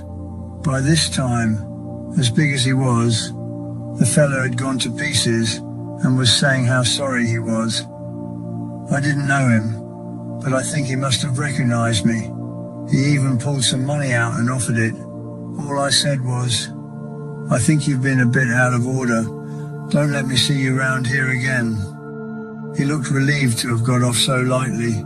Then I hit him as hard as I could on the side of his jaw. Uncle Albert and I walked away, and I can't be sure if his jaw was broken, so I've never added it to the 11 I'm sure of. If it wasn't, it must have been made of steel.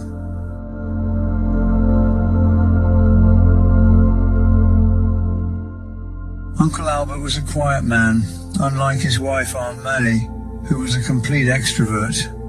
She took after her father, and if anyone should have been on the stage, it was her.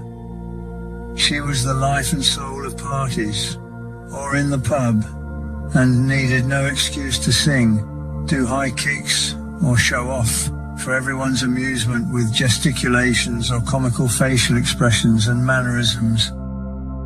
She thought a lot of Ron and me, and when we were with her would say to anyone in the vicinity, friend or passerby, "Don't you think these twins are fine and handsome boys?"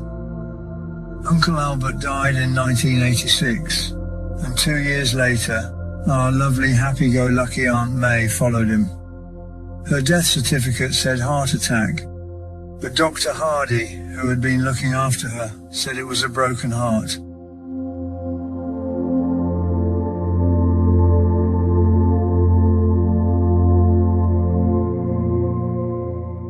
I often think about my cousin Rita and her family. Like me and Ron, she loved pets of all kinds. She was always picking up something or other, so much so that her mother would have to warn her every morning, "Don't you bring any cats, dogs or birds home tonight." A Jack Russell dog followed her home one time, or so she said. "Mum, can I keep it?" "No, it belongs to someone," Aunt May replied. Rita pleaded, so May said, "All right then. If I open the door and it goes out, that's it." but if it stays, you can keep it. She opened the door and the dog took a couple of steps towards it, then had second thoughts. Rita quickly slammed the door shut before it changed its mind, and May gave in and let her keep it. Rita didn't always have such luck with her pets. She once bought a tortoise, and when she showed it to Nan Lee, Nan said, "Make a nice ashtray, that would." Never found out if Nan got her way. Another time, I had bought an Alsatian dog to guard the Carpenter's Arms, a pub we owned. We had a manager running the place, and after a while, I noticed the dog was looking a bit thin. I felt it wasn't being fed as it should have been, so I gave it to Aunt May and gave her money every week for its keep. She named it Rex. The dog was trained to bring down Rita's cup and saucer from her bedroom one at a time. As all the houses in Valence Road had outside toilets, May, being a bit old-fashioned, would put a chamber pot under her bed.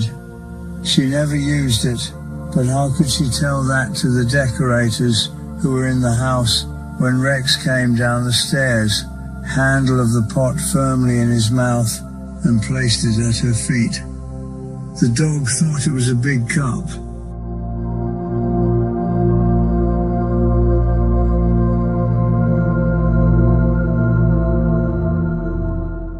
Rex eventually proved himself as the guard dog he was bought to be. Two blokes were acting a bit suspiciously at the back of our house. Albert let the dog out, and it pinned one of them to the wall. He's shouting, "Get it off me," and Albert's shouting, "You've got no right here, what are you up to?" They were plainclothes coppers. Brave as that dog was, it would never go into May's front room, no matter how much they tried to coax him. Nobody was more level-headed than Rita, but she had a good idea why. As far as she was concerned, the place was haunted. I have no reason to doubt her, for with gypsy in her blood, she may well have inherited sensitivity for such things. On one occasion, she saw a little old lady wearing an old-fashioned dress with a high collar. Her hair was in a rolled-up style, and she wore a very distinctive brooch. When she told her mother, she said it sounded like old Mrs. Doyle, a previous occupant who'd been dead for years. Years later, Rita moved into a flat and had to give Rex away. Every time she carved some meat, she'd cry, thinking of how she'd always given him the first piece. Ron and I had pets from when we were small kids right up until we were put away. We had budgerigars, canaries, chickens, mice, rabbits, a couple of boa constrictor snakes that we named after two policemen, Gerard and Reed, and I even had a small monkey that I'd bought in a pet shop in Camden Town.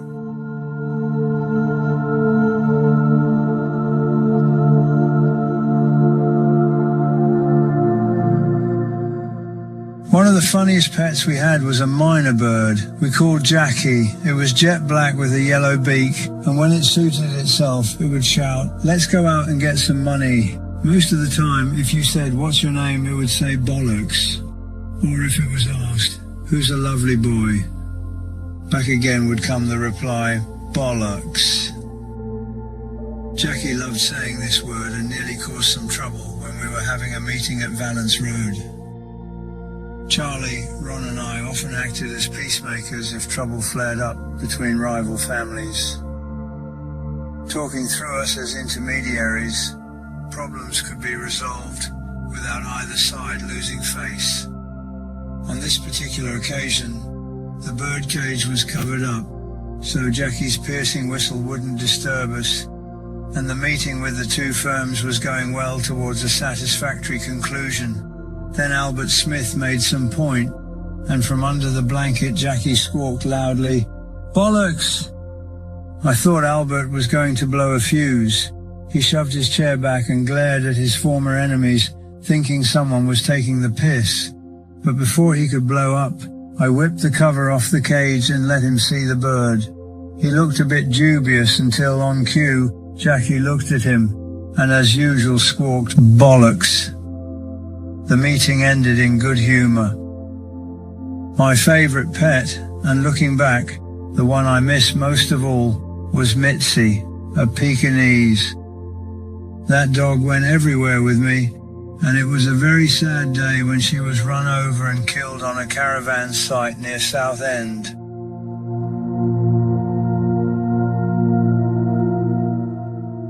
Of all the things that brought me happiness, it was my late wife Frances, who was my greatest joy.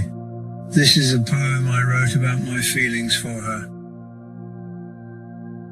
We had our joy and sorrow. We did not think about tomorrow. Each day was new and fun. Our love had a good run. We were so in love. Such love could only be sent from above. The magic was in her large brown eyes and beautiful smiles. She was meant for me. She was everything I wished to see. She was just 16. I was 26 years, and I did not foresee the tears because we were so happy. But the tears came and life was no longer a game. We had both the joy and sorrow. Yesterday was not like tomorrow. Our teenage love is no more. We had not counted on what was in store. The girl with the beautiful eyes and smiles was no more. This is what life had in store.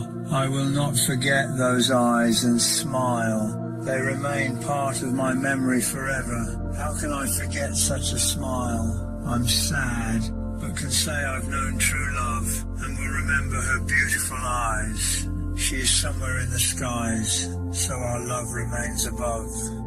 Maybe our love will begin again tomorrow.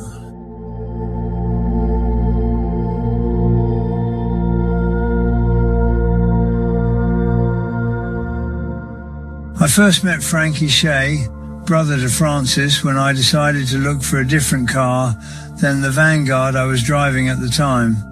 He had a car lot in North London, and although he had nothing that suited me, we struck up a friendship that led to him becoming my driver.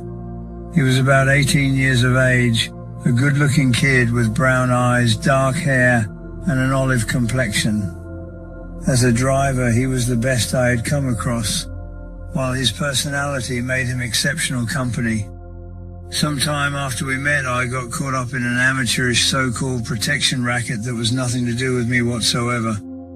The details are unimportant other than a con man and fraudster who'd never been known to use violence, had struck a shopkeeper, demanded money and threatened him.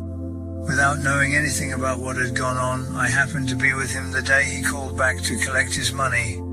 The police were waiting, and we were both arrested. What a fiasco. For once I was innocent, but was looking at a couple of years inside.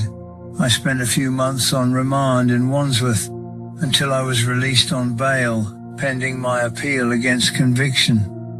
Needing a driver to ferry me around while I sorted out various bits of business, I made my way to 57 Ormsby Street in Shoreditch, where Frankie lived. I knocked on the door, and when it opened, there stood the most beautiful girl I had ever seen. I hadn't known of her existence because to Frankie she was just his kid sister and not worth talking about. As I gazed into her large brown eyes, her innocent face framed by chestnut hair, I fell deeply in love for the first time. She was 16 and I was 26, and from that day I courted her in a way that some might say was old-fashioned, with courtesy, respect, flowers and chocolates. When I went back to court to have my appeal heard, it was rejected and I was sent back to Wandsworth for 6 months.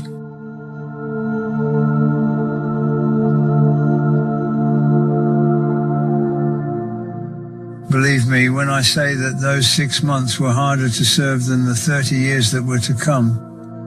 I was tortured daily by thoughts of Frances. Perhaps she would meet someone else, or perhaps she wouldn't wait for me. On top of that, I clashed with Frankie Shay over the fact that he wanted to take his sister to nightclubs in my absence. One night he took her to Freddie Foreman's club in South London.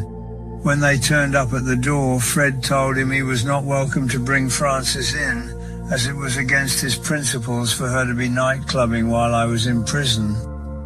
I heard recently on the grapevine that Frankie is still in the car game and has a grey head of hair. On reflection, I can only remember the good times we had together, and should he hear this, I would like to wish him all success and happiness in the future. The day I was released from Wandsworth was the beginning of the happiest years of my life. I took Frances to the Astor Club close to Berkeley Square, and I'll never forget how she looked that night as the soft candlelight reflected on her face. I bought a teddy bear wrapped in cellophane and presented it to Frances as a small token of my love. In time I would buy her expensive clothes, jewelry and cars, but none was treasured more than that first gift.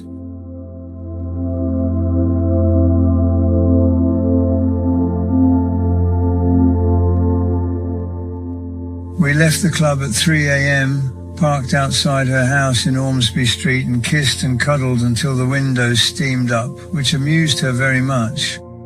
We spoke of love, and I told her how I was fighting to reach a life of glamour and bright lights. I was proud of my East London roots, but it was a jungle that I wanted to get out of, and I wanted her to share my journey towards a better life. My mother and father treated her like a daughter, and if I had to be out on business, she was quite happy to sit talking and drinking tea with them. Frances and cousin Rita also hit it off, and they would spend hours shopping in the West End.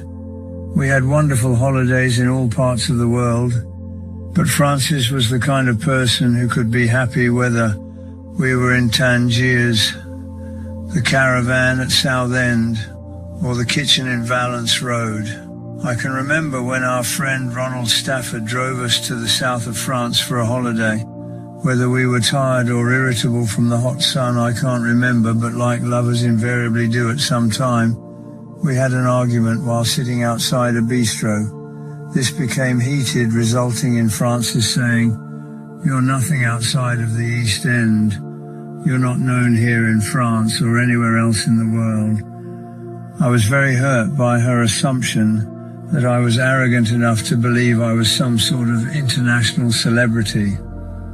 Our tiff soon passed, but I slight very easily, and her words had the effect of spurring me on towards an ambition to be known in a circle much larger than my own.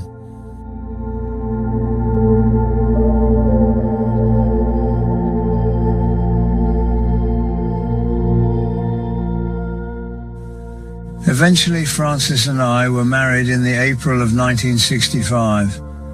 This was in St. James the Great Church in Bethnal Green, known as the Red Church because of its red brick facade. An interesting fact about this church was that to encourage people to get married, it did so without charge. Once the ceremony was over, the couple were given a loaf of bread and sixpence. When it was our turn, we didn't have to pay, and the bread and coin had long been abandoned. Just over 2 years later, I buried Frances at Chingford Cemetery. My beautiful, innocent wife was dead, and part of me died with her. Our few years spent together were in the main happy, but like many young lovers, we had our differences. She never really took to the club scene, which was my livelihood, but would rather spend time at home or with my family. I think she resented the time I had to spend on my many business dealings. At the same time, Ronnie never took to her in the way I would have liked him to have done.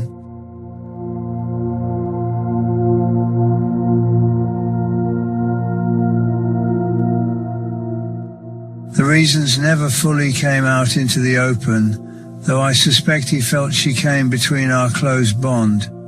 Certain personal details came out at her inquest, and all I can say in my defense is that I put her on far too high a pedestal. Instead of accepting she was an ordinary, if remarkably beautiful girl, I viewed her with an almost ethereal quality, which possibly put a strain on this sensitive person.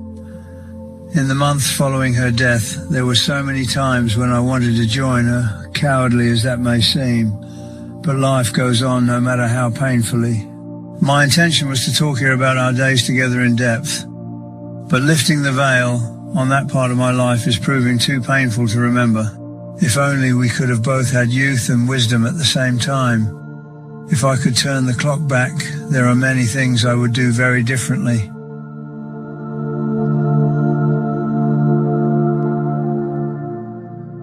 I fell out with Frankie and quarrelled many times with Frances's parents, which in hindsight was very sad.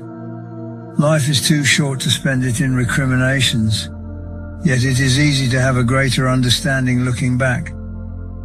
Frances was a lover of poetry, so I'm sure she would appreciate the words of compassion, love and friendship as written by the Prophet Khalil Gibran. His work and the sentiments he conveys are among my favorite writings. A short verse he wrote reminds me so much of my parting from her. When you part from your friend, you grieve not, for that which you love in him may be clearer in his absence, as the mountain to the climber is clearer from the plain.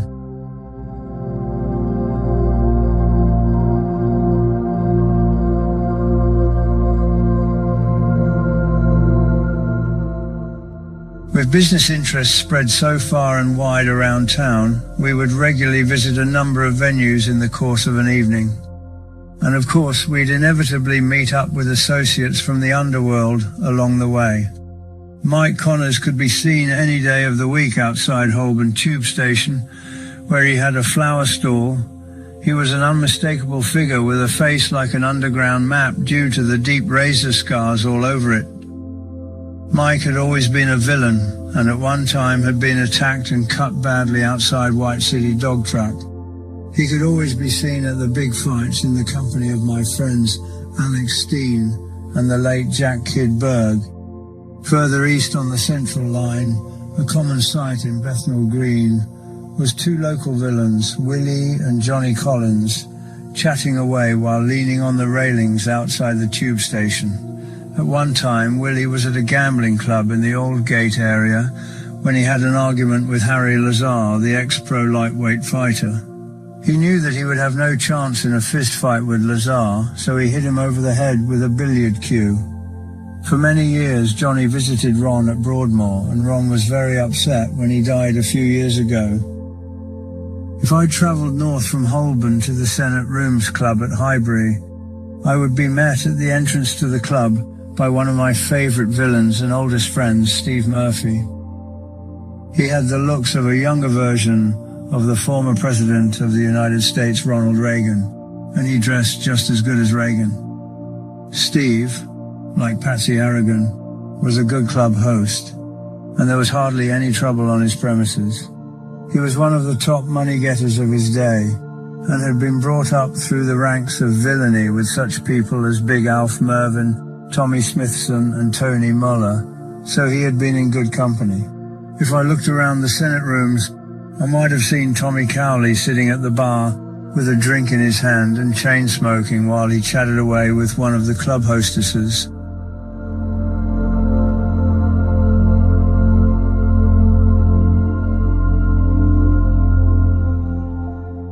Tommy was another good friend of ours and was given a 9-month sentence for harbouring Frank Mitchell after we'd got him out of Dartmoor prison. Tommy was about 5'6" in height and slightly built. He had ginger hair and was a neat dresser. He was a compulsive gambler and spent most of his time in gambling spiels. Later on, he would spend 4 years behind these same walls here at Maidstone. Further east again, if I took a drive over to Queen's Public House on the corner of Upton Park at any time in the 1960s, I would expect to see gathered at the bar a group of men who called themselves the Upton Park Mob. They would all be there: Jimmy and Georgie Woods, Porky and Dickie Bennett, Little Jackie Reynolds, Ted Machen, Ted and Billy Robbins, and if it was a good night, the villain's villain, Billy Hill, would be there.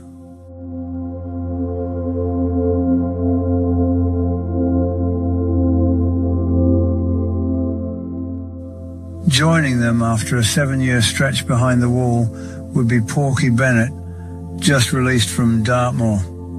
He had been convicted of razor slashing someone and demanding money with menaces from Chinese restaurant owners in the area of Pennyfields in Chinatown. Porky would be immaculate in a single-breasted suit, waistcoat, white shirt and dark tie, and topped off with a smart trilby hat that would have graced a gangster movie. Terry Robbins would be wearing a smart raincoat and a checked cloth cap. Jimmy and Georgie would look their usual immaculate selves, and dangling from Jimmy's waistcoat would be a gold chain with a neat pocket watch attached. Little Jackie Reynolds would be sitting at one of the tables in the corner of the bar, and one couldn't help noticing that he had a jagged scar on the left side of his face. His alert little brown eyes would be taking in all that he saw. Travelling around our manor wasn't always just meeting up with associates. Occasionally we had to step in and sort out the trouble. It was during this period that we had a gambling club at Wellington Way, back towards our manor in Bow Road.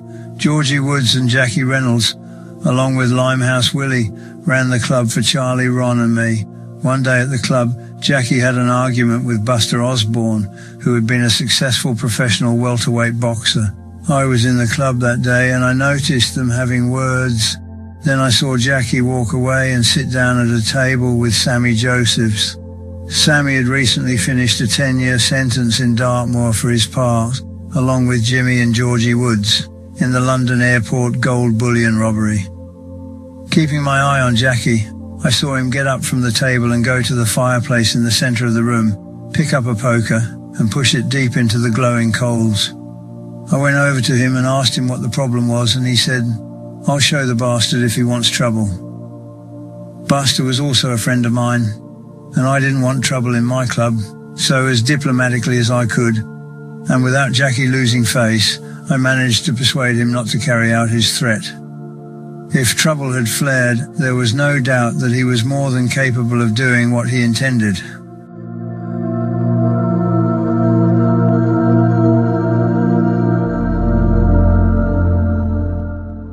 Crossing the Mile End Road and heading north, I might stop at the Spread Eagle pub on the corner of Shoreditch, the pub used by Alfie Allpris and Nobby Clark. Alf was over 6 feet tall and broad, while in contrast, Nobby was quite short. Nobby had served a couple of sentences for theft and violence, and he was a friend of Frankie Fraser and Johnny Collins. Alf, whom I shared some time with in Parkhurst, carried a lot of weight in criminal circles and was respected by all. Of course, Soho was a glamorous destination at the time, and we'd often end up there. Sometimes I would go to a club run by Peter Gillam and his brother and have a drink with my friend Alfie Gerard. Alfie came from Canning Town and was well known all over London for being a good gunman. One time he'd pulled a shooter on Buller Ward when they had a flare-up while drinking in a club down the Meat Market. This was not a liberty on his part, as Buller himself was a very capable villain and hard man. In fact, I had a run-in with him myself at the Regency Club. We had a disagreement that ended with me giving him a right-hand punch on the chin. As he staggered back, I pulled a German flick knife out of my pocket and cut him across the side of the face, opening his face up from the corner of his eye to his mouth. Looking after my interests, Roy Nash, who was in the club at the time, bolted the door to stop anyone leaving and perhaps calling the police. There was blood all over Buller's royal blue suit and on the foyer carpet, but with the business done, I had him taken to the London hospital, where he needed 100 stitches to pull his face together.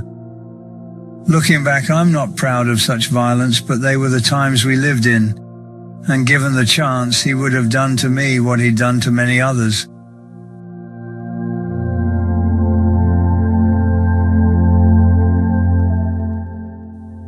Leaving Alf and the Gillam brothers, I would probably head for the Pigalle Club, just off Regent Street, to see Scotch Jack Buggy. He'd be sitting at a table close to the stage where Shirley Bassey would be captivating the audience with her singing. Jack was a very flash villain, and at one time he'd been given a 10-year sentence when he was convicted of shooting Big Charlie Reader in the stomach outside the Pig Ale Club. Charlie was lucky to live, but some years later, Buggy went missing and was never seen again. As I've said, memories are very long in the underworld.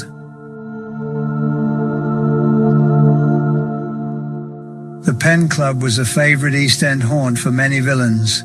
It was situated in an upstairs building in the vicinity of Spitalfields Market. During the early hours, the patrons would start to drift in with the assurance that genial company and a relaxed atmosphere awaited them. It wasn't renowned for being a trouble spot, in fact quite the opposite, which accounted for its popularity at this hour of the day. During one particular drinking session, an altercation started between the club owners, Jimmy Cooney and Billy Ambrose, and some customers who were not members. They were led by Jimmy Nash, who had 7 brothers. Jimmy was a well-known figure in the London underworld and had a certain reputation. He was of strong build, with a thick bull neck, and sported a short-cropped crew-cut hairstyle. Others in his party that night were Joe Pyle and John Reed. Reed was the son of a Croydon policeman, and like Pyle, had once been a professional fighter. Billy Ambrose was well known as an ex-middleweight professional fighter, and at the time he was on parole after serving a prison sentence at Dartmoor. He'd been sentenced to a term of 11 years for stealing a large quantity of gold pens from a warehouse, which explains how the Pen Club got its name.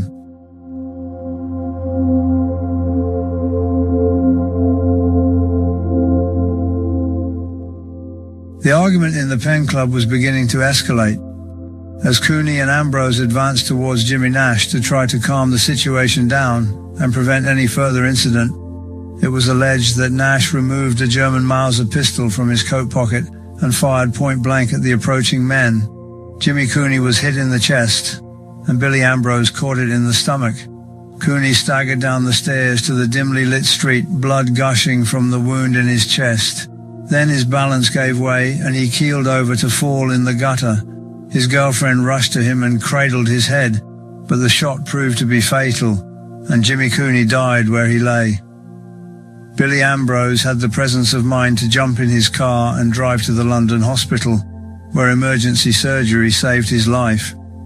The fact that Ambrose had kept his body in peak condition and was extremely fit and healthy probably contributed to his recovery.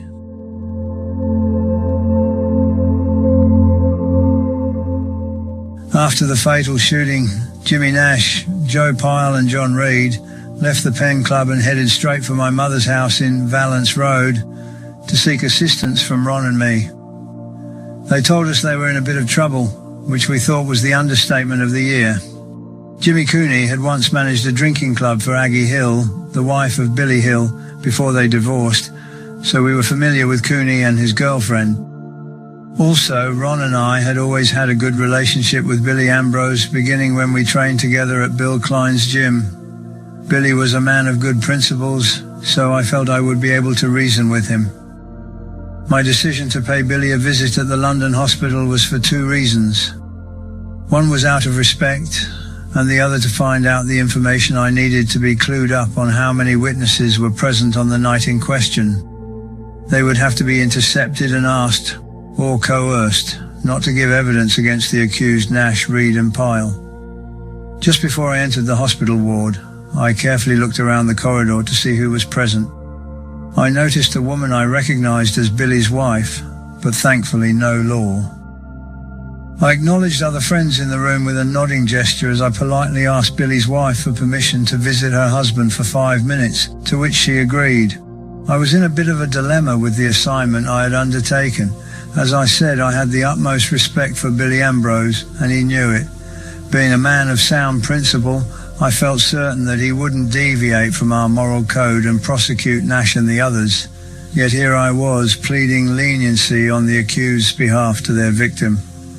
As it turned out, he didn't take my plea as a personal slight against him, and knowing that made my conscience a bit easier.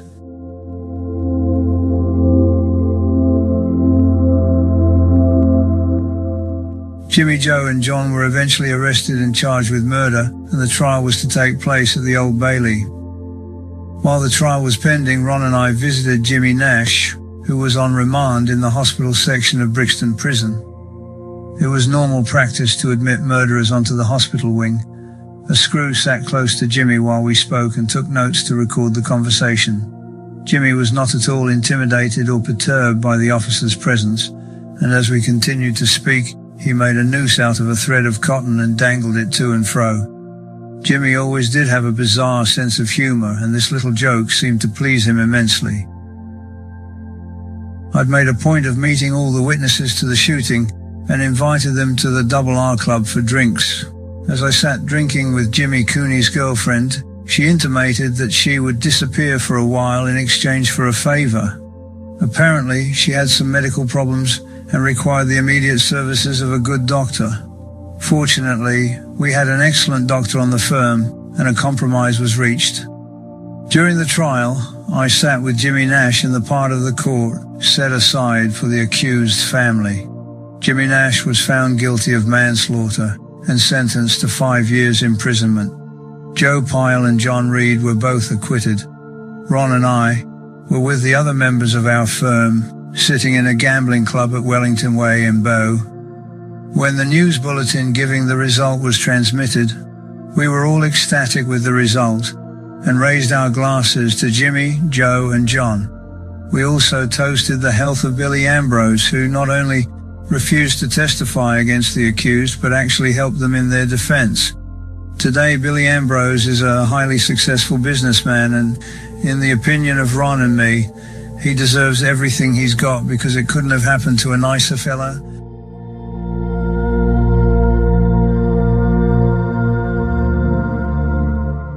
Our manor was home to people of many different backgrounds.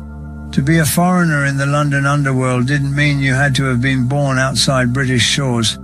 There were plenty of other people who felt out of their depth among us. Peter Jenkins, known as the Mayfair Playboy, was one such person. He had been convicted of a jewelry robbery in the 1950s that took place in a hotel in the Mayfair area. Jenkins and his accomplice had booked into a Mayfair hotel under false names and then phoned a jeweler and asked the manager to bring a tray of valuable rings to them in a briefcase at a specified time. He took the tray of rings out and displayed them on the table in the hotel room so that they could look and select an engagement ring. When the manager placed the jewelry on the table, they did not hesitate to bludgeon him around his head with coshes until he fell to the floor with blood gushing from his head wounds. They picked up the jewelry, placed the tray in a small case and left the hotel. Sometime later, Peter Jenkins was arrested with his colleague and charged with malicious wounding and robbery. They had been spending the proceeds in various nightclubs in such a way that they had drawn attention to themselves. When Peter Jenkins appeared at the Old Bailey in No. 1 Court, the gallery was packed with debutantes and society people. They had come to see their fallen member even though he was disgraced. Jenkins and his co-accused were sentenced to 7 years penal servitude.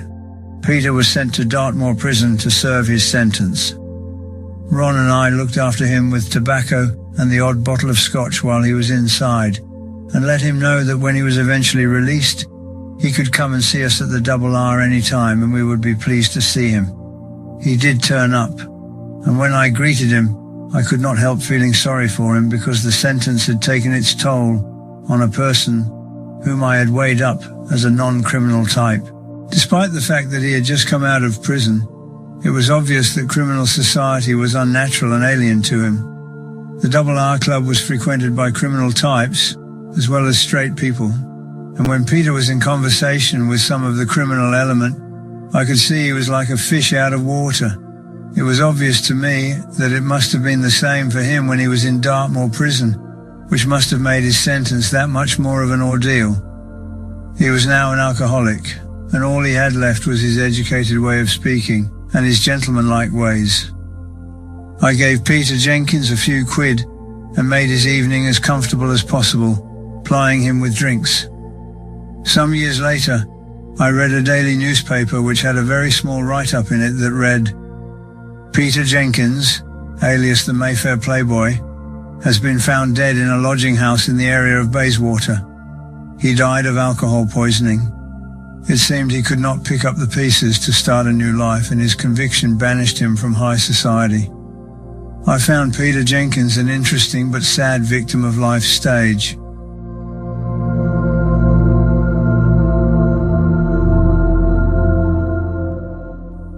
Peter Jenkins wasn't the only unlikely character to be found in the East End. Not everyone in the East End of my youth had British heritage, even if this wasn't immediately obvious. Take Albert Dimes, for instance. Albert, whose real name was Alberto Di Maio, was a central figure in the Soho area, and yet his connections stretched well beyond the boundaries of the West End. He owned a betting shop there, and Henry Cooper, the former heavyweight champion of Britain, was often seen in his company. Because Albert was a regular fight fan and was present at all the main tournaments, he towered over 6 feet tall with sleek black hair and elegant, handsome features, all generated by his Italian heritage. He controlled the point-to-point meetings all over the country and always ensured that Ron and I had decent pitches at the courses.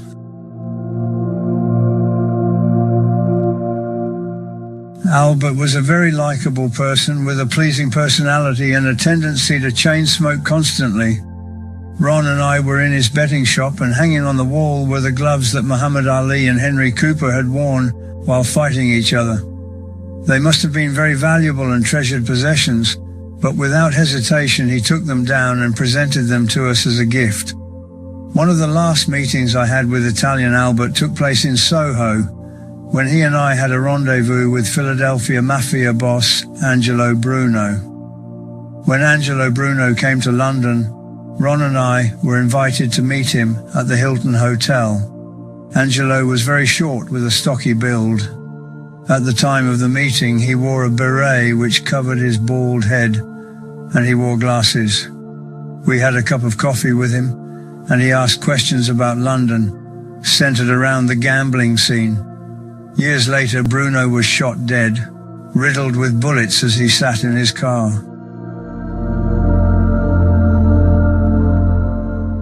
Ronnie and I often had visitors from overseas at our clubs, businessmen and villains whose influence was far greater than our own. One evening in 1966, I had a meet with some Americans in the Pigalle Restaurant Club in Regent Street. When I arrived, there were 4 Americans present. 2 of them I knew, and the other 2 were strangers. These people were men of respect, and I will never forget this particular night, as among this small group was a small-built, dark-skinned man of about 70 years of age.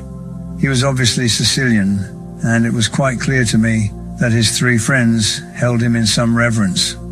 At one stage of the conversation, someone passed the cigarettes around, and I lit my lighter for one of the men who was to my left.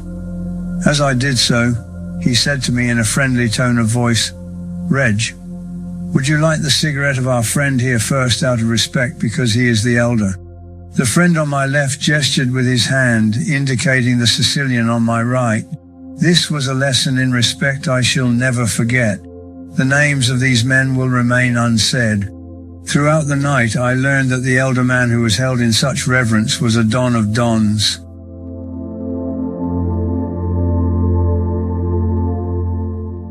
Some of the people around me at this time in my criminal career were men held in great respect. Many of them were fascinating storytellers about their own experience. I often used to meet one called Herb in a London hotel. We would sit and have a coffee while he told me fascinating tales. Sometimes I would get to the hotel early to join him for breakfast, and he would sit at the table wearing an immaculate white satin dressing gown of short length. One of the nicest people it has been my pleasure to meet was a man of respect whose first name was Joe. His city was Washington, D.C. He was a classy dresser, very mild-mannered, and wore smart tinted glasses. His fingernails were manicured to perfection, and he wore expensive jewelry without being ostentatious. Charlie, Ron, and I would meet Joe and his charming wife at the Hilton Hotel on regular occasions. He had come up through the ranks and was now recognized as a top man within the family. At one time, in his younger days, he had been convicted of knifing a man to death during a backstreet dice game. Another of our visitors was Tony Ducks Carrillo. He is now serving 100 years in a prison somewhere in America after being convicted of extortion. Tony was born in Brooklyn and was the main man in the garment industry. Tony was short and very thick-set, had a broken nose and a strong Brooklyn accent, and while he came across as a good person, at the same time, he was not someone to mess with. During the mid-1950s, he came to London and stayed in a flat in the Bayswater area, where he asked us to visit him so we could talk of things in general. They had also invited Tony Muller to join them, but Tony did not show up, and Tony Carrillo was not at all happy with him for this lack of respect. We were invited to go and see Tony Carrillo and be his guest in Brooklyn whenever we wanted to, and he said he would show us around New York. Much to my regret, we did not make the journey, though Ron did go to New York years later.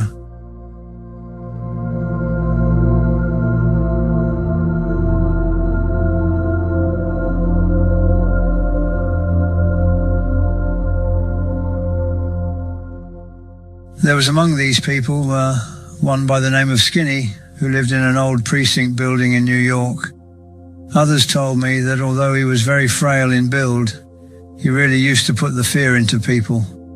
At one time, there was a world heavyweight fight champion who had not carried out instructions he had been given by the family. He was invited for a talk with Skinny in his car. They drove around the block a couple of times, and what was said isn't known. But when the boxer finally got out of the car, he was shaking so much that he could hardly stand. I relate this story to show that men of violence come in all shapes and sizes and are not necessarily big men physically.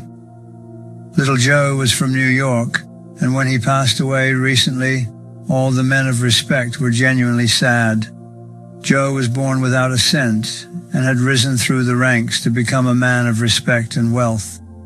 He always remembered his days of hunger and would give precious gifts freely to his friends. Just a few years ago, my brother Ron received a beautiful gold ring with diamonds, which Joe had sent to him at Broadmoor, all the way from New York. Eddie the Sicilian was another man of respect Ron and I were lucky enough to encounter. He had contacts all over the world in gambling, show business and fights. Eddie visited London in the mid-1960s, and during that time, Charlie, Ron and I made him welcome as our guest. He stayed in one of the best hotels in London, and we would meet in his room before taking him on a tour of the city for late drinking sessions. There was a large radiogram in his room, and he insisted on keeping it on while we discussed business, so that the music would drown out any conversation if the room was bugged. Perhaps his paranoia was well-founded, as Eddie was shot dead by 2 hit men in New York in his 40s.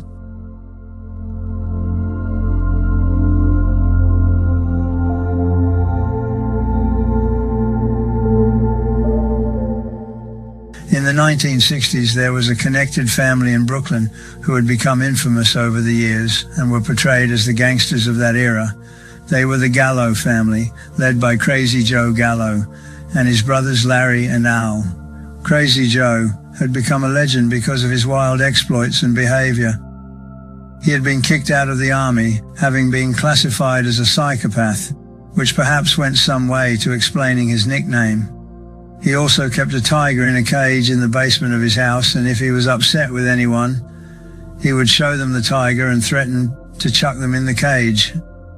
At one time, Crazy Joe heard that Billy Daniels, the singer who had made the song, that Old Black Magic famous, had been dating one of his girlfriends, a good-looking air hostess. He had taken Billy to see the ferocious tiger, and it was said that forever after, Billy Daniels never looked at an air hostess again, other than to order a quick gin and tonic. Larry and Al Gallo were also more than capable when it came to handling problems and people, but were considered mild in comparison with their brother Joe.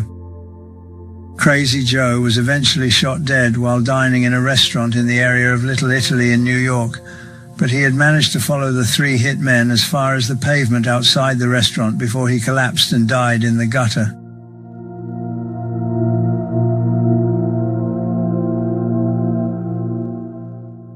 When Ron first went to New York, he and Joe Kaufman went to a small cafe situated in the Little Italy area. Outside the cafe, they were met by Edmondo, who was a dwarf and a mascot of the Gallo family, and their friend Tony Punchy Iliano. My brother Ron, who had no fear of people or situations, had gone to the cafe to seek out and introduce himself to Crazy Joe and his brothers. Edmondo showed Ron and Joe Kaufman inside and asked them to sit down at a table and wait while he went into the kitchen area of the cafe to make a phone call. A few minutes later, a group of people encircled Ron and Joe Kaufman, and one of these was Punchy Iliano. He asked Ron and Joe a few questions so he could check out their credentials. Eventually, after Punchy had checked them out, Al Gallo arrived on the scene and met Ron and Joe. Ron was told that Crazy Joe was not available, he was away on business, and Larry Gallo was in hospital dying of cancer. Ron arranged, as a sign of respect, to send Larry a basket of fruit. On his return, Ron made plans for Tony to be our guest in London, but this never came about because a little while after this, Ron and I were sentenced to life imprisonment. The legal system actually broadened our horizons at times, of course. In the year 1959, I had just been sentenced to 18 months in prison for demanding money with menaces. This despite the fact that I was completely innocent of the charge. I was sitting on a wooden bench below the court of the Old Bailey when the screws opened the door and escorted in a man who had also just been convicted. He introduced himself to me as Carmelo Messina of the infamous Messina family. He was short in height, swarthy, and was very polite. His birthplace was Malta, and Carmelo and his brothers were well known for running a call girl racket in central London during the 1950s. The family became multimillionaires through this. Carmelo told me that on his conviction, he was innocent, and the police from West End Central Police Station had convinced a prostitute to give false evidence against him, saying that she paid Carmelo from her immoral earnings, and on her word alone, he had been sentenced to 4 years imprisonment. I couldn't take his protestation of innocence very seriously, as the family business was an open secret, but I could sympathize with the method used to catch him. He was an interesting person, and when we arrived at Wandsworth Prison, I asked a few people to watch out for him, because though I disliked Ponce's, I looked upon Carmelo in a different light. He told me that living off the earnings of a woman was not considered immoral in his home country of Malta. Whichever way one looked at the Messina family, they were professional in the way they chose to make a living. Many years later, around 1967, Ron and I received a message from Carmelo saying if we could travel to Malta, he and his family had a proposition to put to us. This showed me that he had not forgotten my presence in those dreary days spent in Wandsworth. Ron and I never made the trip because sometime later we were arrested, which led to my present predicament. The Messina name has a place in the annals of professional crime and a place in my memory of the colourful 1950s and 1960s. And today, I still wonder what proposition Carmelo and his family had in mind.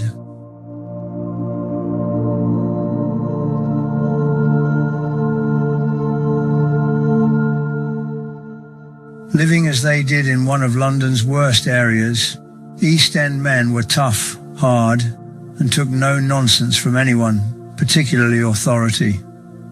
Ronnie and I grew up among such people.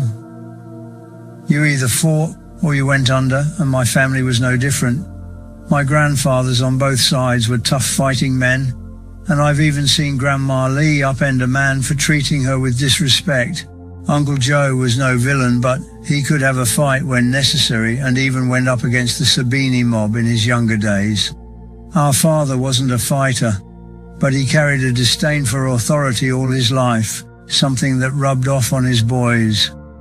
Our lives were populated with villains and those on the edge of villainy. It was the norm rather than the exception.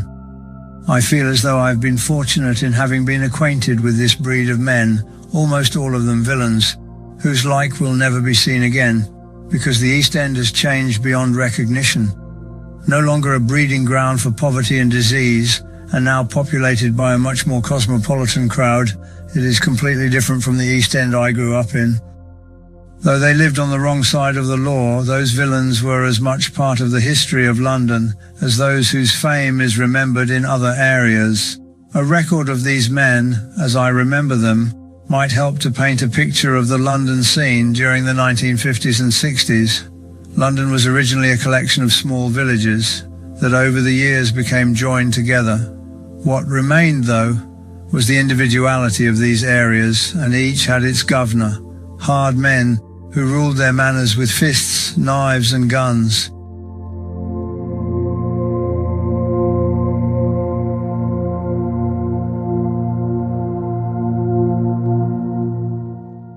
When I was in my 20s, the man I wanted to emulate most of all was the former boss of London's underworld, Billy Hill.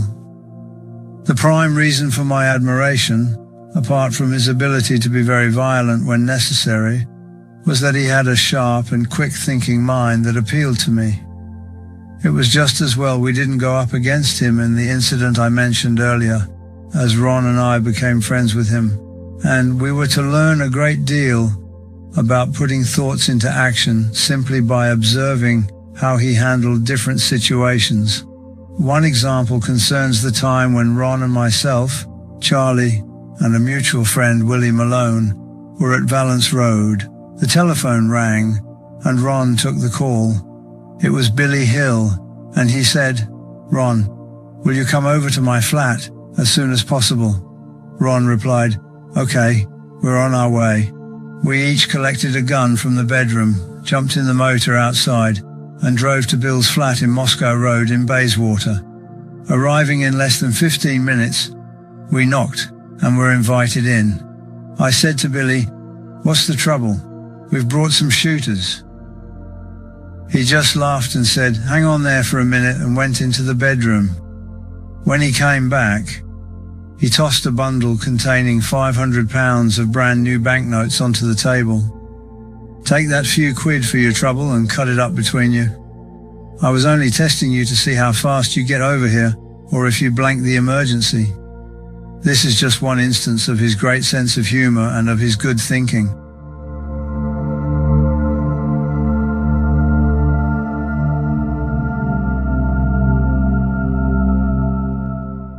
Another time, two fellas and I went to the 21 Rooms in the West End. The 21 Rooms was owned by the Meadow Brothers and was one of the most exclusive clubs in London at the time. I believe it got its name from having 21 bedrooms. On this occasion, we were refused admittance by the two doormen dressed in tuxedos. I struck one of them on the chin, and as he hit the deck, my two friends applied the same treatment to his partner, who quickly joined him on the floor. I immediately thought we'd be arrested for grievous bodily harm. Due to the fact that one of the doormen may have recognized me, I also knew that Billy Hill procured a nice few quid out of the 21, so this sort of thing didn't happen. Even though it was the early hours, I decided that the best thing to do was to see Billy, confess and explain the situation. He was at home when we arrived and invited us in. I gave him my version of what had happened and asked him if he could find out if any charges were going to be brought against us. To my surprise, Billy was not the slightest bit perturbed that we had floored the doormen at the club. In fact, his reaction was quite the opposite. He telephoned the owner of the club and said, "This is Billy. I hear you've just had some trouble, so I'm ringing to let you know I've taken care of it. Leave everything to me." Ending his telephone conversation, Bill replaced the receiver and seemed very pleased with himself. He took a roll of notes out of his pocket, handed me £300 and said, "Take that few quid. It would have cost me a lot more to have arranged such a commotion to ensure my services are still necessary." The point he was making was that he had turned disadvantage to advantage, and the next day he would probably receive £5,000 from the owners for preventing any further incidents. The probability of this seemed highly unlikely, as such an exclusive establishment didn't attract much trouble. Still, three tough guys from the East End had presented Billy with just the opportunity he needed to extort a few more quid out of the Meadows brothers. This was a classic example of how Billy could weigh up a situation and turn it to his advantage.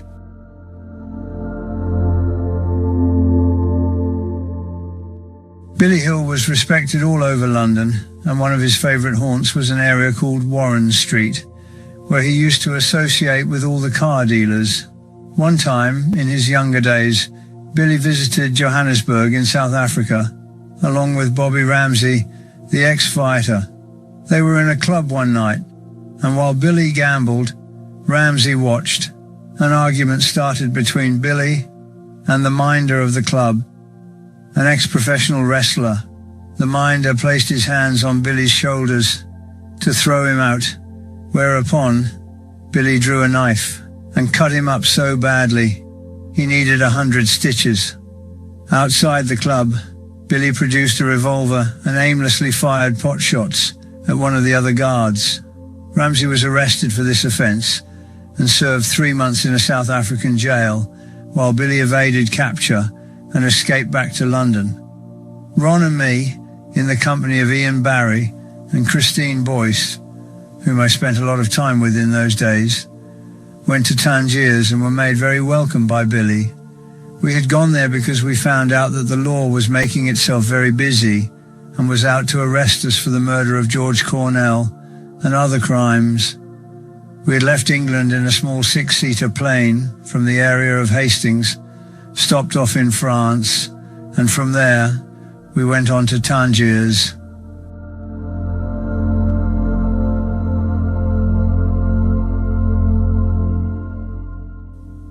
Billy Hill was a great host and would tell us of his exploits with the criminal fraternity. He told us of a big robbery he was involved in East Castle Street, where after hijacking a post office van, he and others had got away with $250,000 in cash. This robbery made headlines for the week, and the law didn't have a clue who had pulled it off. After lying low for a few days, Billy decided to move the cash to another safe house. He put the sacks in the boot of his car, headed away from his Bayswater flat, and broke down about a mile away. He got out of the car and, seeing a policeman on point duty, asked him to push it while Billy sat behind the wheel. The car eventually started, and after profusely thanking the policeman, he drove to Spitalfields Market to meet Slip Sullivan, who was waiting with a lorry laden with sacks of potatoes. They placed the quarter mill underneath the potatoes on the back of the open lorry, and then took turns to watch the load discreetly to make sure their hard-earned money was not stolen.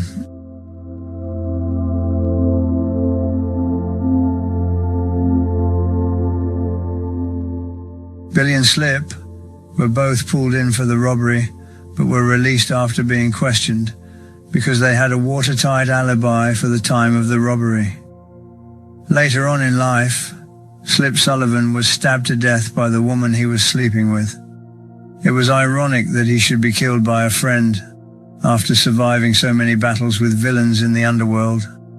Billy Hill was not only someone who taught us how to handle our business better, but he also introduced us to many people who would become very useful later on. One day, Billy phoned Ron and me and asked if we'd meet him at Pat Kennedy's pub, The Star, in Belgrave Square in Knightsbridge. He wanted us to meet Charles Da Silva. When we reached the pub, Billy ordered drinks and introduced us to Da Silva. Then he told us that Charlie Mitchell had been taking liberties with Da Silva by blagging money off him. He added that Da Silva would rather pay Ron and me money regularly rather than let Mitchell blag him. So would we mind him? We agreed and shook hands to bind the deal. We chatted for an hour or so and then left the pub, but not before we had agreed to meet Charles the following day at one of London's best hotels, where he had a full suite. He always lived in style and was booked into the hotel as a sheikh. Charles was born in Indonesia and had a tanned complexion, jet black hair, perfect white teeth, and good looks in general. He wore just enough jewellery and was a perfect dresser. He was known in criminal circles as the king of the conmen, and when he conned someone, it was always for an enormous sum of money.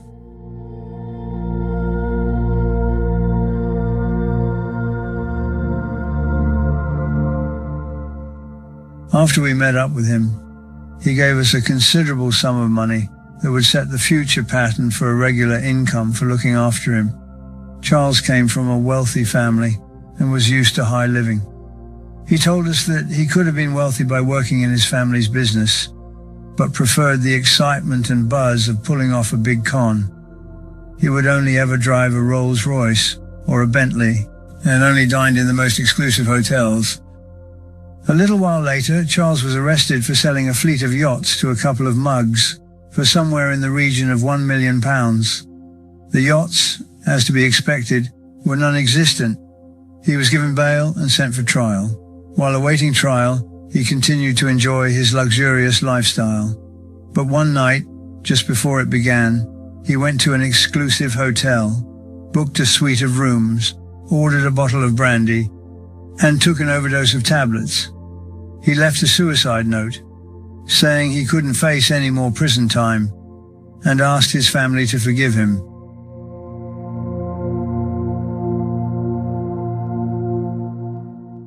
To me, Billy Hill was the epitome of what a professional criminal should be. He was not heavily built, but with a knife, he could be lethal. He was a smart dresser, a good host, and the best of spenders. He was born into a criminal family, and his early years were spent carrying out burglaries. Later on, he teamed up with Jack Comer, who was known as Spotty, for ventures into the black market and protection racketeering in the West End. Jack liked to think the Spotty nickname came from the fact that he was always on the spot. But the truth is, it came from the black mole on his face. Convicted of robbing a warehouse, Billy got the only prison term he would ever serve. Moving into smuggling from Morocco, where he had bought his wife Gypsy, the biggest nightclub in the area, he ended up as a property developer and retired from crime. I was greatly saddened when he died in 1984. In his last days, he became pretty much a recluse, dying a millionaire at the age of 73.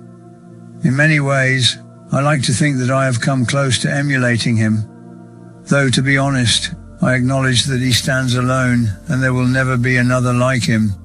I could say he was our mentor and taught us much of what would stand us in good stead in our rising future.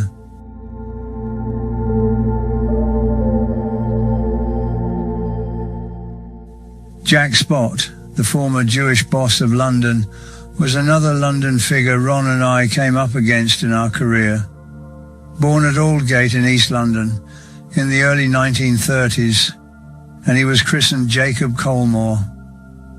In his younger days, he was a powerful figure of a man, with looks and features synonymous with Al Capone. He was very clean living, and abstained from taking alcohol or cigarettes, but he'd take the occasional cigar. Though he was very affluent, one of Jack's bad points was that he tended to be rather mean and was a liberal spender. Still, his fascinating personality cancelled out his frugality. Initially, Ron and I got to know him well in our early 20s when he gave us pitches at the races. In the early 1930s, when I was around 21, I travelled up to Manchester with Jack, accompanied by George and Jimmy Woods. Spot had arranged a meeting with the owner of a raincoat factory, and from this meeting he came away £4 richer. On the train journey back to London, he handed me £25. As a novice to the business, I accepted this paltry sum with some indignation, but held my tongue. Many years later, Jack opened a club in the West End, and for business reasons, I arranged for someone to set fire to it, the result being that it burnt to the ground. Despite this course of action, I still retained a fond memory of Jack's significant role during those early years.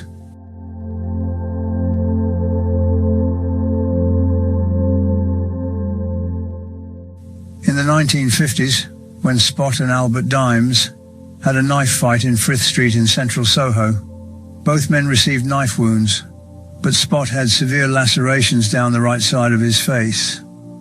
They were arrested, charged with causing an affray, and sent to trial. Two famous hearings resulted from this case, but each time the jury found Spot and Dimes innocent and acquitted them, regardless of the fact that both were cut to pieces. The entire episode was consequently known as the fight that never was. It was through Jack Spot's firm that Ron and I first became friends with Jeff Allen over 35 years ago.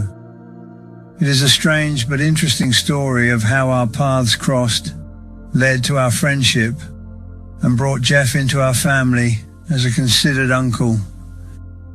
One particular night, Ron and I were sitting in the Vienna rooms drinking coffee, enjoying the social banter, when Moish Blue Boy, a recognized villain in Jack Spot's firm, came over and put a proposition to us. Do you fancy a ride in the country? I've found a mug farmer that I'm going to take a few quid off in a bent game of cards. He lives near Stansted Airport, so if you want to come for the ride, I'll square you up a few quid when I've taken his money.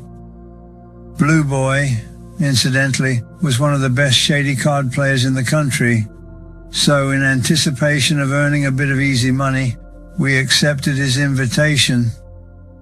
Accompanying us were Sammy Liederman and Johnny Stracey, both West End characters. John drove us to Bishop Stortford and eventually we pulled up outside a quaint little cottage. Jeff invited us in, and without any messing about, broke open a fresh pack of cards and suggested to Moish that they play gin rummy.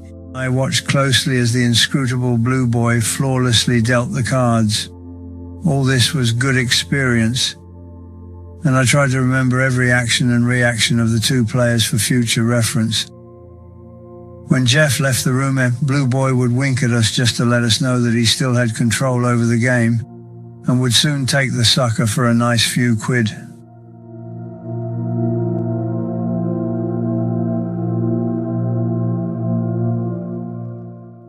They played continuously until the small hours, then called it a day.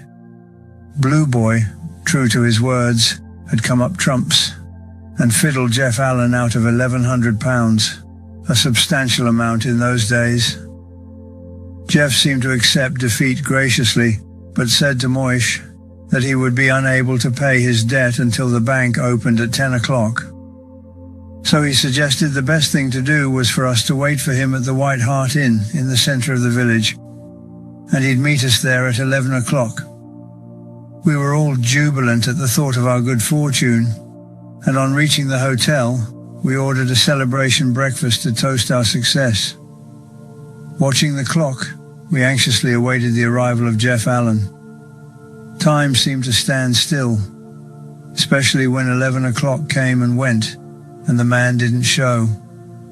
None of us were unduly suspicious of his delay, but as time went on, Moish decided to give him a call to find out what the problem was.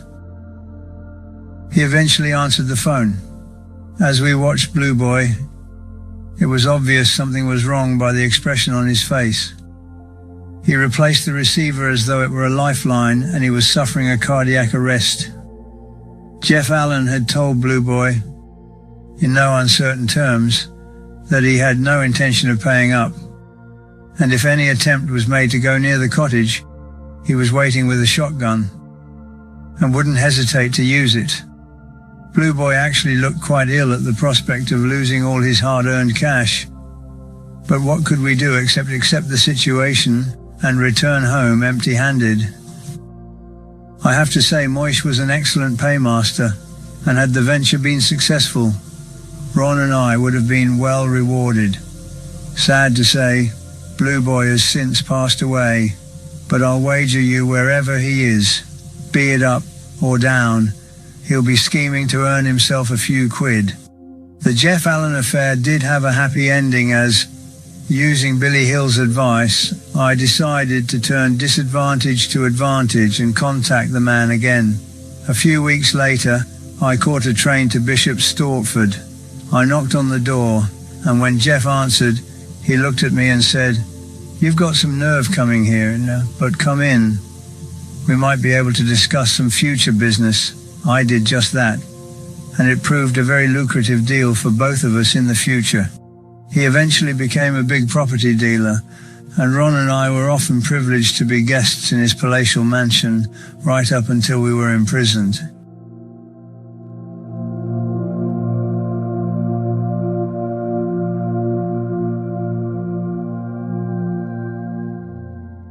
Another man that we were privileged to befriend was John Nash, about the same age as Ron and me. He originated from the Angel in Islington, and we have known him since we were 16. We first met in Shepton Mallet Prison, where all three of us were serving a term of army imprisonment. John was one of the best fighting men in the London area, and had the physique of an athlete and the looks and high cheekbones of the actor Jack Palance. One of 7 brothers, John and his family used to look after the Bagatelle Club in the West End, another favourite haunt among villains. John is also credited with having played a dominant role over the years in the changing scene of underworld politics in the capital. I was in Wandsworth Prison with him when he was serving 2 years for possessing a gun.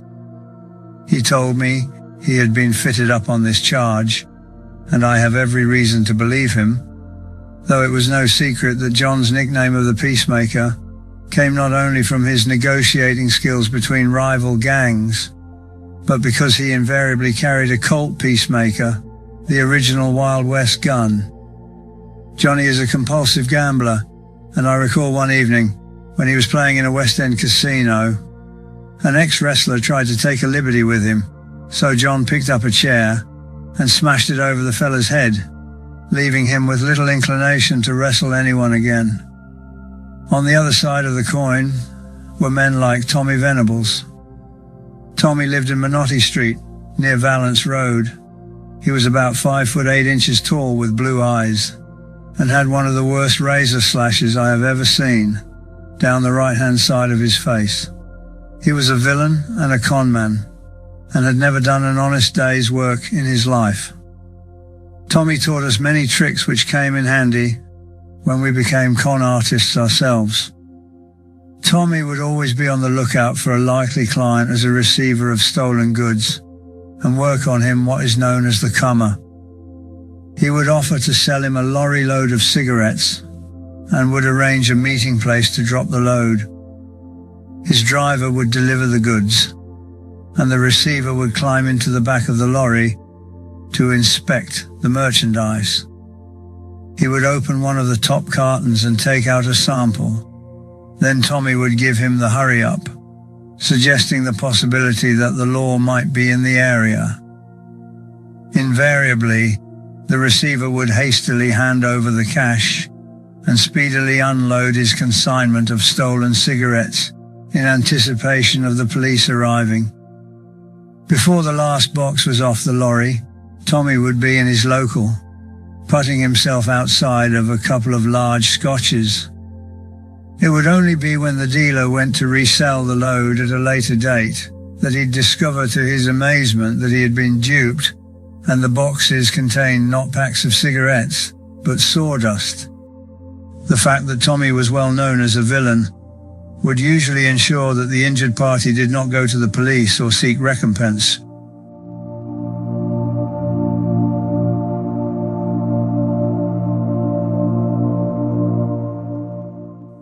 A favourite con trick that Tommy used, as did many others in the East End, myself included, was to go to the main dealer in snide rings, Red-Faced Tommy. He would give us the rings on credit with an understanding that we would look after him when a mug was found to buy one of the fake rings. Tommy Venables sold so many of these rings all over London that he was lucky to have only one scar down his face, because many receivers had a heavy on the firm to sort out anyone who targeted them as suckers. East End villains needed a lot of bottle to work as they did. Albert the Jar, so named because he sold so many jargoons or fake stones, would laugh his way out of any situation if any receiver caught up with him after being taken for a ride. Once he had their money, the suckers had no chance of retrieving it. But Albert was an amiable fella. and could charm his way out of any predicament others would regard as highly dangerous. His eyes would really sparkle after he'd got a result from conning someone out of a few notes. He had the con man's silver tongue. I have often seen him drinking and cracking jokes with someone he had duped, and you could guarantee, before they parted, Albert would have smoothed over any unpleasant atmosphere between them. He would say, "There's my phone number. Find me a customer for one of my jargoons and I'll cut you in for a few quid." The sucker would be so eager to get his money back that he would go along with Albert's scheme and feel quite pleased that he was going to be compensated. They would shake hands and part amicably. But this lifestyle eventually started to take its toll. One day, Albert was feeling under the weather, so he decided to visit our crooked doctor for some advice. Whatever was wrong with Albert, I can assure you that it wasn't his conscience playing him up, because he used to say to me, "Reggie, when you find a mug, squeeze him like a lemon, then leave him screaming." There's one walking over London Bridge every day. Anyway, Albert saw the doctor and said, "For some reason or other, Doc, my nerves are all shot up."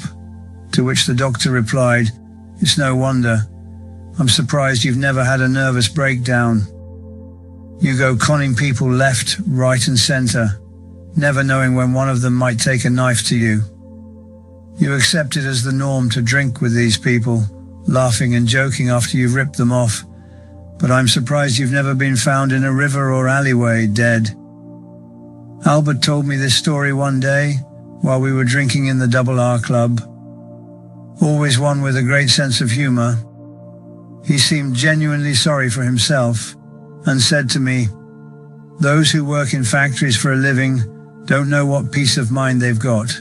Needless to say, Albert the Jar was one of my best customers at the Double R. John Hall was another one, an East End gunman, but he came to a bad end. John had been arrested and placed in the cells on many occasions over the years, triggering off a claustrophobia condition. These attacks became more severe each time, and consequently his hatred towards the law increased. One day, he was called into a police station for questioning. He was lucky this time and was released without charge for the time being. But back at home, John began brooding over the threat of further imprisonment, and in his confused state of mind, decided he had only one course of action. The following day, he walked into a police station, pulled out a revolver and shot dead the first policeman he saw, before turning around and walking out. He then went to a phone booth where he paused to make a call. A short time later, shots were heard, and John Hall lay dead with a bullet in his brain. The police reported suicide, but local opinion disputed the allegation. For some in the East End, prison was just a different way of life. Charlie Richardson and his brother Eddie, both from South London, were infamous as leaders of the so-called Richardson torture gang. Charlie and Eddie were eventually convicted of fraud, extortion, assault, and grievous bodily harm. They were sentenced to 25 and 10 years respectively. Ron and I first encountered Charlie Richardson in the army prison at Shepton Mallet, where we were all serving sentences. I later served time with Eddie Richardson at Leicester Prison in 1971. We were both in the security block and passed the time by playing table tennis together, while the tabloid newspapers still reported the feuding rivalry between the Kray and Richardson gangs. Years later, I met up with Charlie again at Parkhurst, and his sense of humour, which always appealed to me, had not been lost. When he finished work for the day in the prison workshop, he sought the comfort of his favourite armchair, refusing to move for anyone or anything. He even delegated someone to make him tea, and was content to sit there until it was time for him to be locked up in the seclusion of his cell.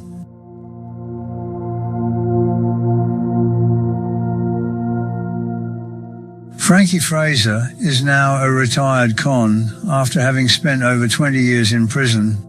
He acquired the alias Mad Frank due to his time spent in Broadmoor. Since his teenage days, he has been a force to be reckoned with in the criminal underworld, and until his retirement, he remained one of the top men in the London scene. He received a 15-year sentence for his part in the famous Richardson trials, and 7 years for his involvement in the Jack Spot attack. It's funny how times change, but if I met them today, I'd buy Charlie or Frankie a drink. It doesn't matter what the connection was. As we grow older, we miss those people we knew in our youth, probably because they were such a significant part of our past. In those days, there was a tendency to lose ourselves in complacency and simply allow ourselves to flow along with the tide of time, not realizing until we look back that we had drifted further than we anticipated, and our lives were drowning in dreams and memories.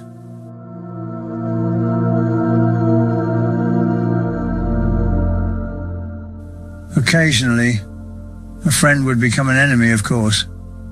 George Dixon from West Ham was 6 foot tall, with blonde hair, and his physique was complemented by extremely broad shoulders.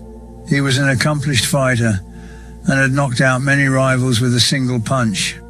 His brother Alan was an equally tough street fighter, and often the two would fight each other as furiously as they fought others. Both have marked faces from the many battles they were in during the 1950s and early 60s. But George and Alan are today smartly dressed and handsome men. At one time, George was in the Rising Sun public house in Roman Road when, in full view of everyone, a fella accosted him with a sawn-off shotgun. George calmly pushed the weapon aside, floored the fella with one punch, and claimed the weapon. Big George, as he was fondly called, has been hit on the head, had his face slashed, been shot at and served time in prison, yet still he survived.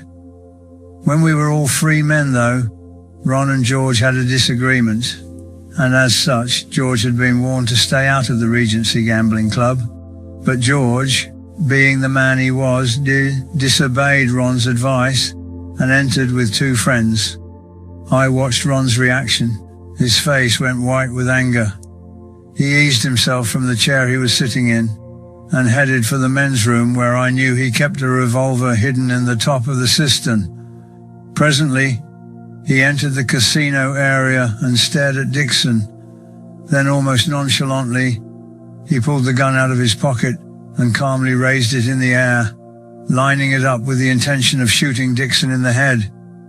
Acting on impulse, I grabbed the gun handle and caused it to fall to the floor. As it came to rest, I heard a click and shouted out a warning to Dixon, "Fuck off quick." George grasped the situation he was in, and he and his companions very quickly left the club. Ron and I then had an argument as to why I had interfered in his personal business. Later on, though, when he opened the gun, we saw the firing pin had put an indentation in the bullet, but for some reason it hadn't gone off. Sometime later, when they had patched up their differences, Ron presented George with the bullet to keep as a souvenir. And I heard that George wore it around his neck for many years. When Ron and I were convicted in 1969, the police concentrated their efforts on securing another conviction against George and Alan. They suggested the Dixons were trying to fill the void left by us in the local underground scene. They were convicted and sent down for 12 and 9 years respectively.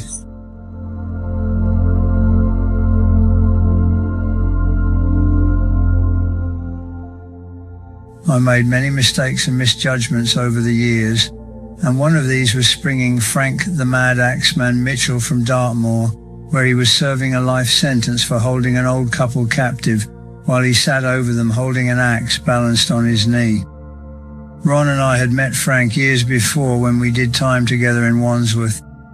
He was a big, powerful man whom no one could control, mainly because he had the mind of a child, and like a child, if he didn't get his own way, he'd kick off and with someone of his size that caused many problems for the authorities, so much so that they shoved him into Broadmoor and Rampton on a few occasions. But he was a likeable fella in a childish sort of way. After we'd done our time in Wandsworth, which had only been 6 months for GBH, Ronnie kept in touch with Frank. Or, more to the point, Frank kept in touch with Ronnie. Letter after letter arrived at Valence Road, and because Ronnie was no letter writer, most of the time it was Mum who answered them. They were all mostly in the same vein, with Frank complaining that the Home Office would not give him a release date, which all prisoners want, because it gives them something to work towards.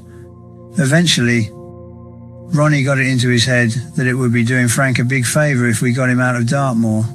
At one time, if you were a mental patient and got out of the hospital and stayed at large for some time without getting into trouble, the authorities that had put you there had to reconsider your position. I'm sure this was in the back of Ronnie's mind, though the same does not apply to a prisoner on the run.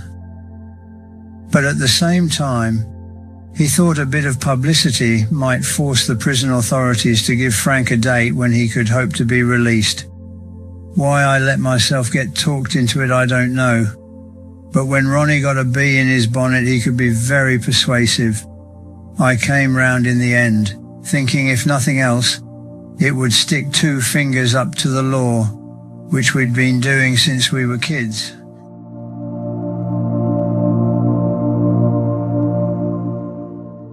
Getting out of Dartmoor was not quite accurate, because most of Frank's days were spent outside the walls anyway. It seemed the screws found him a lot easier to control if he was left to his own devices, and that meant allowing him to wander around on the moor and even pop into a local pub with a screw keeping an eye on him, so lifting him would be no problem. To set the plan in action, I got the old-time boxer Ted Kid Lewis to offer to go into the prison and give a talk while showing boxing films. The governor loved the idea, and of course, I stuck a hat on and a pair of heavy glasses and accompanied Ted in disguise. This gave me a chance to have a word with Frank and fill him in on what we planned. A week later, I sent Albert Donahue, Mad Teddy Smith, and Billy Exley to pick Frank up at a pre-arranged location. It was as simple as that, and in no time, even before he was reported missing, he was safely inside the flat of Lenny Dunn in Canning Town. Apart from Ron and me being pretty busy, we'd heard that Frank was making a fucking nuisance of himself, so we didn't go round to see him. We'd done what we'd set out to do, and as far as we were concerned, that was that. We heard he wanted to go up west to find himself a girl, and we couldn't let that happen because without a shadow of a doubt, being as conspicuous as he was, he'd have been picked up in 5 minutes. So we arranged for one of our girls from the Winston Club, Lisa Prescott, to go round to the flat and keep him company. That kept him quiet for a while, but then he started complaining that he wasn't being shown respect because we weren't spending time with him, and he was bored in the flat.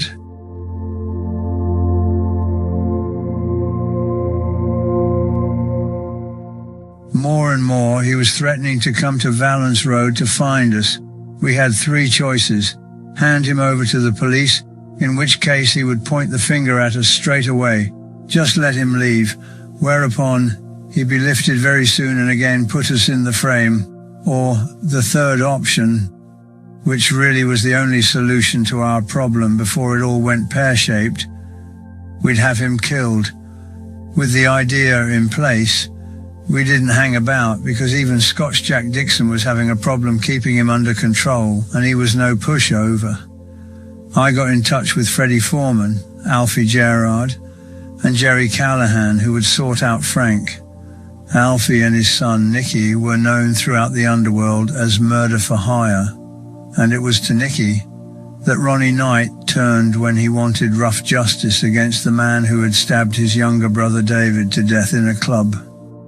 Nicky did the business for £1,000, paid to him by Ronnie Knight, but later on was himself shot dead.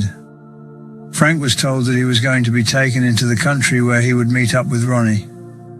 For a while, he was quite happy with the thought of getting out of the flat, but then he kicked up and said he wouldn't go unless Lisa went with him. It was explained to him that she would have to travel in a separate car in case they got stopped. He accepted that and couldn't wait for the off. It was dark and raining when Albert Donahue led him downstairs to the waiting van. He opened up the back doors and Frank settled himself on the right-hand side wheel arch in the back. Before the van drew away, Alfie and Freddie pulled their guns out and shot him to death. A tough guy until the end, they had to shoot him more than 10 times before he finally slumped to the floor. His body was later taken out into the deep fishing lanes of the English Channel, wrapped up in chicken wire, weighted down, and thrown overboard. Soon after, Alfie took off to Australia, and the law never followed him, even though his name popped into the frame.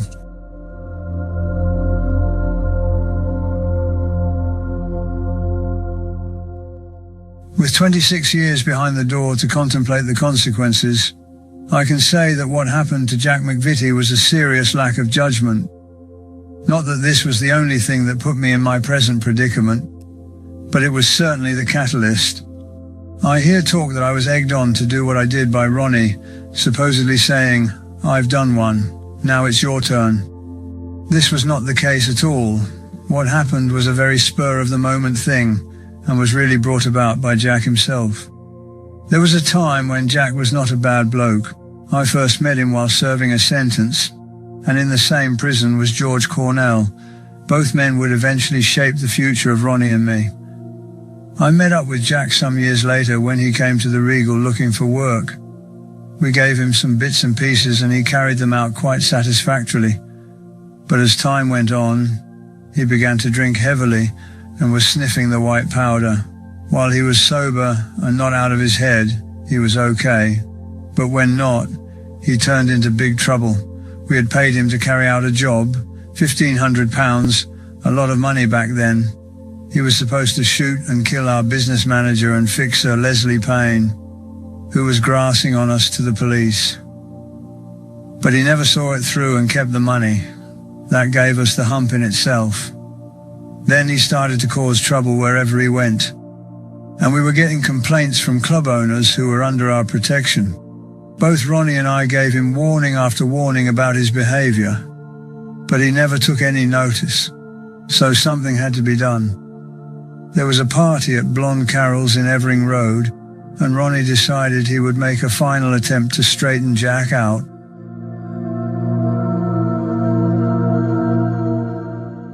So it was arranged for him to be invited to the party. He turned up very drunk and belligerent from the start. By now, Ronnie, whose moods and plans could change in a moment, had decided he didn't want to talk to him and told him to fuck off out of it in no uncertain terms. This didn't please Jack, who stormed around the room shouting, "You can't fucking well treat me like this," all the while punching his fist into his open palm. When he smashed his fist through a window, I'd had enough. I pulled a gun out and aimed it at his head. It didn't fire. I made another attempt, and the same thing happened. So with Jack by now throwing punches, I picked a knife off the table and stabbed him 2 or 3 times until he was lying still on the floor. He'd had every opportunity to leave the party, but such was the man. He would not be told what to do. If he'd gone when Ronnie ordered him to, that episode in my life would never have happened, and perhaps I wouldn't be where I am today. Ronnie and I left immediately, and the last thing I remember is seeing Chris Lambrianou crying at the top of the stairs. Brother Charlie, who was in bed at the time of the killing, had nothing whatsoever to do with what happened other than that he came round after we telephoned him in a panic. We often fell back on Charlie as the voice of reason when things got a bit out of hand, and he paid a heavy price for trying to help his brothers. Charlie served 7 years, and the Lambrianou brothers, Chris and Tony, were both sentenced to 15 years. Another friend, Freddie Foreman, whose drinking club in the Old Kent Road I was a frequent patron of, was convicted of being an accessory after the fact to murder and received 10 years. Both brother Charlie and Freddie were convicted on the evidence of Ronald Hart. Later on, Freddie was in Leicester prison at the same time as Eddie Richardson and me, and we all trained together in the gym. This one incident was to bring our lives tumbling down like a pack of cards. Whether we'd have been pursued by the law quite so strongly if it wasn't for Jack, I don't know, but shortly afterwards, everything began to unravel and we were arrested. Little did I imagine at the time that 26 years later, I'd still be locked up and writing about the incident that brought it all about.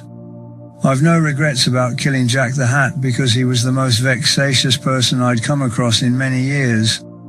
I do regret that perhaps with a bit of forethought, it need never have happened. But in the heat of the moment, everything goes out of the window.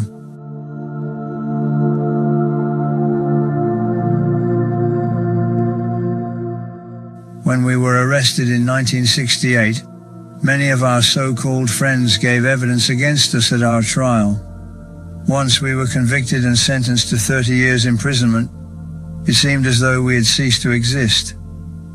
Every week we looked for letters or some other form of contact from people we had known for years, but nothing came. And eventually we gave up and accepted that out of sight meant out of mind, even to close trusted and respected friends. It was a long time before we found out that the Regional Crime Squad had threatened all those, other than family, that if they continued in support of us, they could end up in prison themselves. Big Tommy Brown, our old friend the Bear, was one of those people, and that great man was to die, still hurting from the thought that he had let us down. Only recently, I received a letter from an old friend who had not been in touch in all the years I had been away.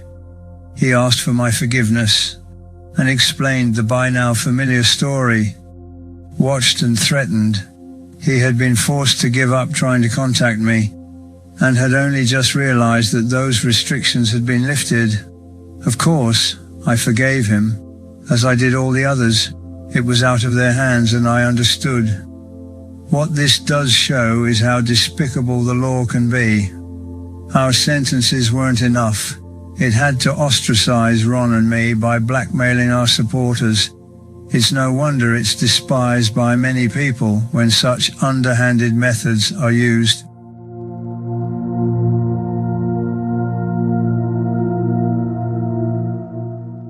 For 17.5 years, I was classed as a Category A prisoner and held in high-risk security.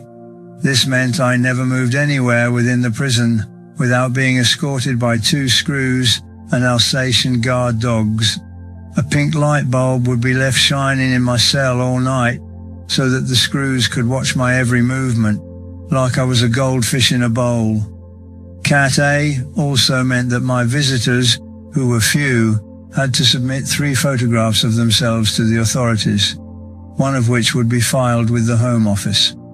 The police would also visit the intended visitor at home to question and vet them. If they had a criminal record, their application would be refused. These rules even applied to my parents. Lord Mountbatten introduced this action, and at first, myself and other prisoners went on hunger strike against these stringent regulations, but it was to no avail. Cat A rules still apply today throughout the prison system, and in my opinion, they are not necessary beyond 4 walls. They create a prison within a prison. With the exception of Harry Roberts, who received 30 years in 1966 for shooting 3 policemen, I spent longer than anyone else in this category. It's a double punishment, created to make communication difficult between the prisoner and his visitors, rather than the prevention of escapes.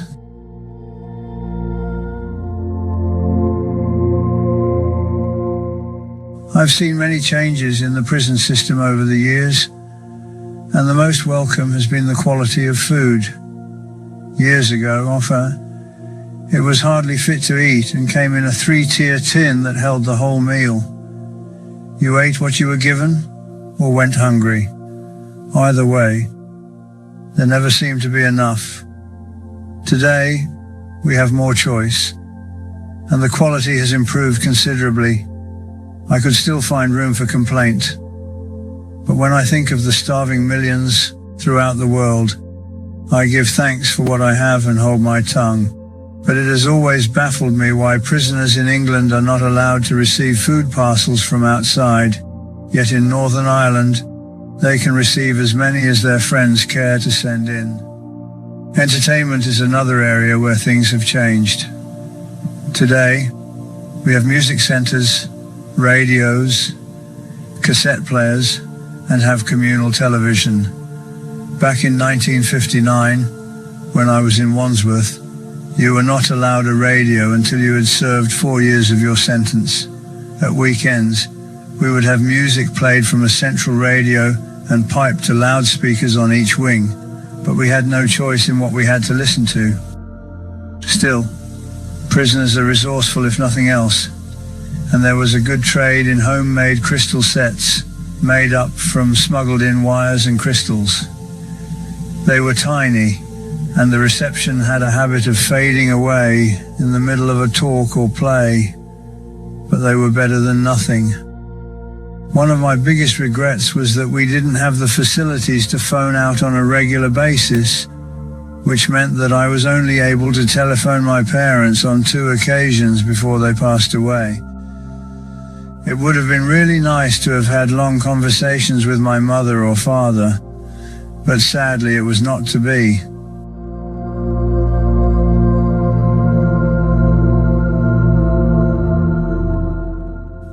Today, all prisons have telephones installed, and these are used with phone cards. Some prisons restrict the amount you can buy, while others allow the inmates to buy as many as they can afford. They have become as much a part of prison currency as tobacco. When I was at Blunderston, which had restricted cards, I would get extras by getting other inmates to supply me on credit. Later, I would have the money sent in, or paid to an address outside. There were never any problems, as my name guaranteed any credit given. In fact, to show how good my name is, shortly after arriving at Maidstone, I was given £60 worth of cards that had been sent down on credit from a friend in Blunderston. With this system, trust has to be earned, and I am proud that I have the confidence of others. Wages at the moment are minimal, yet if they were paid what their day's labour is worth, it might allow them to put something aside for when they are released. At the moment, an inmate might spend a year in prison and go out of the gate with the paltry sum of £50 to survive on. Immediately, he is in dire straits, so he reoffends and is soon back inside. Also, a lot of unrest could be avoided if, like in Holland, Belgium and Sweden, we were allowed conjugal visits, better amenities, and TV in our cells. Before anyone suggests that this would make an inmate's life too soft and almost worthwhile to be locked up for, consider the crime rate in the countries I have mentioned. I have studied the figures and can assure you they are far lower than in Britain, which speaks for itself. Strangely enough, I have observed a change for the worse in the way inmates dress over a period of 18 years. When I was on remand in Brixton Prison during 1968, I couldn't help but notice how well dressed the remanded prisoners were as they walked round and round in circles in the exercise yard. From Brixton, I was moved to Parkhurst on the Isle of Wight to begin my prison sentence. I served 18 years there until I was shifted to Wandsworth on what is called a laydown. It means you are banged up for 23 hours a day, 7 days a week. This is a punishment without reason, and even if you manage to force a reason out of the system, it makes no sense and is utter rubbish. I had to put up with that for a month before being taken to spend another month on the ground floor prison block. Pulling myself up by the bars, I looked out into the yard, and there were the remands. A different lot after 18 years, but still circling around and around. gone with the smart clothes and suits. In fact, the lot of them looked like tramps with their tatty jackets and scruffy shoes. I couldn't believe how things had changed so drastically from my days when a man was proud of his appearance.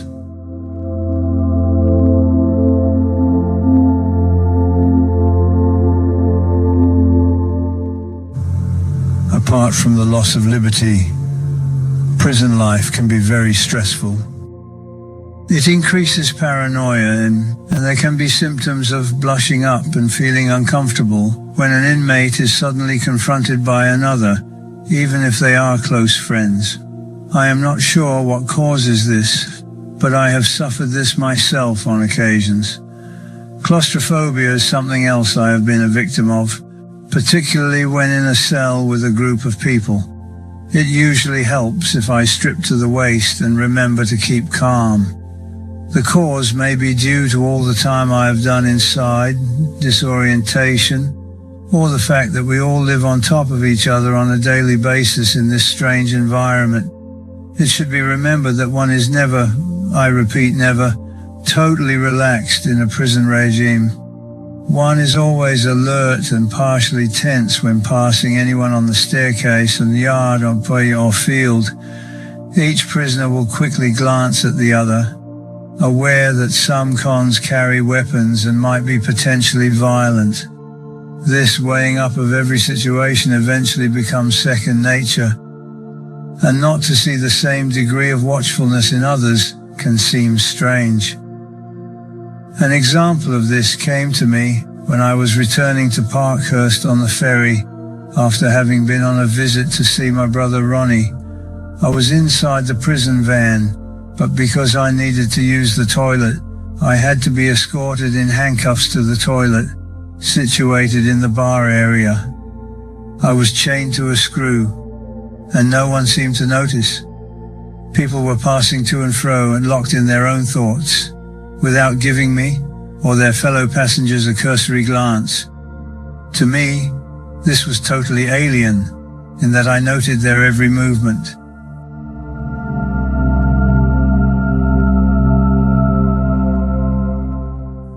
My visits to Ron take place every 3 or 4 months, and though the distance is shorter than it used to be, the journey is no less arduous. I am taken from Maidstone to Broadmoor in a Cat A security van and handcuffed on the 2-hour journey. I am not happy with this arrangement, for I would pose no threat of escape if they allowed me the small comfort of traveling in a car.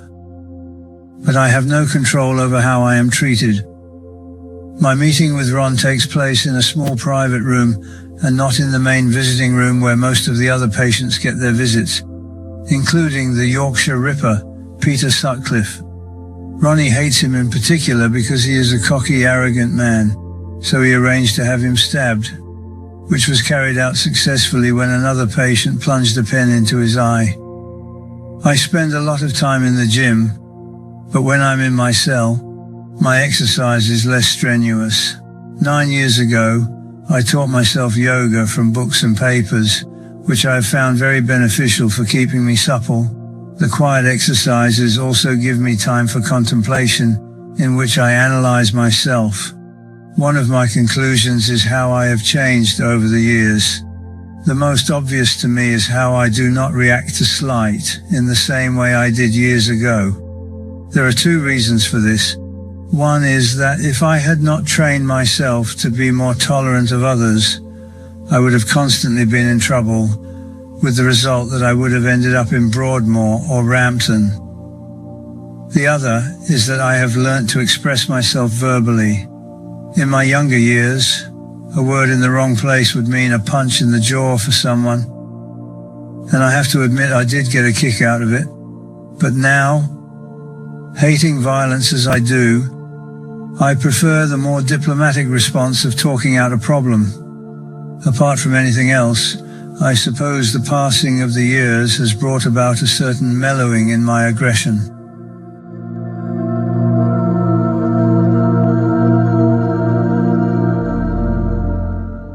A lot of people write to me, but it is difficult to reply to every letter I receive. They run into hundreds and have earned me the title of Censor's Nightmare. Many are from friends, but more are from total strangers offering their support in my plight against what they see as my unfair length of sentence. These supportive letters come not only from all parts of this country, but as far away as America, South Africa, and Australia. I am grateful for every one of them, but as it is physically impossible to answer all of them, I pass some on to other inmates so that they can contact the writers. It's amazing how many lonely people there are in the world today. This lends truth to the old adage that it is possible to be lonely even in a crowd. Sometimes I feel like the director of a Lonely Hearts Club, as I have introduced 3 or 4 pen pals who have gone on to marry each other. Weekly visits are something I look forward to, and I'm fortunate that many celebrities make the effort to come and see me. Some of them are from the world of boxing, like world champions John H. Stracey and John Conte. Until his death a few years ago, Jack Kid Berg, the world champion, often came to see me with my friend Alex Stain, the boxing promoter. Jack was a wonderful character and would amuse us by showing his skill at removing someone's wristwatch without them knowing it. There's always been speculation about a conflict between the Richardsons, Frankie Fraser, and the Krays, but recent newspaper reports of a visit to me by Charlie and Frank have hopefully put the matter to bed. I spent one of the best visiting periods with them I can remember. The sincerity and warmth of friendship was paramount as we laughed, joked, and talked of the past. These men have both got a great sense of humor, and I hope I meet them again soon under better circumstances.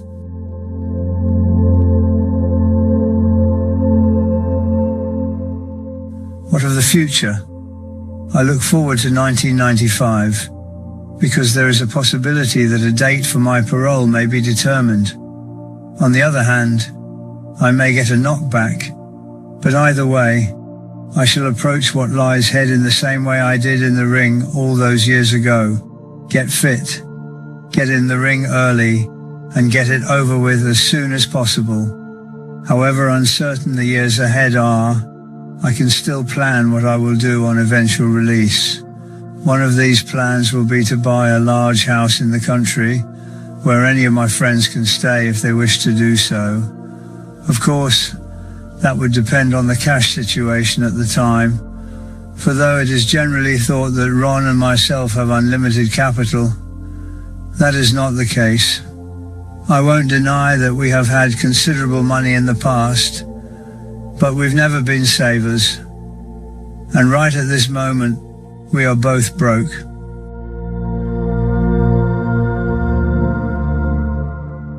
I have to say, I've enjoyed going through the memories of my past with you all. It has given me a chance to visualize old friends and family and walk down roads I have been prevented from doing due to my present incarceration. It has been an emotional journey peopled as it has been by so many who are no longer with us.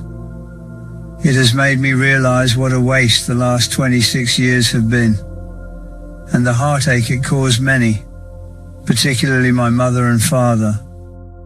Last night, I dreamt I was going to a drinking club.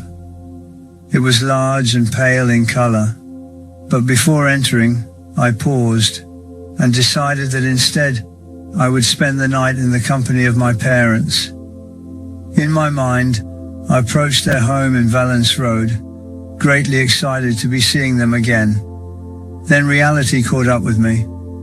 I woke in my cell here at Maidstone feeling bitterly sad as the harsh fact swept over me that they are no longer with me.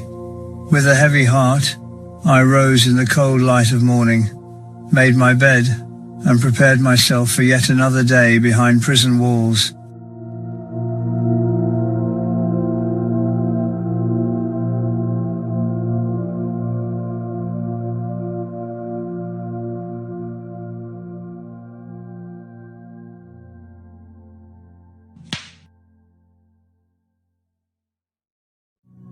Thank you for watching. If you enjoyed the video, please join our Facebook group.